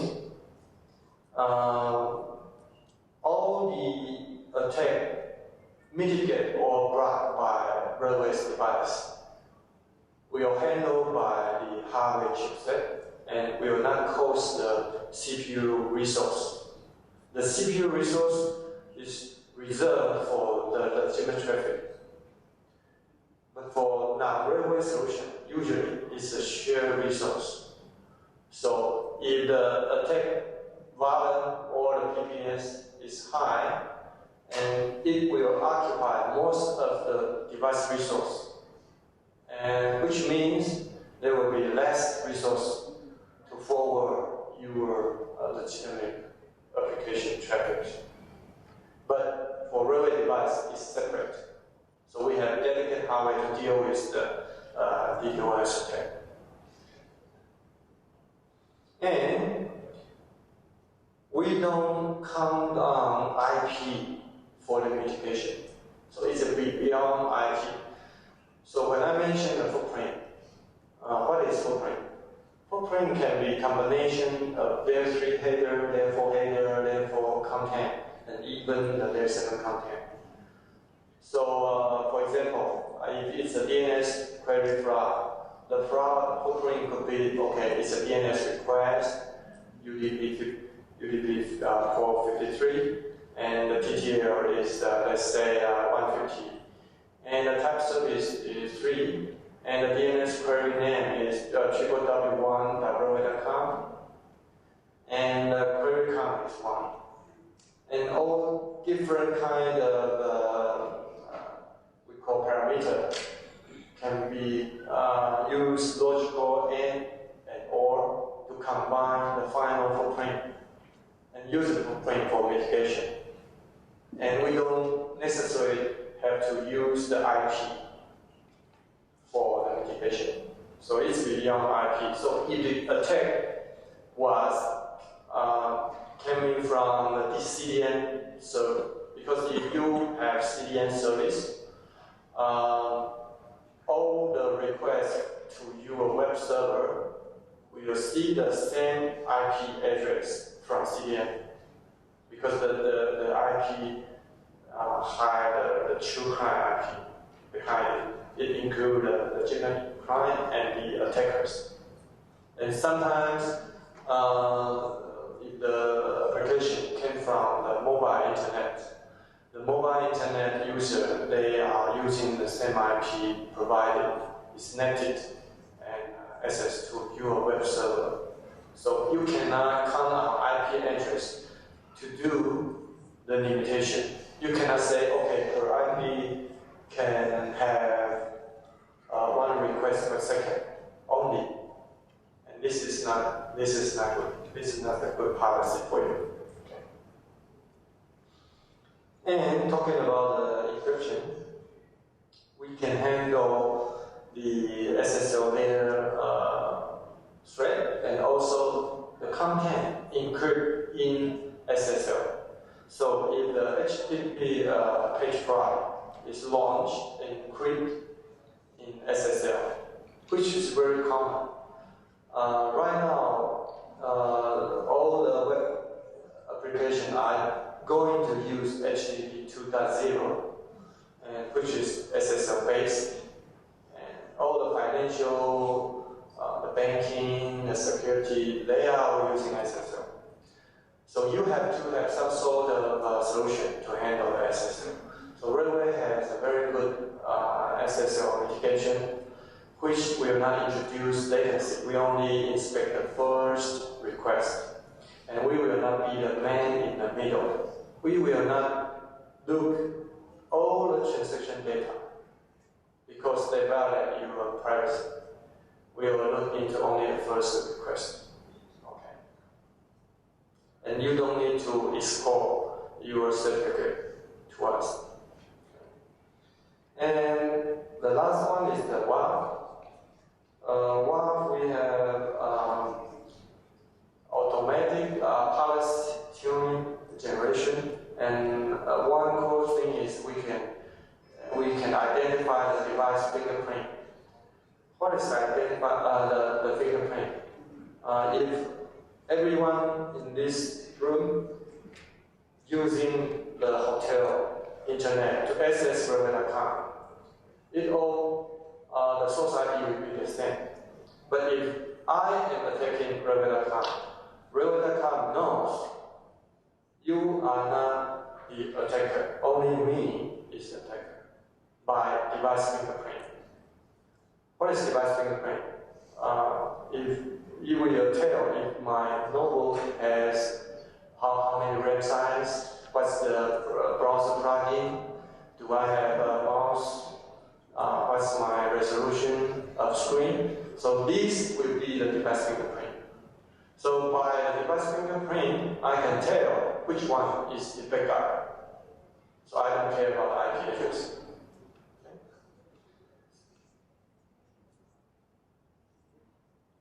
And what can implement in outer paths. And this is good that it will not interfere your application content, but also can do a security monitor. And once it detects attack, we will use the defense message to message the inline defense code to do the mitigation. Okay, so during this time, no interference to your application.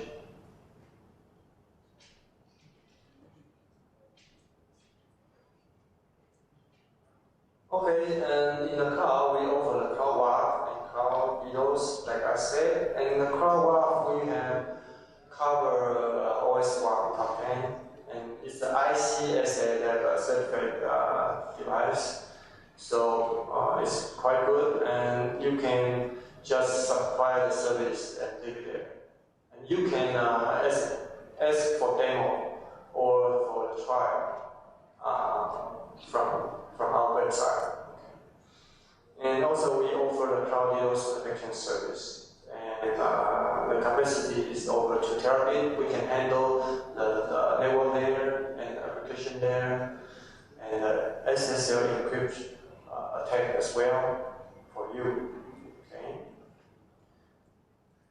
And so, if you have your own data center and a public cloud, you can subscribe our public cloud security service to do the always-on protection for you. Okay?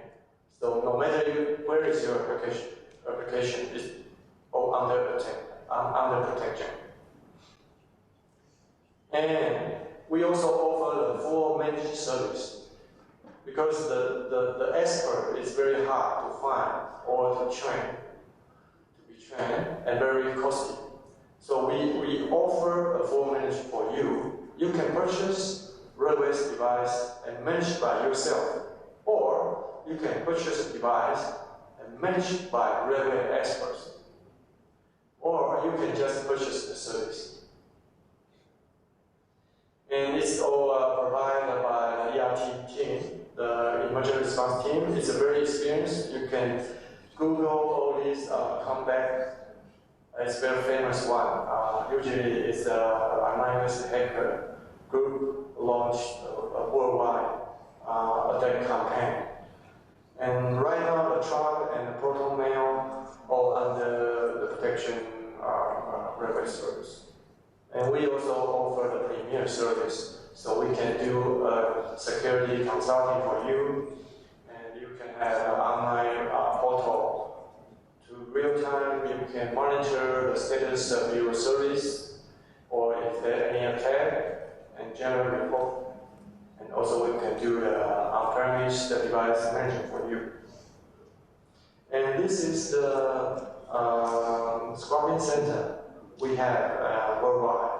Right now, there's Japan and Hong Kong and Germany and US. We have the major Scorpion Center, the pop side, and offering 2 terabits clean capacity. And also, we have many pop side for the Cloud WAF service. And all these online the cloud service will have a portal for you. You can go the MSSP portal to manage and generate a report, do the measurement by yourself. So summary. This hybrid and cloud, you can both consider based on your requirement, based on your application, based on where your application is. Okay, so my recommendation is the hybrid. Hybrid would be the best one. Okay, unless you have only the cloud service. And here's a component for the cloud deals. We have the service in the cloud. For the CP solution, we have Defense Pro provide the DOS protection, behavior analysis, intrusion, and SSL. And for WAF, we have a WAF appliance. All those equipment could be hardware appliance or software appliance, and managed by a central management system and a security team. So very well. We cover from premise to cloud, and you can get the service and support from the source. And time is everything. So once the attack happens, we can detect and mitigate right away. We don't have to wait, and we watch the quality. We keep the application availability. Okay. Thank you very much. This is my session today. Thank you.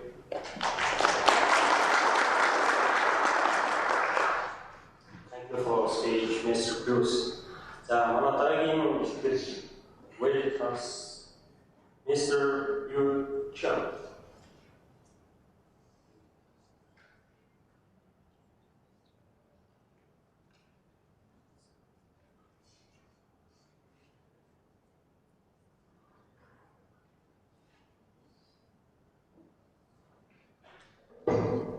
Hello everyone, I'm Lo Chang from Reuters Company. Thank you for still being here to listen to my speak. And currently we have already delivered some network security or something like that, a lot of products for the network management.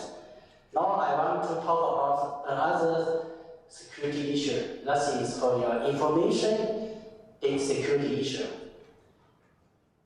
My session topic is your backup and recovery strategy ready for the digital revolution? So the topic is for the information management. So Reuters is a leader of information management company. So first, let's look at what is the digital revolution. We can see from the digital revolution is from your healthcare, lots of data growth.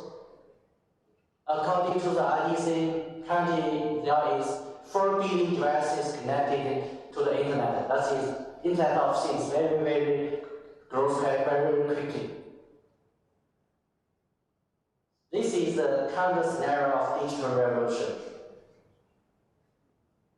So let's look at what's the challenges that the digital revolution will bring to us. First is the data scale and grows very quickly. From kilobytes to megabytes to gigabytes to terabytes to petabytes and to now the zettabytes. Now usually we have 8 zettabytes data, but unfortunately 54% data is dark data.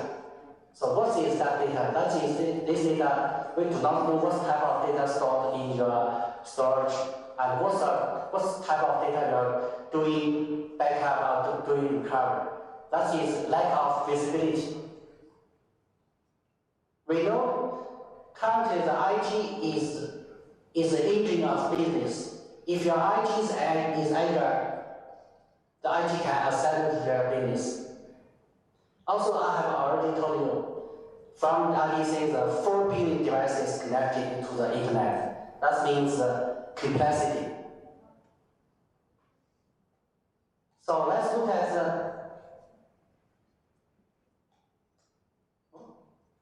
something wrong.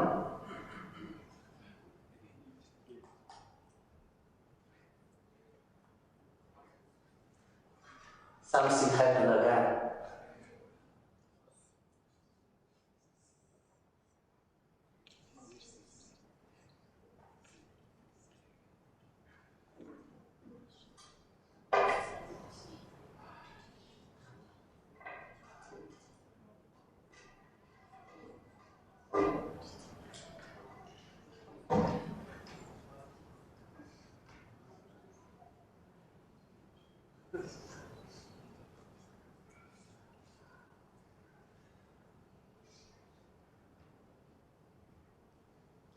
So let's look at the data is slowly causing changes in scale and growth.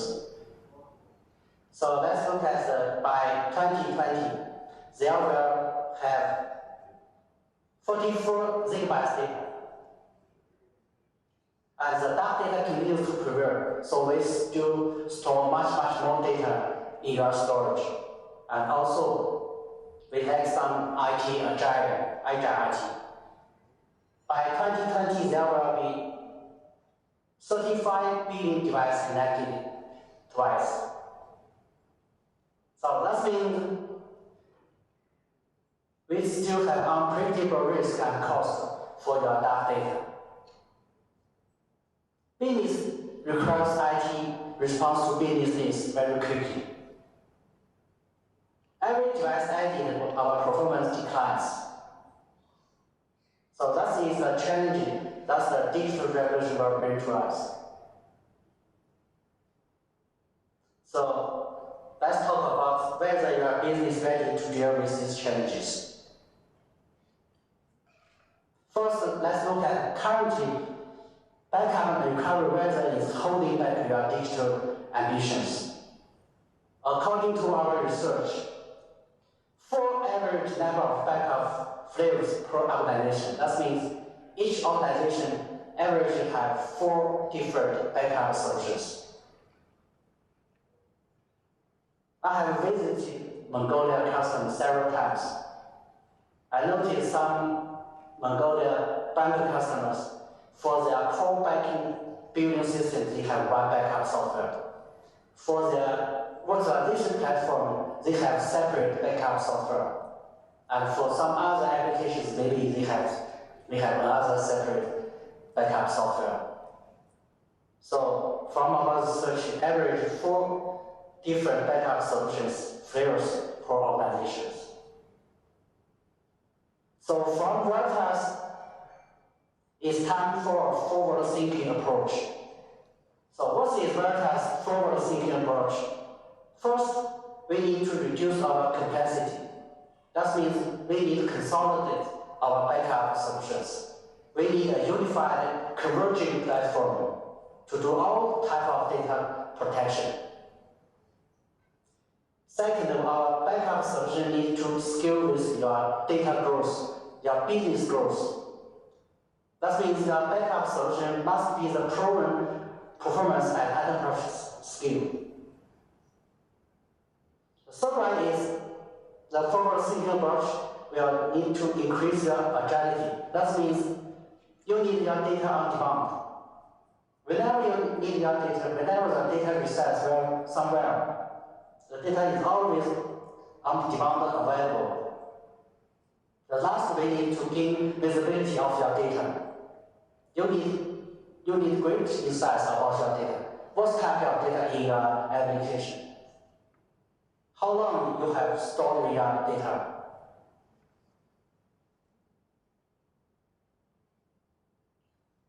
So let's Veritas backup solution to meeting your digital revolution challenges with our NetBackup appliance. Veritas NetBackup appliance is a fully integrated, predictable performance, one-stop shop for your support. Any issue with your backup problem, with your backup issues, you just go to one vendor, that is Veritas. So we will talk about detail about what is reduce our complexity, consolidate backup infrastructure, how to meet the scale with growth. That means accelerate to the cloud. We can embrace the cloud technology. How to increase your agility? We need simple disaster recovery solutions. Lastly, we need to gain visibility. You need to have your self-service for your IT. So first, let's look at how to consolidate backup infrastructure. As I have told you, that average per organizations have 4 different backup solutions. Multiple backup infrastructure in your organization. This is brings a challenge. Complex and old backup infrastructure. We need a solution to standardize and consolidate with the integrated backup appliance. The backup appliance can give you some good advantage and outcomes. Shrink your infrastructure footprint 1.7 times. Save your time, save your money, and improve service levels. That is with our NetBackup convergent platform.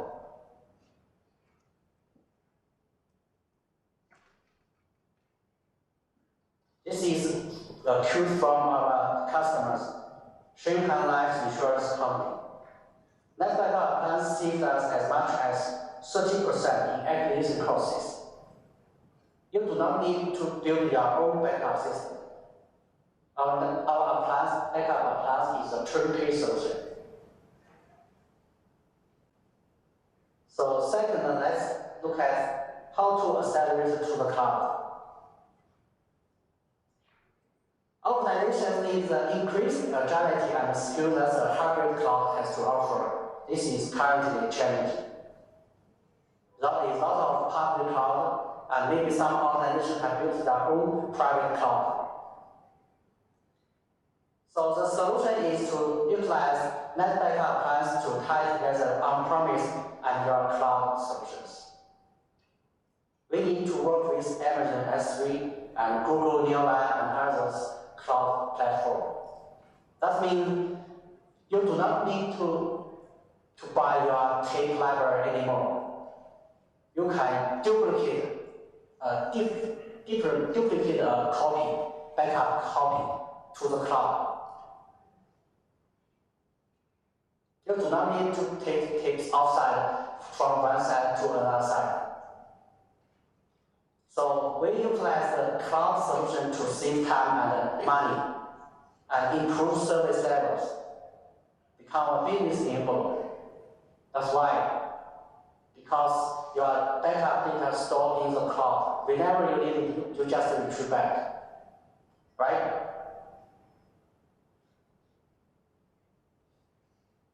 One customer that was creating lessons. Moving from on-premise backup to AWS is very easy. We just add a connector from that backup to the Amazon or to some Microsoft area.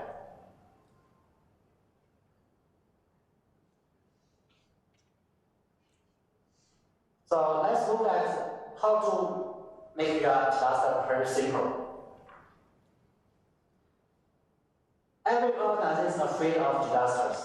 Disaster may be from your natural disaster or maybe your power outage. So there's the history of large-scale organization, complexity of solution slow down your recovery.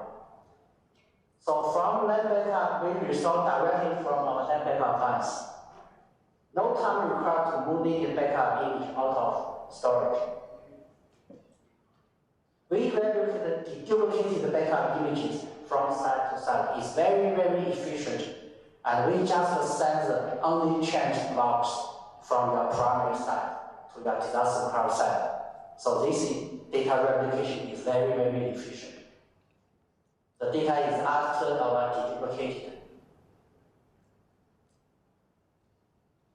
So this is a China Suning commercial group has selected the net backup plans as a backup solution.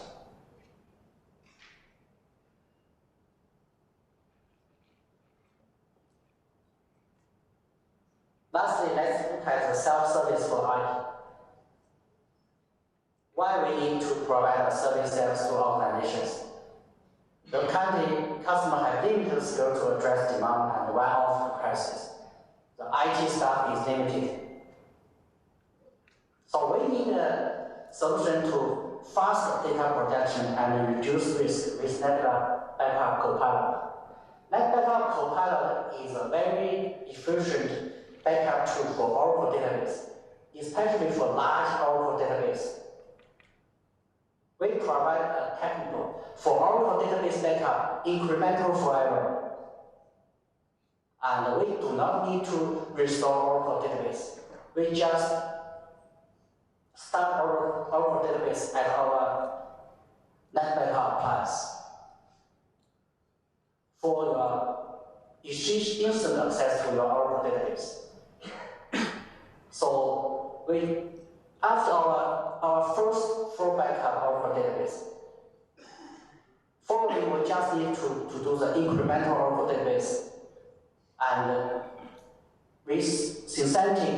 we do the synthetic backup of from database backup at our NetBackup Alliance. So we do the incremental backup and achieve the full backup effect. And we do not need to restore our database. We just start up our database at our NetBackup class.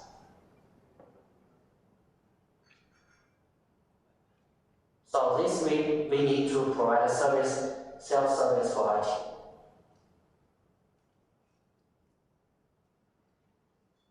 So we need to embrace Veritas integrated application. Why? Our NetBackup plans save your time and save your money. It's a turnkey backup solution. Also, our backup solution improve your service levels. And backup solution and we connect to the cloud, so platform also become a business enabler. The mostly is our NetBackup Plus eliminates the complexity of your data protection by deploying an integrated solution based on a convergent platform. That means we embed our NetBackup software into our appliance, And also we provide our backup storage, disk storage media into one appliance.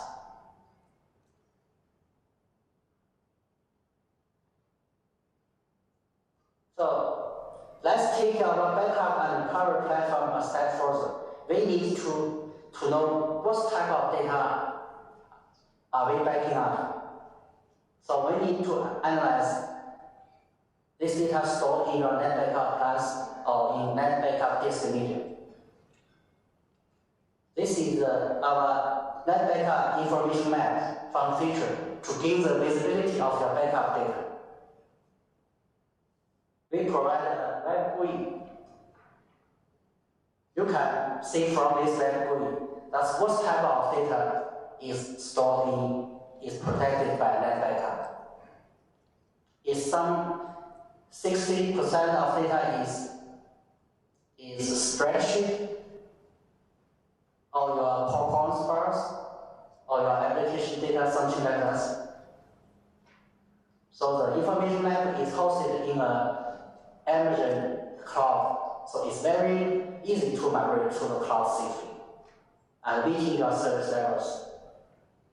As you have already analyzed your backup data, so you know what type of data to return how long. Whether some backup data you can delete it safely. Let me take an example.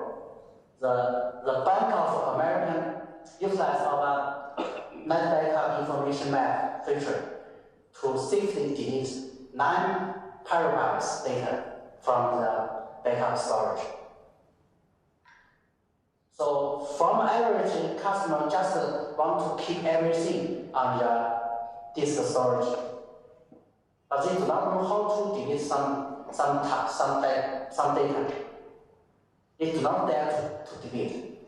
So with our information map feature, we can give the visibility of your backup data. We can remove your stale data, so you can safely delete it.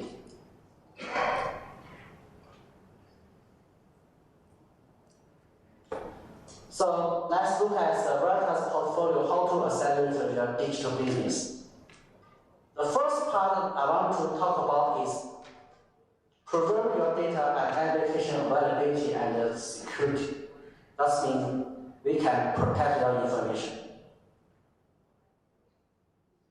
Secondly, we can streamline your IT process and reduce your cost data growth. We can optimize your data storage. We can use our data duplication technology. We can use our information map to get the detail to visibility of your backup data. Also, we can derive the real-time insights, derive the new innovation through the discovery of data. We know your data. The last thing, we use the Garen technology to do the e-discovery of your whole information data. We ensure your data is compliant, retains the low risk, and only keeps the relevant data in your storage.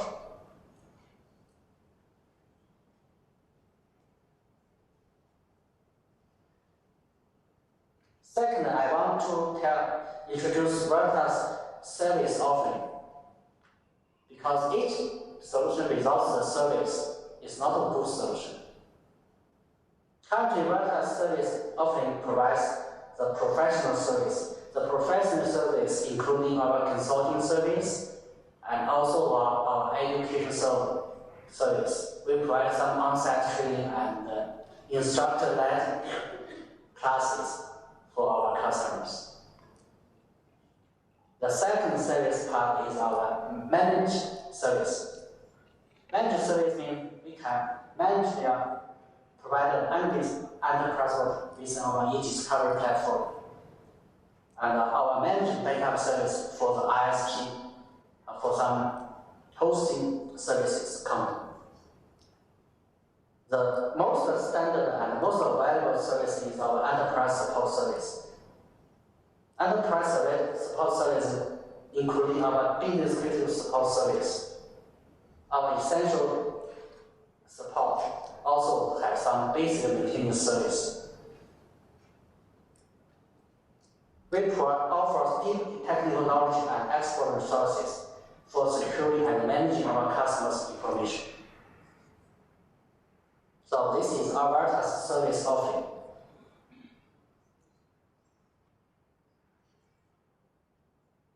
I have already introduced the Veritas Net Backup appliance to deal with the challenge of the digital revolution. So how to approach the Veritas backup solutions? We need to take the next steps. First, you can explore the appliance 3D interactive tool to know our backup appliance. What's the components of backup appliance? To do a first look of appliance. You can see from the below HTTP link to access our appliance 3D interactive tool. Also, you can contact our local Veritas team to do the TCO calculation.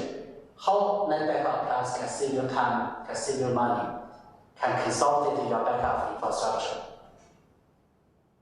Also, you can request a solution workshop. We can do a POC or we can do a demo for your enterprise.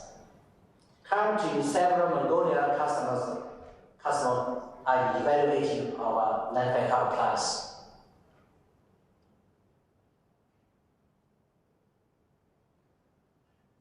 So let's look at the journey to higher information value.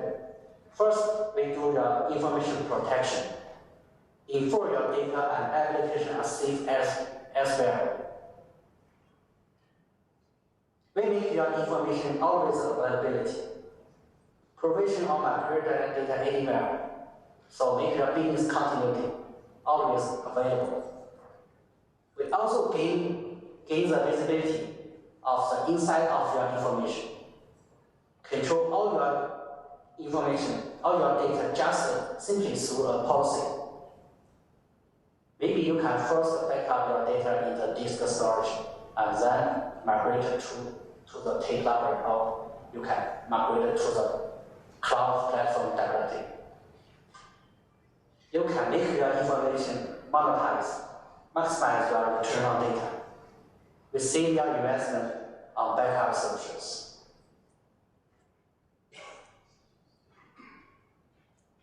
Let's look at our proven customer success from different industry categories, from the different company size.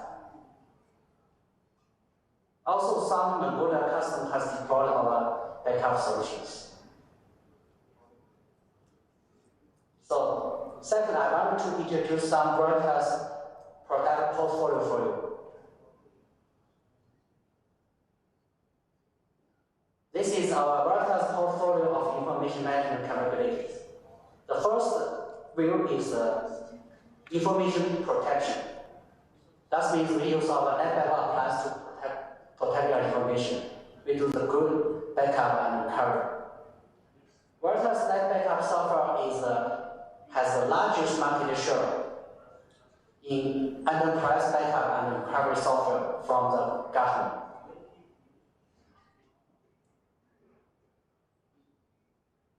We make your data always available to maintain your business continuity. This is very important for current enterprise. If you cannot access your IT infrastructure or access your data, you can imagine what's the loss you will get.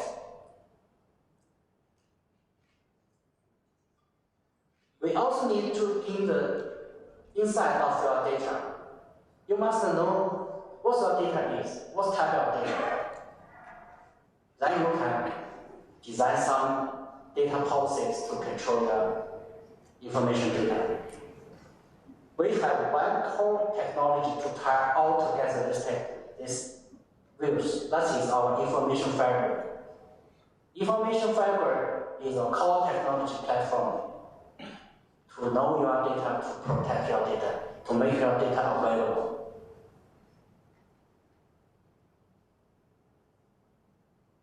That's product portfolio of Veritas information management capabilities. So we can see from the backup and recovery functionality, this is through our NetBackup software. To meet the challenge of current digital revolution through our convergent NetBackup appliance, this is an integrated, purpose-built backup appliance. We also provide the latest copy data management.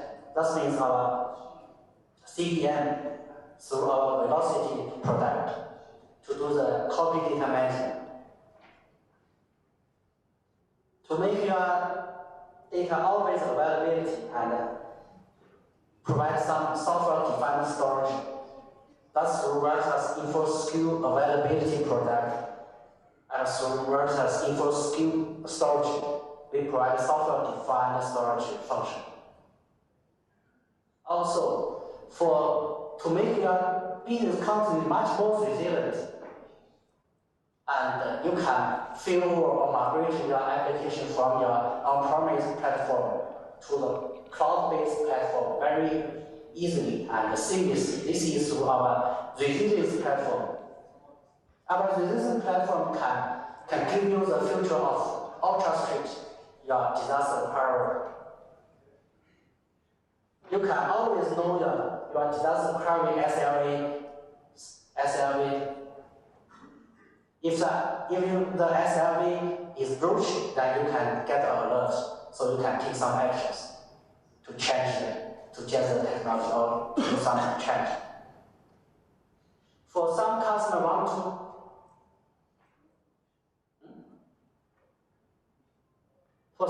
want to build their own private cloud. Veritas provides a hyperscale for OpenStack hyper-convergent infrastructure product to build your own OpenStack-based cloud, private cloud. We also provide some software-defined storage for unstructured data. We provide global namespace to store your unstructured data in our InfoScope access. Just something like that, a NAS, a very large NAS, a scale of NAS. To know your data of some file classification functions, we provide our data insight. Through our data insight to scan your unstructured data, you can know who is accessing your unstructured data, who is the owners of your unstructured data, what's the access history of the unstructured data. So you can get instant access to the security risk of your unstructured data. For the legal disposition for the e-discovery platform, Veritas provided the e-discovery platform powered by Clever to do the e-discovery of your data. In current business society, the discovery is very, very important because you must provide some evidence or some proof to the court if you have some issues with other enterprises. You need to quickly find some keywords data through the discovery platform. Also, we got some unstructured data visibility through our information map. Information map is bundled with our NetBackup. The first product is for the NetBackup backup data. It's just analyze the metadata of backup data. For some old and history data, we can use the archive solution to archive the data from the primary storage to the secondary storage, even to the cloud. So this is through our enterprise world technology to do the archive.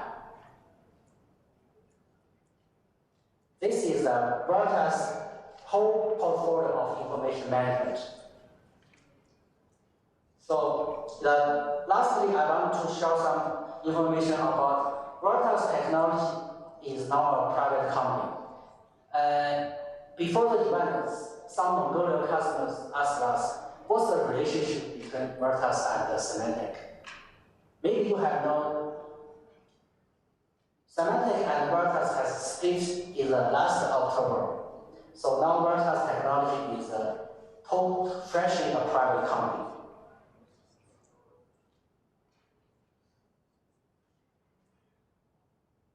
So this is Veritas company and Veritas product portfolio of information management. Thank you.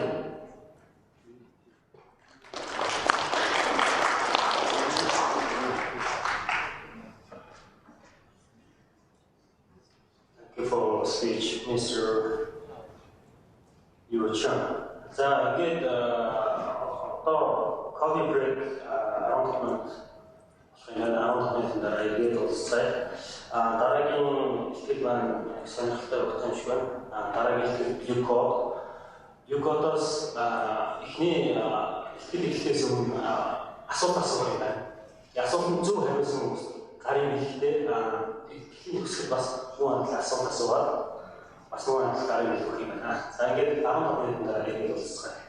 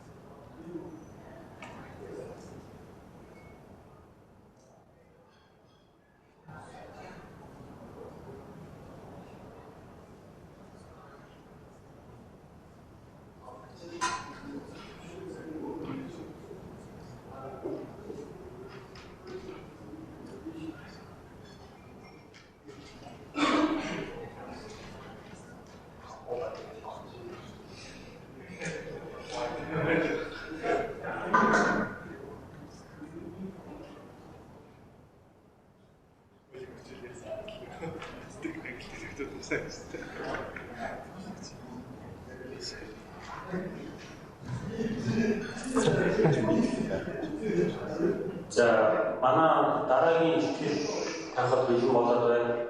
Гадаа байгаа танхимда цугларно.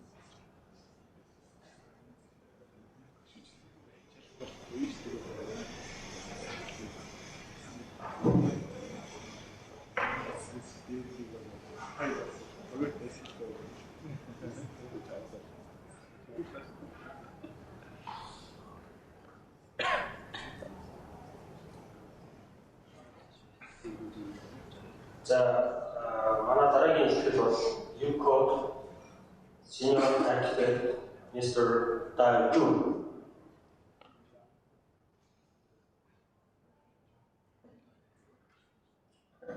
Hello, everyone. Good afternoon. I'm Da Jun, Blue Coat Senior IC based in Beijing, China. Glad to be in this great forum to show Blue Coat ETM solution. ETM? What's ETM? Please can they see this slide? Encrypted traffic management. Нэг асуулт тавьлаа, энэ асуултанд хариулж чадсан хүн хэлээ юм шүү.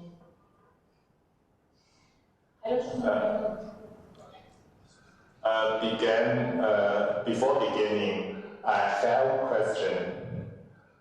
Who can speak Chinese? Энэ ихтэй холбоотой асуулт юм. Тэр хятад ирж байгаа байгаа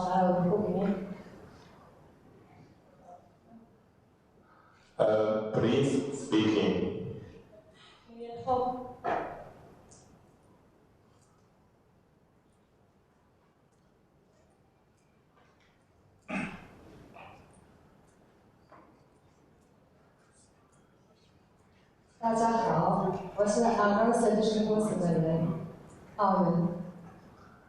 Very good. Please send this beautiful miss a great gift.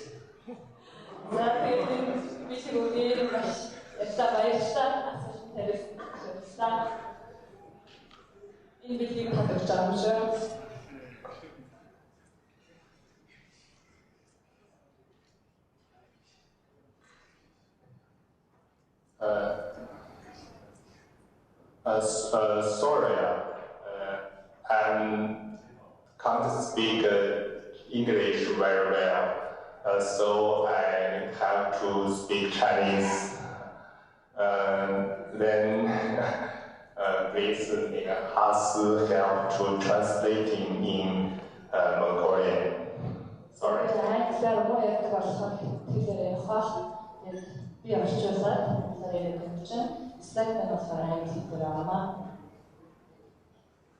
Okay, let's begin. First,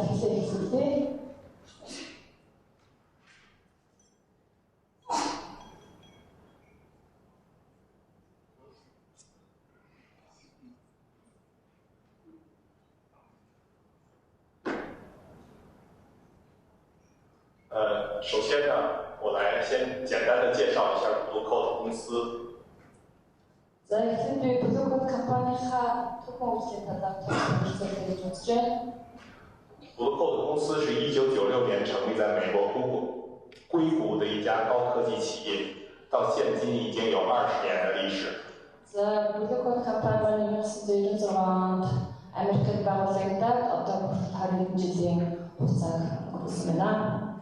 Blue Code 的解决方案更多的集中在 广域网应用的安全和加速的领域。 За мэдээж Blue Code компани гол болох бүтээгдэхүүн нь голдуу санхүүгийн байгууллага болон цахилгаан холбоотой компаниудын аюулгүй хамгаалалт тал дээр үйл ашиглаж байгаа. Blue Code 更多的客户群体呢，更多的是在 IT 建设 完善的基础之上，有更多的应用需求的场景下，那么用户会更多的使用到 Blue Code 的产品以及解决方案。За Blue Code компани бүтээгдэхүүнийг хэрэглэж байгаа компани нь болохоор голдуу интернетийн орчинд удирдлага явуулдаг тийм компаниуд орцсон байдаг юм аа. 大家从这张 slide 上可以看得到 ，Blue Code 的客户群体更多的是集中在全球的很大的很有规模的这个企业当中。我们的客户有超过了15000个客户群体。那么在全球500强的企业当中，80%将近80%的企业都在使用了 Blue Code 的产品以及解决方案。 那么在财富500强当中的金融企业当中，那么有超过了90%的企业也在使用着 Blue Code 产品方案。 За энэ слайдд харж байсанчлан манай Blue Code компани бүтээгдэхүүний хэрэглэгчийн тоо 15000-аас давсан байгаа. Тэгээд дэлхийн шилдэг 500 шилдэг аж ахуйн нэгжийн 80% орчмод манай Blue Code компани бүтээгдэхүүнийг ашигладаг. Тэгээд дэлхийн 500 шилдэг аж ахуйн нэгжийн доторх санхүүгтэй холбоотой байгууллагын 90%-аас дээш манай Blue Code компани бүтээгдэхүүнийг хэрэглэж байгаа. Blue Code 的客户群体已经超过了7500万的用户。 За тэгээд хэрэглэгчийн одоо Хөгжлийн хэрэглэгчийн тоо 75 тэрбумаас давсан. Bluecode 从建立之初到现在，经过了很长时间的发展。在发展期间，我们通过自身的努力，也大量的去整合了现有的全球的非常著名的厂商，比如说做 SSO Metronomy， 做大数据安全分析的 Solara， 以及去做流量管控的 PackShaper 等等等等。За манай компани харьяан доор энэ слайдаар hotlist харагдаж байгаа 2013 онуудад дэлхийн IT салбарт нэлээд нэр хүндтэй компаниудыг өөрийн харьяанд оруулсан байгааг харж байна. 包括现在云应用非常广泛的基础之上，我们收购了做云安全的著名的厂商 Elastica。 За тэгээд 2015 онд үүлэн тооцооллын оператораар нэлээд нэр хүндтэй байгаа Elastica гэсэн компани ч гэсэн манай компанид багтж явдлыг хэлэхэд таатай байна. OK， 还有一个著名的非常重要的一个事件，想告诉大家，请看。This is Bluecode new logo. Энэ бас гол зүйл ихтэй манай Bluecode-ийн одоо гол шинэ эмблем new logo。шинэ эмблем байна. 在刚发生不久的事情 ，Bluecode 和全球500家企业最著名的赛门铁克公司合并整合成为赛门铁克 Bluecode 公司。 манай компани нь одоо нэг Symantec компанитай хамтарч Symantec Bluecode гэсэн компаниг байгуулсан байна. 那么 Bluecode 的整体解决方案主要集中在下面6个方面。 За тэгээд өнөөдрийн Bluecode-ийн өнөөдрийн танилцуулж байгаа бүтээгдэхүүн нь болохоор мэдээллийн кодлогдсон урсгалын удирдлага буюу encrypted traffic management-ийн тухай танилцуулж байгаа. Энэ бүтээгдэхүүн нь голдуу доорх 6 талын онцлог гэж шийдэж өгснийг нь онцолж байна. 第一个就是叫做外部应用安全网关领域。 За нэг нь болохоор веб сайтыг хамгаалдаг одоо төрөл бүрийн вирус программаас хамгаалах үйлчилгээтэй. 第二个是现在非常应用广泛的，我们叫做 ADP 高级应用安全防护的解决方案。 За тэгээд хоёр дахь нь болохоор firewall гэж хэлж байгаа. Өндөр зэрэглэлийн дагалдах одоо төрөлцсөн үйлчилгээ ухаалаг үйлчилгээг одоо хангаж өгдөг юм аа. 第三个是我们今天也要介绍给大家的，是针对于加密流量管理的解决方案。 За гурав дахь нь болохоор өнөөдрийн чухалчилж хийж байгаа хэсэг дараа кодлогдсон мэдээллийн нөөцийг харж хянах боломжтой төхөөрөмж болох юм аа. 那么第四个呢，也是非常重要的和应用非常广泛的一个解决方案，我们叫做大数据安全分析。 За дөрөв дэх нь болохоор их хэмжээний одоо мэдээллийг аюулгүй талаар нь шинжилгээ хийх одоо системийг бүрдүүлж өгч байгаа маа. 它用来对安全事件经过的一个事件回放以及取证，能够对我们的网络安全提供非常大的帮助。 За энэ нь болохоор мэдээллийн аюулгүй талаас нь баталгаа гаргаж өгч байгаа хэсэг гэж ойлгож байна. 那第5个是我们叫做应用流量优化和管理的解决方案。 За тавдах нь болохоор бидний хэрэглээ сүлжээний хурдыг нэмэгдүүлэх, сайжруулах төхөөрөмж гэж ойлгож байна. 第6个也是我们刚才说到的云安全解决方案。 За тэгээд 6 дахь нь болохоор үүлэн тооцооллын хамгаалалттай гэсэн үг. 今天我们重点要讲的是加密流量的管理与管控的解决方案。 За тэгээд өнөөдөр болохоор энэ 6 дотроос 3 дахьыг нь одоо онцолж тайлбарлая гэж бодож байна. 说起加密流量，其实大家都有挺深刻的认识。我们无论在上网以及我们企业对外发布应用的时候，越来越多的使用了加密的数据。мэдээж хүн болон мэдж байгаа бид нар одоо кодлогдсон мэдээлэлд орчинд амьдарч байгаа.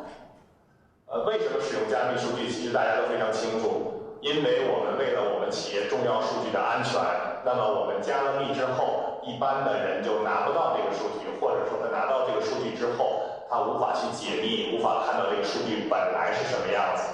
所以我们通过加密能够保证我们企业数据的更加的安全。 За тэгээд мэдээж яагаад нууц салаад кодлоод байгаа бэ гэхээр мэдээж аж ахуйн нэгжүүдийн одоо чухал мэдээлэл алдагдахаас хамгаалах зорилттой байдаг. 据国际的一个权威组织的统计，或者说是我们的一些经常客户的经验来说，那么目前为止，很多的企业当中，在它的访问数据当中，加密流量可以占到，在它整个数据量里面可以占到30%到50%这样的一个比例。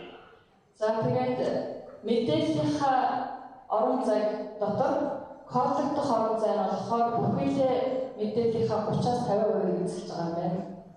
而且会在每年有20%的一个增长的比例。 Жил бүр энэ хэмжээ нь 20%-аар өснө нэмэгдэж байна. 在一些对安全性要求非常高的企业和行业当中，他们的流量占有率也会更高，那么甚至可以达到它整个访问流量的75%。 Мэдээж SSL одоо trafficking одоо хэмжээ бүхэлдээ хэмжээнийхээ 70% төрсэн салбарт байдаг. Жишээ нь амгаахын салбар гэхэд мэдээллийг маш их хэмжээгээр нууцлах шаардлагатай болсон салбаруудад ийм хэмжээ хүрч байна. For example, banking. За өнөөс гадна банк.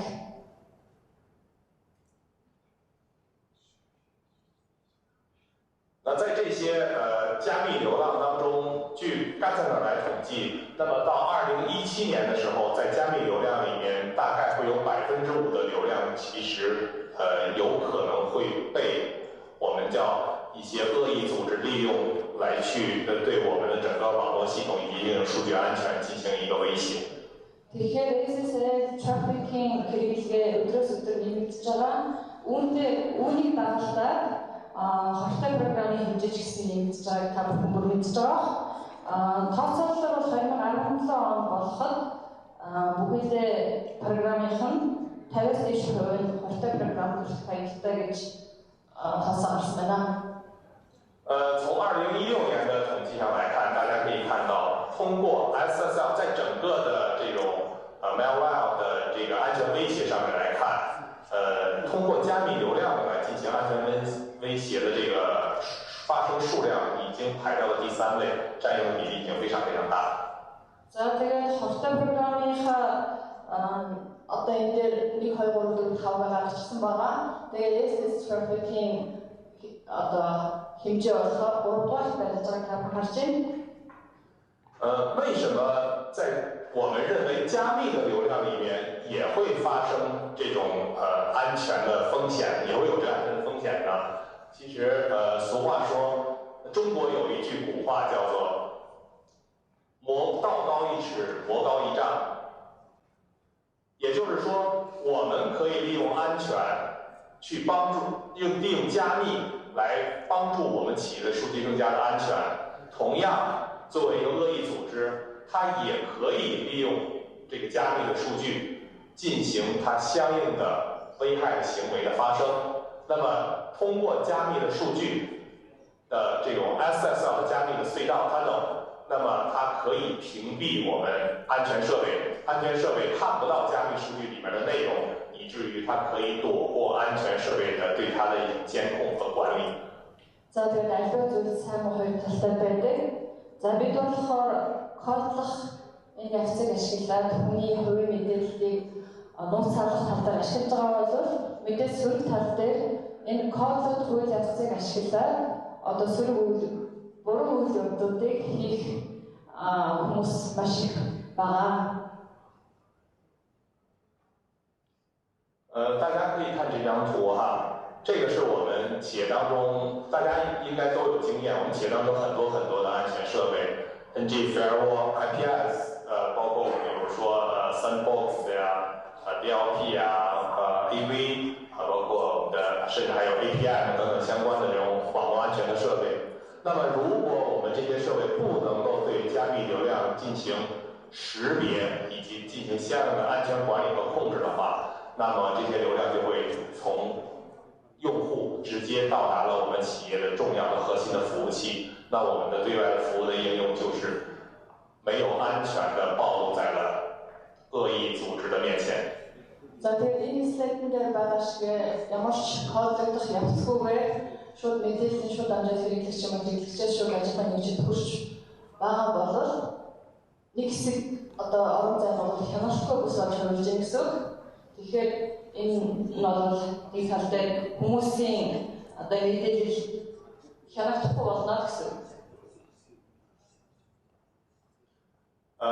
还好，我们现在很多的安全设备都有支持了数据的加密以及解密的这样的功能比如说 NG Firewall、IPS、包括 Proxy。Тэгэхээр одоо энэ firewall, энэ өмнө бичсэн proxy, нэгжлийн компаниудын програм болоод бүгдээр өөрөөр одоо хооллогдох, хоолтайлах үйл явцуудыг иймэрхүү чадварыг агуулж өгдөг юм аа. 他们都可以通过自身对数据加密数据进行解密之后，对解密以后的数据进行识别、分析、管理和控制。За мэдээж эдгээр нь өөрөө кодод тайлаад түүнийг шинжилээд дахиад кодлоод одоо хэрэглэгчид хүргэдэг. 但是我们企业当中还有很多的安全设备，它无法对加密数据进行自行的加解密以及对它进行相应的识别。 Гэхдээ иймэрхүү одоо код тайлах болон кодлогдох үйл явцуудыг хийж чадахгүй одоо бүтээгдэхүүн гэсэн маш олон байдаг юм аа. 那这些不能够对加密数据进行识别、管理和控制设备，就会成为我们木桶效应当中最短的那一块儿。那么往往是他们漏过了最危险的数据信息。 За тэгэхээр иймэрхүү өөртөө одоо нэг код тайлах үйл явцыг хийж чадахгүй ийм бүтээгдэхүүн маань маш олон тоогоор оршиж байгаа учраас одоо SSL-ийн аюулгүй хяналтын үр дүнгийг бууруулах болно гэж үзэж байна. 那再反过来说，我们有了每个数据对加密流量的加解密，我们的企业就安全了吗？ За тэгэхээр нэг ажлын нэгжтэй авч үзвэл за бид нар мэдээллийг шууд кодын тайлаад авч ирвэл 100% аюулгүй байж чадах уу? 答案是否定的，不会。 За мэдээж хариулт нь үгүй 100% байж чадахгүй. 为什么这样呢？大家请看。Яагаад ингэж байгаа юм гэхээр энэ слайдн дээр харуулъя. 我们从这张 slide 大家可以看到，我们如果企业当中有许多的安全设备启用了加解密这块的功能的话，那么大家可以看到，每个数据流量都要经过这些加解密的设备。 За тэгээд бүхий л ажлын нэгжийн бүгдээрээ кодлогдох өөрийнхөө аюулгүй байдлынхаа үднээс одоо энэ одоо төхөөрөмжтэй байя гэж бодъё л да.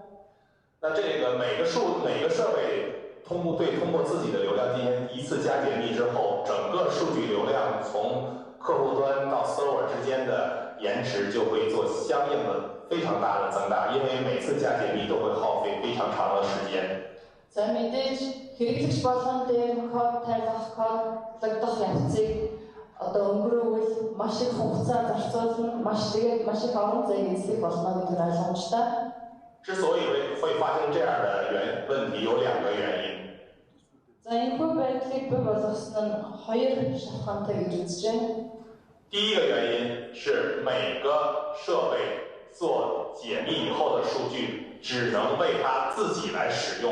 而不能够给其他的安全设备使用，所以每个安全设备都要进行自行的加解密数据过程。 За тэгэхээр энэ нэгдүгээр шалтгаан нь болохоор нэг бүтээгдэхүүн бүр нь өөрийнхөө мэдээллийг л кодын тайлж кодлох үйл явцыг хийж чаддаг. Бусад төрлийн бүтээгдэхүүний кодыг тайлж одоо кодлох үйл явцыг хийж чаддаггүй оршно. 还有一个非常重要的一个原因，大家请看这个表。 За дараагийн одод маш их чухал шалтгаан бол таймын эсрэг бүсмэгт харж байсан.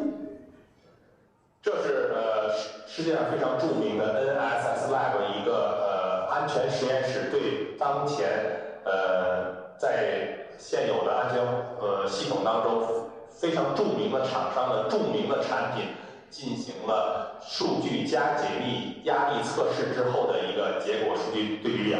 За энэ бол NSS лабораториос өргөн хэрэглэгдэж байгаа хамгаалтын хэрэгсэлд хийсэн шинжилгээний үр дүн байгаа юм аа.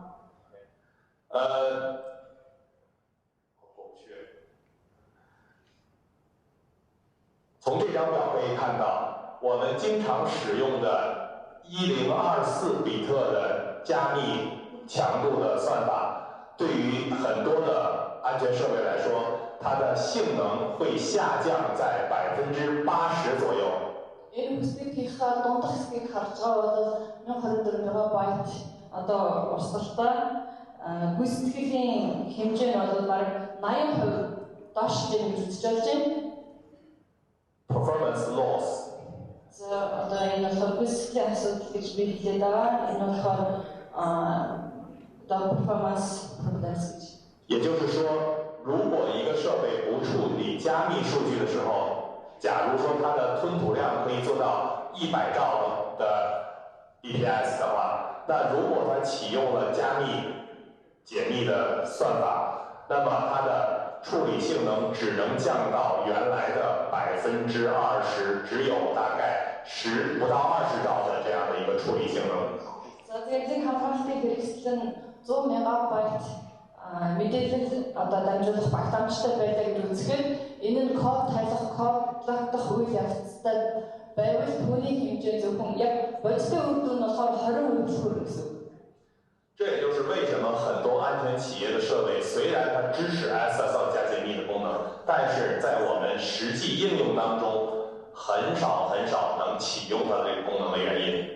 За тэгээд маш олон бүтээгдэхүүн SSL хамгаалтын системтэй байдаг боловч бодиттой дээр үүн одоо хэрэглэгдэж чаддаггүй гол шалтгаан нь болох юм аа. 一旦你启用了它的加密的性能，那么你在原有一台设备能够支持你的安全管控的条件下，你启用了加解密的时候，你可能需要5台这样的设备才能够满足你的需求，这无形中会提高了用户的投入。 За тэгээд мэдээж бид нар одоо нэг бүтээгдэхүүнийг ашиглах байсан бол энэ кодогдох үйл явцаа шалтгаалаад биш 20% буурч байгаа учраас бид нар 5-ыг ашиглах шаардлагатай болно. Энэ мэдээж өртгийг нэмэгдүүлж байна гэсэн үг болох юм аа. 那怎么办呢？我们对于这种越来越多的加密数据，我们又不可能不管它。 Мэдээж бид нар бол энийг яаж шийдвэрлэх вэ? Bluecode 有一个非常棒的一个设想 ，Great idea。 За энэ таарсан ийм idea би өнөөдөр та бүхэнд дэвшүүлж байна. 我们可以在不调整原有用户网络基础结构的前提之下，把原有的用户的网络环境当成一个 decrypted Zoom。 За бид нар одоо байгаа хэрэглэгчийн сүлжээний бүтцийг өөрчлөхгүйгээр иймэрхүү одоо шифтлэгдсэн ийм бүсийг одоо байгуулж байна. 那在这个 Zoom 里面，原有的安全设备只处理不加密的流量。 За тэгээд хоёр талд нь одоо SS одоо иймэрхүү төхөөрөмжийг байрлуулснаар дундх хэсэгт байгаа одоо энэ бүсэнд оршиж байгаа бүтээгдэхүүнд одоо бүгдэнд нь одоо кодын талаар кодлох үйл явцыг хийж болох юм аа. 在这个 Zoom 的边缘，我们会有自己专用的设备对数据进行加密和解密的处理。在流量进来的时候，我们把流量解密，同时把解密的流量 copy 多份送给相应的安全设备。 在安全设备处理完了之后，再把这些流量进行加密，再送出去。 За эхний үед мэдээлэл дамжуулаад авчиж байгаа үед бид нар нэгтгэхэд одоо кодын тайлна. кодын талаар эндээ задлан шинжилгээ хийгээд аюулгүй мэдээллийгээ дахиж кодлоод олон хэрэглэгчдэд хүргэх боломжтой.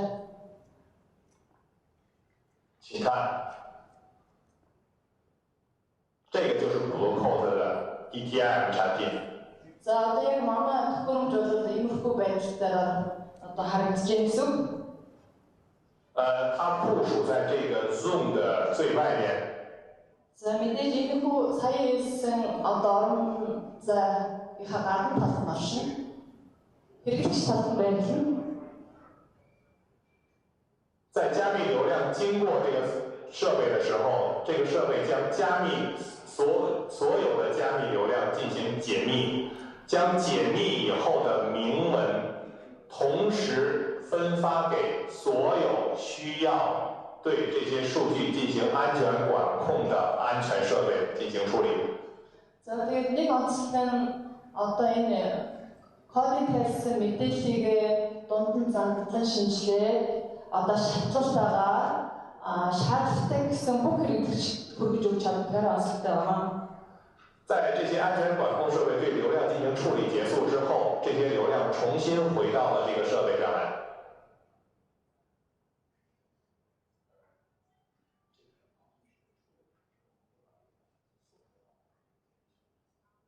За тэгээд мэдээлэл маань аюулгүй энэ кодлох явцыг өнгөрөөгөө буцаад энэ төхөөрөмжөнд хадгалагдах нөөцлөгдөх боломжтой.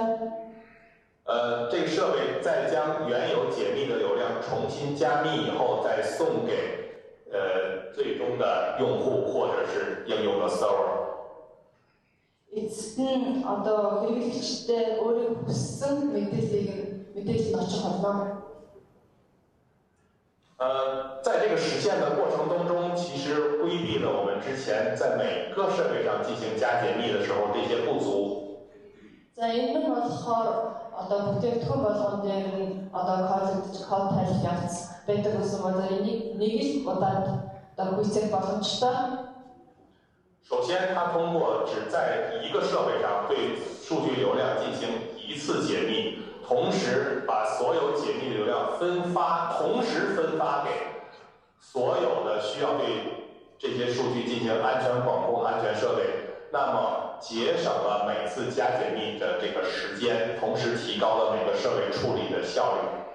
За тэгэхээр одоо сая ярьсныгаа нэгтгэж хэлэх юм бол нэг удаа код тайлаад олон удаа хүргэлт хийх боломжтой гэж ойлгож байна. Тэгээд ингэснээр нөгөө код тайлах хугацааг хэмнэн тэгээд зарцуулах бүрт нэмэгдэхгүй гэсэн.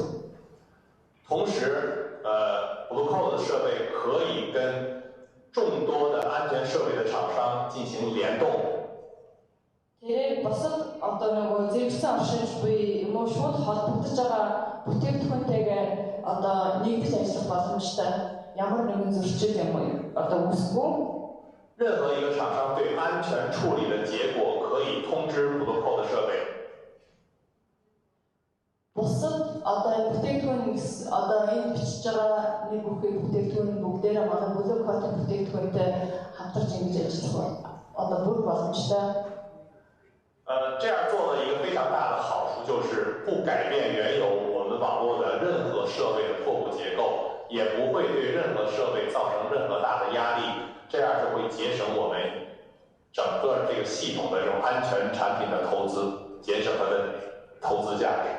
Тэгэхээр манай энэ бүтээгдэхүүнийг байрлуулахад уг байсан сүлжээнээ ямар нэгэн газар ямар ч өөрчлөлт оруулахгүй. Тэгэхээр нэмэлт өртөг үүсэхгүй гэж ойлгож байна. 而且也避免了以后随着 SSL 流量的增加，我们对每个设备这样的性能的一个增长，因为你所有的加密解密的流量的处理都已经被 Blue Code 的设备终结完成掉了。 Тэгэхээр одоо ажиллах үр хэмжээг дэвшүүлж байгаа дараа маш их онцлогтой болоод байна. 中国还有一句古话叫做“术业有专攻”，那么我们很多的安全应用设备厂商做好自己的 安全分析管控，将它辅助的数据加解密的功能可以放在 Blue Code 的设备上来完成。 За тэгэхээр одоо бусад бүтээгдэхүүн маань одоо код тайлах коддох үйл явцыг Blue Code төхөөрөмжөөр байрлуулж байна гэж ойлгож байна. 请看这张slide， 这就是我们可以和众多厂商进行联合部署以及联动。 За одоо манайхаар хамтарч ажиллаж байгаа одоо нэг бүхий брендийн бүтээгдэхүүн бол энэ дээр бичигдэж байгаа. 刚才我们说到的一点是，对于 SSL 的加解密，我们说我们可以对所有数据、所有的 SSL 加解密。大家应该做安全就会知道，因为如果我是一个 Mailware 组织的一个成员，那我一定在选择加密数据的时候，我一定不会选择在标准的443端口下面的一个 HTTPS 进行加密，我更多的会选择在一个非标准的端口下面的一个不被引起注意的这样的一个加密源容器加密。 За тэгээд энэ кодекс мэдээлэл нь бол олон төрлийн портод амжилтыг та бүхэн мэднэ. За би хэрэг өөрөө Malware одоо хатаг бүтээгдэхүүний үйлдвэрлэдэг хүн байлаа гэж үзэхэд мэдээж би стандартын одоо 443 портыг ашиглахгүй мэдээж харин стандартын бус одоо бусад портуудыг ашиглаж Malware бүтээгдэхүүн одоо хатаг бүтээгдэхүүнээ одоо хийх болно. Blue Code 的设备可以自动的识别出来网络当中所有的 SSL 加密的数据，不管你是用什么样的端口，443、4443、15000，你可以定义任何的端口，我们都可以通过协议把它識别出来，对它进行数据的解密以及加密过程。 Тэгэхээр манай Blue Code-ийн бүтээгдэхүүн маань стандартын бол стандартын бус аль портоор орж ирсэн ч бай бүхэлдээ мэдээллийг таних одоо чадвараар онцлогтой. 对所有的数据进行解密，这样安全吗？ Тэгээд бүхэлдээ мэдээллийг бүгдийн кодыг тайлбарлаж одоо ямар байх вэ? 有些时候是不合法的。 Мэдээж зарим нь бол хууль бус байж таарна. 因为有很多的数据是不能够被解密的。 Мэдээж зарим мэдээлэл бол кодыг тайлж болохгүй мэдээлэл гэж байдаг. 比如说我们银行网银的用户名和密码传输的数据。 За мэдээж банкны хэрэглэгчийн нэр түүний нөгөө пассворд зэрэг мэдээлэлүүд бол кодыг тайлж болохгүй мэдээлэл тогтсож байгаа. 对于博客来说，其实我们所说的全部数据加密，更多是在支持加密的这个应用的支持上。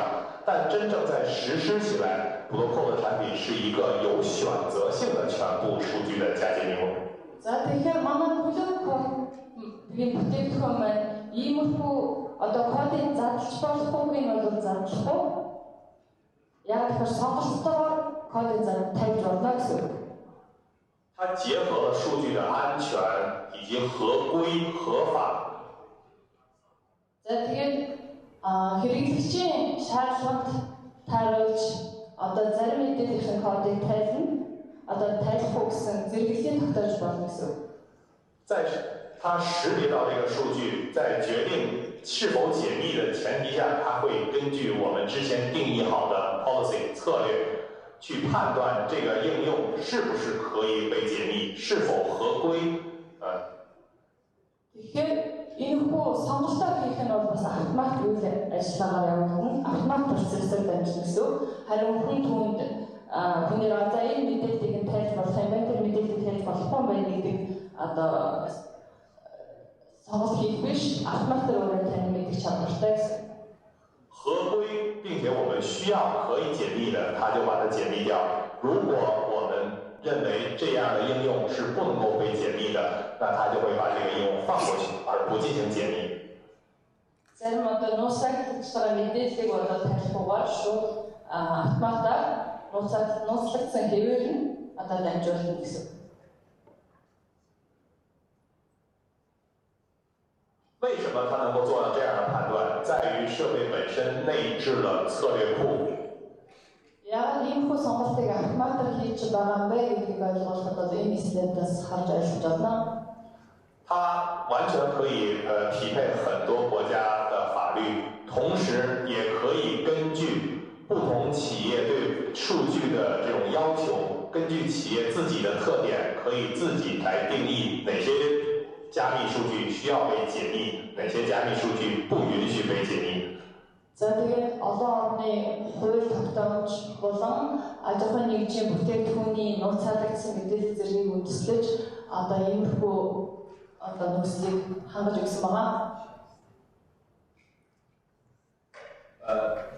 大家可以从这张 slide 可以看到 ，Blue Code 的这个内置的策略库里面可以支持80多种大应用的分类，上万种、几十万种的小应用的分类，同时可以支持55种语言。 Тэгээд манай Blue Code-ийн бүтээгдэхүүн маань одоо 80 төрлийн одоо үе шаталт хувааж ажиллаж болно. Тэгээд 55 хэлийг одоо мэдэрдэг. 我们把之前说到的 Blue Code 的 ETM Solution 的产品的一些技术特点，在这里给大家做一个汇总。 Тэгээд би сая ярьсан зүйлээ одоо энэ слайд дээр нэгтгэе. 首先我们刚才说到了这个设备的解决方案可以自动的识别出来所有我们需要做解密的流量。 За нэгдүгээр нь болохоор автоматар одоо сонголтоо хийж код тайлдаг. 同时我们的设备可以支持目前最新的70多个大类的数据的加密算法。 За хоёрдугаар нь болохоор одоо дэлхийд хэрэглэгдэж байгаа 70 төрлийн тооцоолох арга барилыг ашиглаж байгаа. 那么通过设备特有的技术，一次解密多次使用的这样的一个技术特点。 За гуравдугаар нь болохоор одоо байгаа системийг өөрчлөхгүйгээр нэг удаа кодыг тавиад олон хэрэглэгчд хүргэх одоо шатлуулсан. 在不影响企业现有安全构架的基础之上，使企业能够增加对加密数据流量的安全管控能力。 За ингэснээр аж ахуйн нэгжүүдийн кодлогдсон мэдээллийн аюулгүй байдлыг хангаж одоо үүсэх өртгийн хэмжээг багасгах болно. 不需要企业对现有安全设备进行升级，增加更多的投入。 За тэгээд мэдээж одоо байгаа бүтээгдэхүүний аюулгүй одоо кодлогдох хэмжээг апдейт хийж одоо өртгийг нэмэгдүүлэх шаардлагагүй. 使企业保持更高的 ROI 投入产出比。 За тэгэхээр аж ахуйн өндөр бүтээгчтэй ажиллаж чадах болно. 同时，这个设备也符合了各地方的法规，使我们每个企业数据的或者应用数据的这种私密性和它的合规性，以及我们对应的知识的广泛性有机的整合在了一起。 За мэдээж улс орны хууль тогтоомж болон нууцлагдсан мэдээллийг хамгаалах юм уу хадгалах энэ нөхцөлийг бол хангаж байгаа. 这个是我们在这一个系列产品的一个产品线，大家可以看，全部是硬件产品，而且所有的 SSL 的加解密都是通过硬件的 SSL 芯片来完成的。 За манай NSS одоо бүтээгдэхүүний танилцуулгын дээр байна. 从最小的8个G 的存储量，一直到最大的40G 的存储量。 За 8 GB-аас 40 GB 在40G 存储量的里面，我们可以支持到9 G 的全部的 SSL 存储量。 За тэгээд 40 GB дотроо болохоор 9 GB хүртэл мэдээлэл нэмэх боломжтой. 所有的产品的功能完全相同，不同的是每个设备处理的性能 performance。 За ерөнхийдөө бол бүтээгдэхүүний одоо шинжилгээний чадвар гэх юм уу ойролцоо байгаа. OK， 下面是我们使用我们的 ETM Solution 这个产品解决方案的一些实际用的客户的一个给大家展示。 За тэгээд манай бүтээгдэхүүнийг ашиглаж байгаа одоо хэрэглэгч хүлээн тэрнийг одоо слайд дээр харуулъя. 我们的客户遍布了财富500强的很多的行业的客户个体。 За бид би болохоор ихтэй хаяг хийсэн манай бүтээгдэхүүнийг хэрэглэж байгаа хэрэглэгч маань дэлхийн 500 ширхэг аж ахуйн нэгжийн олон салбарыг хамаарсан байгаа. Financial services, Visa, Unipay, Nasdaq, banking,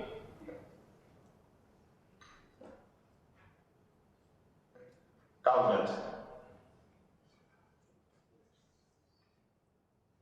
Orange,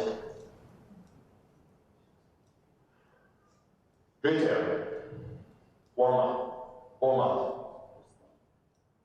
healthcare, insurance, telecom, high-tech, manufacturing,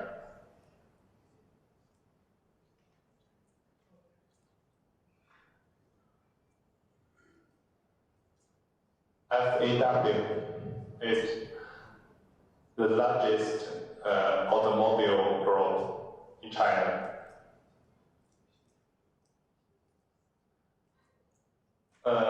这个是一个全球非常著名的一个生产汽车的厂商的一个实际案例。За энэ нь болохоор дэлхийд нэртэй одоо машины үйлдвэрийн одоо хэсэг зураг байгаамаа. 它在里面使用了我们2台 SV1800 的这样的一个ETM 设备。Энэ болохоор манай SV1800 одоо маркийн 2 одоо бүтээгдэхүүнийг ашиглаж байгаа. Question 2. За энэ болохоор миний асуух гэсэн хоёр дахь асуулт.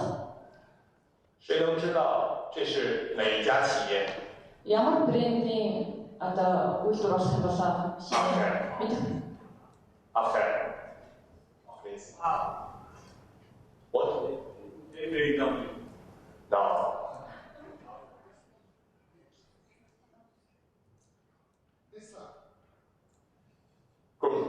Tesla.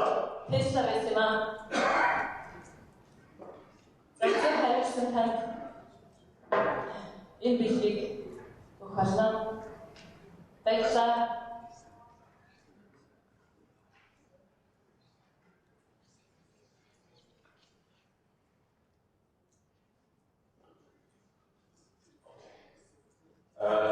That's all for me. Thank you, everyone.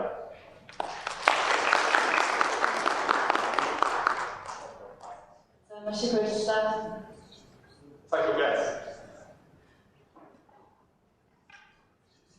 Thank you for the speech, Mr. Daiju. За өнөөдрийн манай Travel Security 2016 формын вебруудын тавхилтыг маань өнгөрүүлж байна. За энэ вебруудаас өөрийн багтанда нэвтрүүлсэн талаар танилцуулахаар хаамтны Senior Network Admin Оюутны тон болж байна.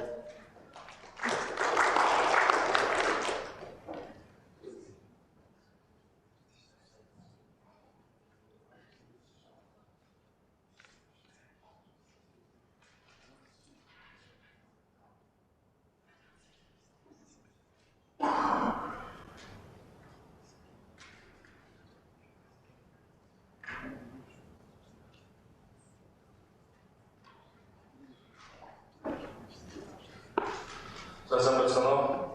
Хамаакны зөвчөнд ахлахгүй оюун байна. Тэгээд та бүхэнд сайн танилцуулсан өндөр компаниудаас Wagner шийдлийг ашиглаж манай хамаак нэвтрүүлсэн туршлагаасаа та бүхэнд болцсон. Тэгээд түрүү Wagner-ийн танилцуулга явуулж байхад бас яригдсангүй яг нэмэлтийн гол зорилго нь болохоор cyber security-тэй холбоотой учраас security-ийн хамгаалалт өдрөөр Тэгэхээр Wagner-ийн ADC буюу application delivery controller solution байна. Тэр шийдлийн хүрээнд хамаарах leak-proof хэмээх leak логосон сэдвүүд хөрөмж ашиглаж байгаа асуудал шийдсэн. За гол асуудал нь юу вэ гэхээр вебсайтны бэлэн байдал найдвартай ажиллах дэвшлэлгээр хангах зорилготой байсан. Тэгэхээр альва вебсайтын үйлчлэг үзүүлэгч ялангуяа банкны хувьд гэх юм бол харилцагчдад цаг хугацаа орон зайг хамааран маркетинг үйлчлэг боловсруул болов мэдээж цахим маркетинг, интернет маркетинг үйлчлэг. Тэгэхээр маркетинг бол интернет маркетингийнхаа үйлчлэгүүд найдвартай харилцах хүрэх үүднээс бол вебсайт үйлчлэг бижүүрээр харах шаардлагатай болсон. За хийн бол бид нар бол нэгдүгээр 2 дахь ISP-ийн сүлжээ орж ирэх шаардлагатай. Өөрөөр хэлбэл нэг ISP-ийн сүлжээс багахгүйгээр тухайн ISP-д ямар нэгэн асуудал болсон бол нөгөө ISP-ийн сүлжээр шийдвэрлэж өгөх зорилготой ийм байна. Тийм учраас бид нар 2 дахь ISP-ийн сүлжээ орж ирсэн. За энэсээр манай дээр веб сервис маань өөрөө 2 ISP-ийн сүлжээнд ажиллах боломжтой болж байна. Энийг хангахад бол link proof link proof хөрөмж энэ чиглэлд зөвлөж байгаа. Тэгэхээр ажлын хувьд гэх юм бол нэгдүгээр мэдээж вебсайт бол домен нэртэй байна. Домен нэрний арга бол IP байдаг. Тэгэхээр ерөнхийдөө бол IP гэдэг хамжуулан хангаж интернет вебсайт үүсгэж байгаа.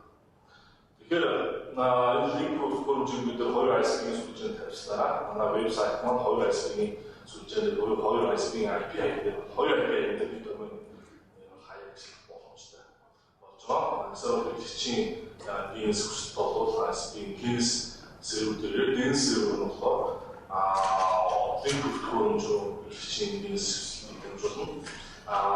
Олон link proof device маань өөрөө тухайн машин аль ISP-ийн сүлжээ base link тэрийг олох хэрэгтэй IP-ийг зарч болох ажил гэсэн. Үндсэндээ бол ерөнхийдөө тухайн машин аль ISP-ийн сүлжээ юм байна. Мөн тухайн аль ISP-ийн сүлжээд маягч хамгийн base байх гэдэг бол link proof device бүр тодорхойлдог. За base гэх юм бол мэдээж response time аль тухайн ISP-ийн response time хамгийн бага байх юм эсвэл хамгийн бага хоб таймж очиж энэ үеийг тооцоолоод үйлчлэгүүд аль бэст вэ сонгоод тухайн ISP компани IP гэсэн олгосноо үйлчлэгч тухайн вебсайт руу хандах боломжтой болж байна. За энэсээр болохоор аль ISP-ийн сүлжээ унсан тасарсан интернет үйлчлэг байх боломжтой бол ISP-ийн сүлжээ байх боломжтой. Ийм болж байна. За нэг хоёрдугаар гэх юм бол тухайн хөрөмж маань load balance зорилготой. Тэгэхээр бид нэр тухайн 2 ISP-ийн сүлжээний чинь агшаа шилжиж байгаа интернет төвсгөл load balance хийх замаар нэгдүгээр интернетийн хамтлагийн найдвартай болох хоёрдугаар bandwidth-ийн хувьд 2 дахин нэмэгдүүлэх боломжтой болж өөрөлдөл load balance хийж байгаа учраас аль ISP-ийн bandwidth нөгөө ISP-ийн bandwidth-ийн нийлбэр урдаа интернет төвсгөл авах боломжтой. Ийм болсон шийдлүүд маань баатар компани link proof гэх хөрөмжийг ашиглаж хэрэгжүүлсэн байна.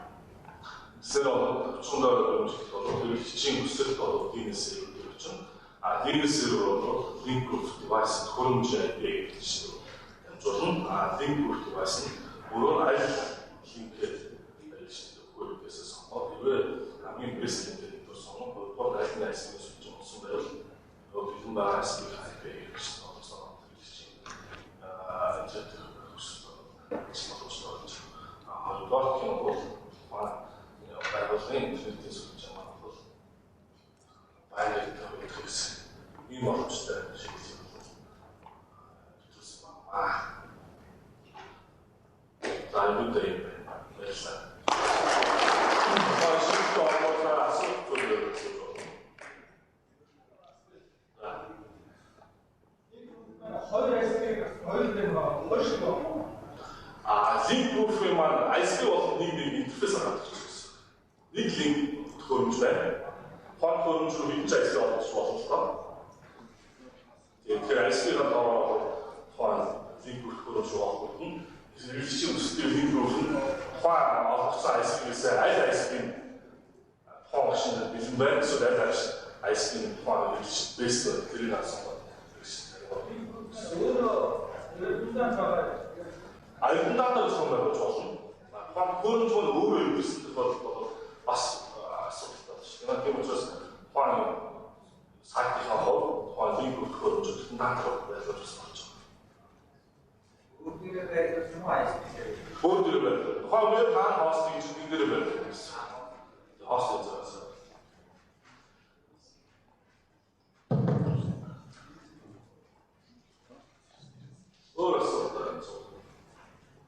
За асуулт асуусан хүмүүст радиогийн бих өгч байгаа байна. Сая асуултын ямар асуусан байна?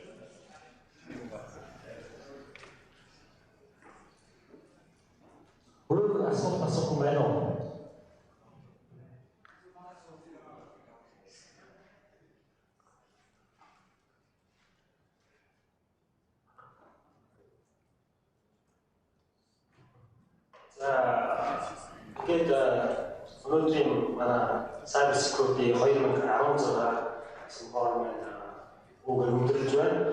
Өнөөдрийн өгсөн вендоруудаас мэдээж тааваханд хэрэгтэй мэдээллүүд хүрсэн байх гэж найдаж байна. Ингээд хүрэлцэн ирсэн зочид төлөөлөгч болон тааваханд маш их баярлалаа.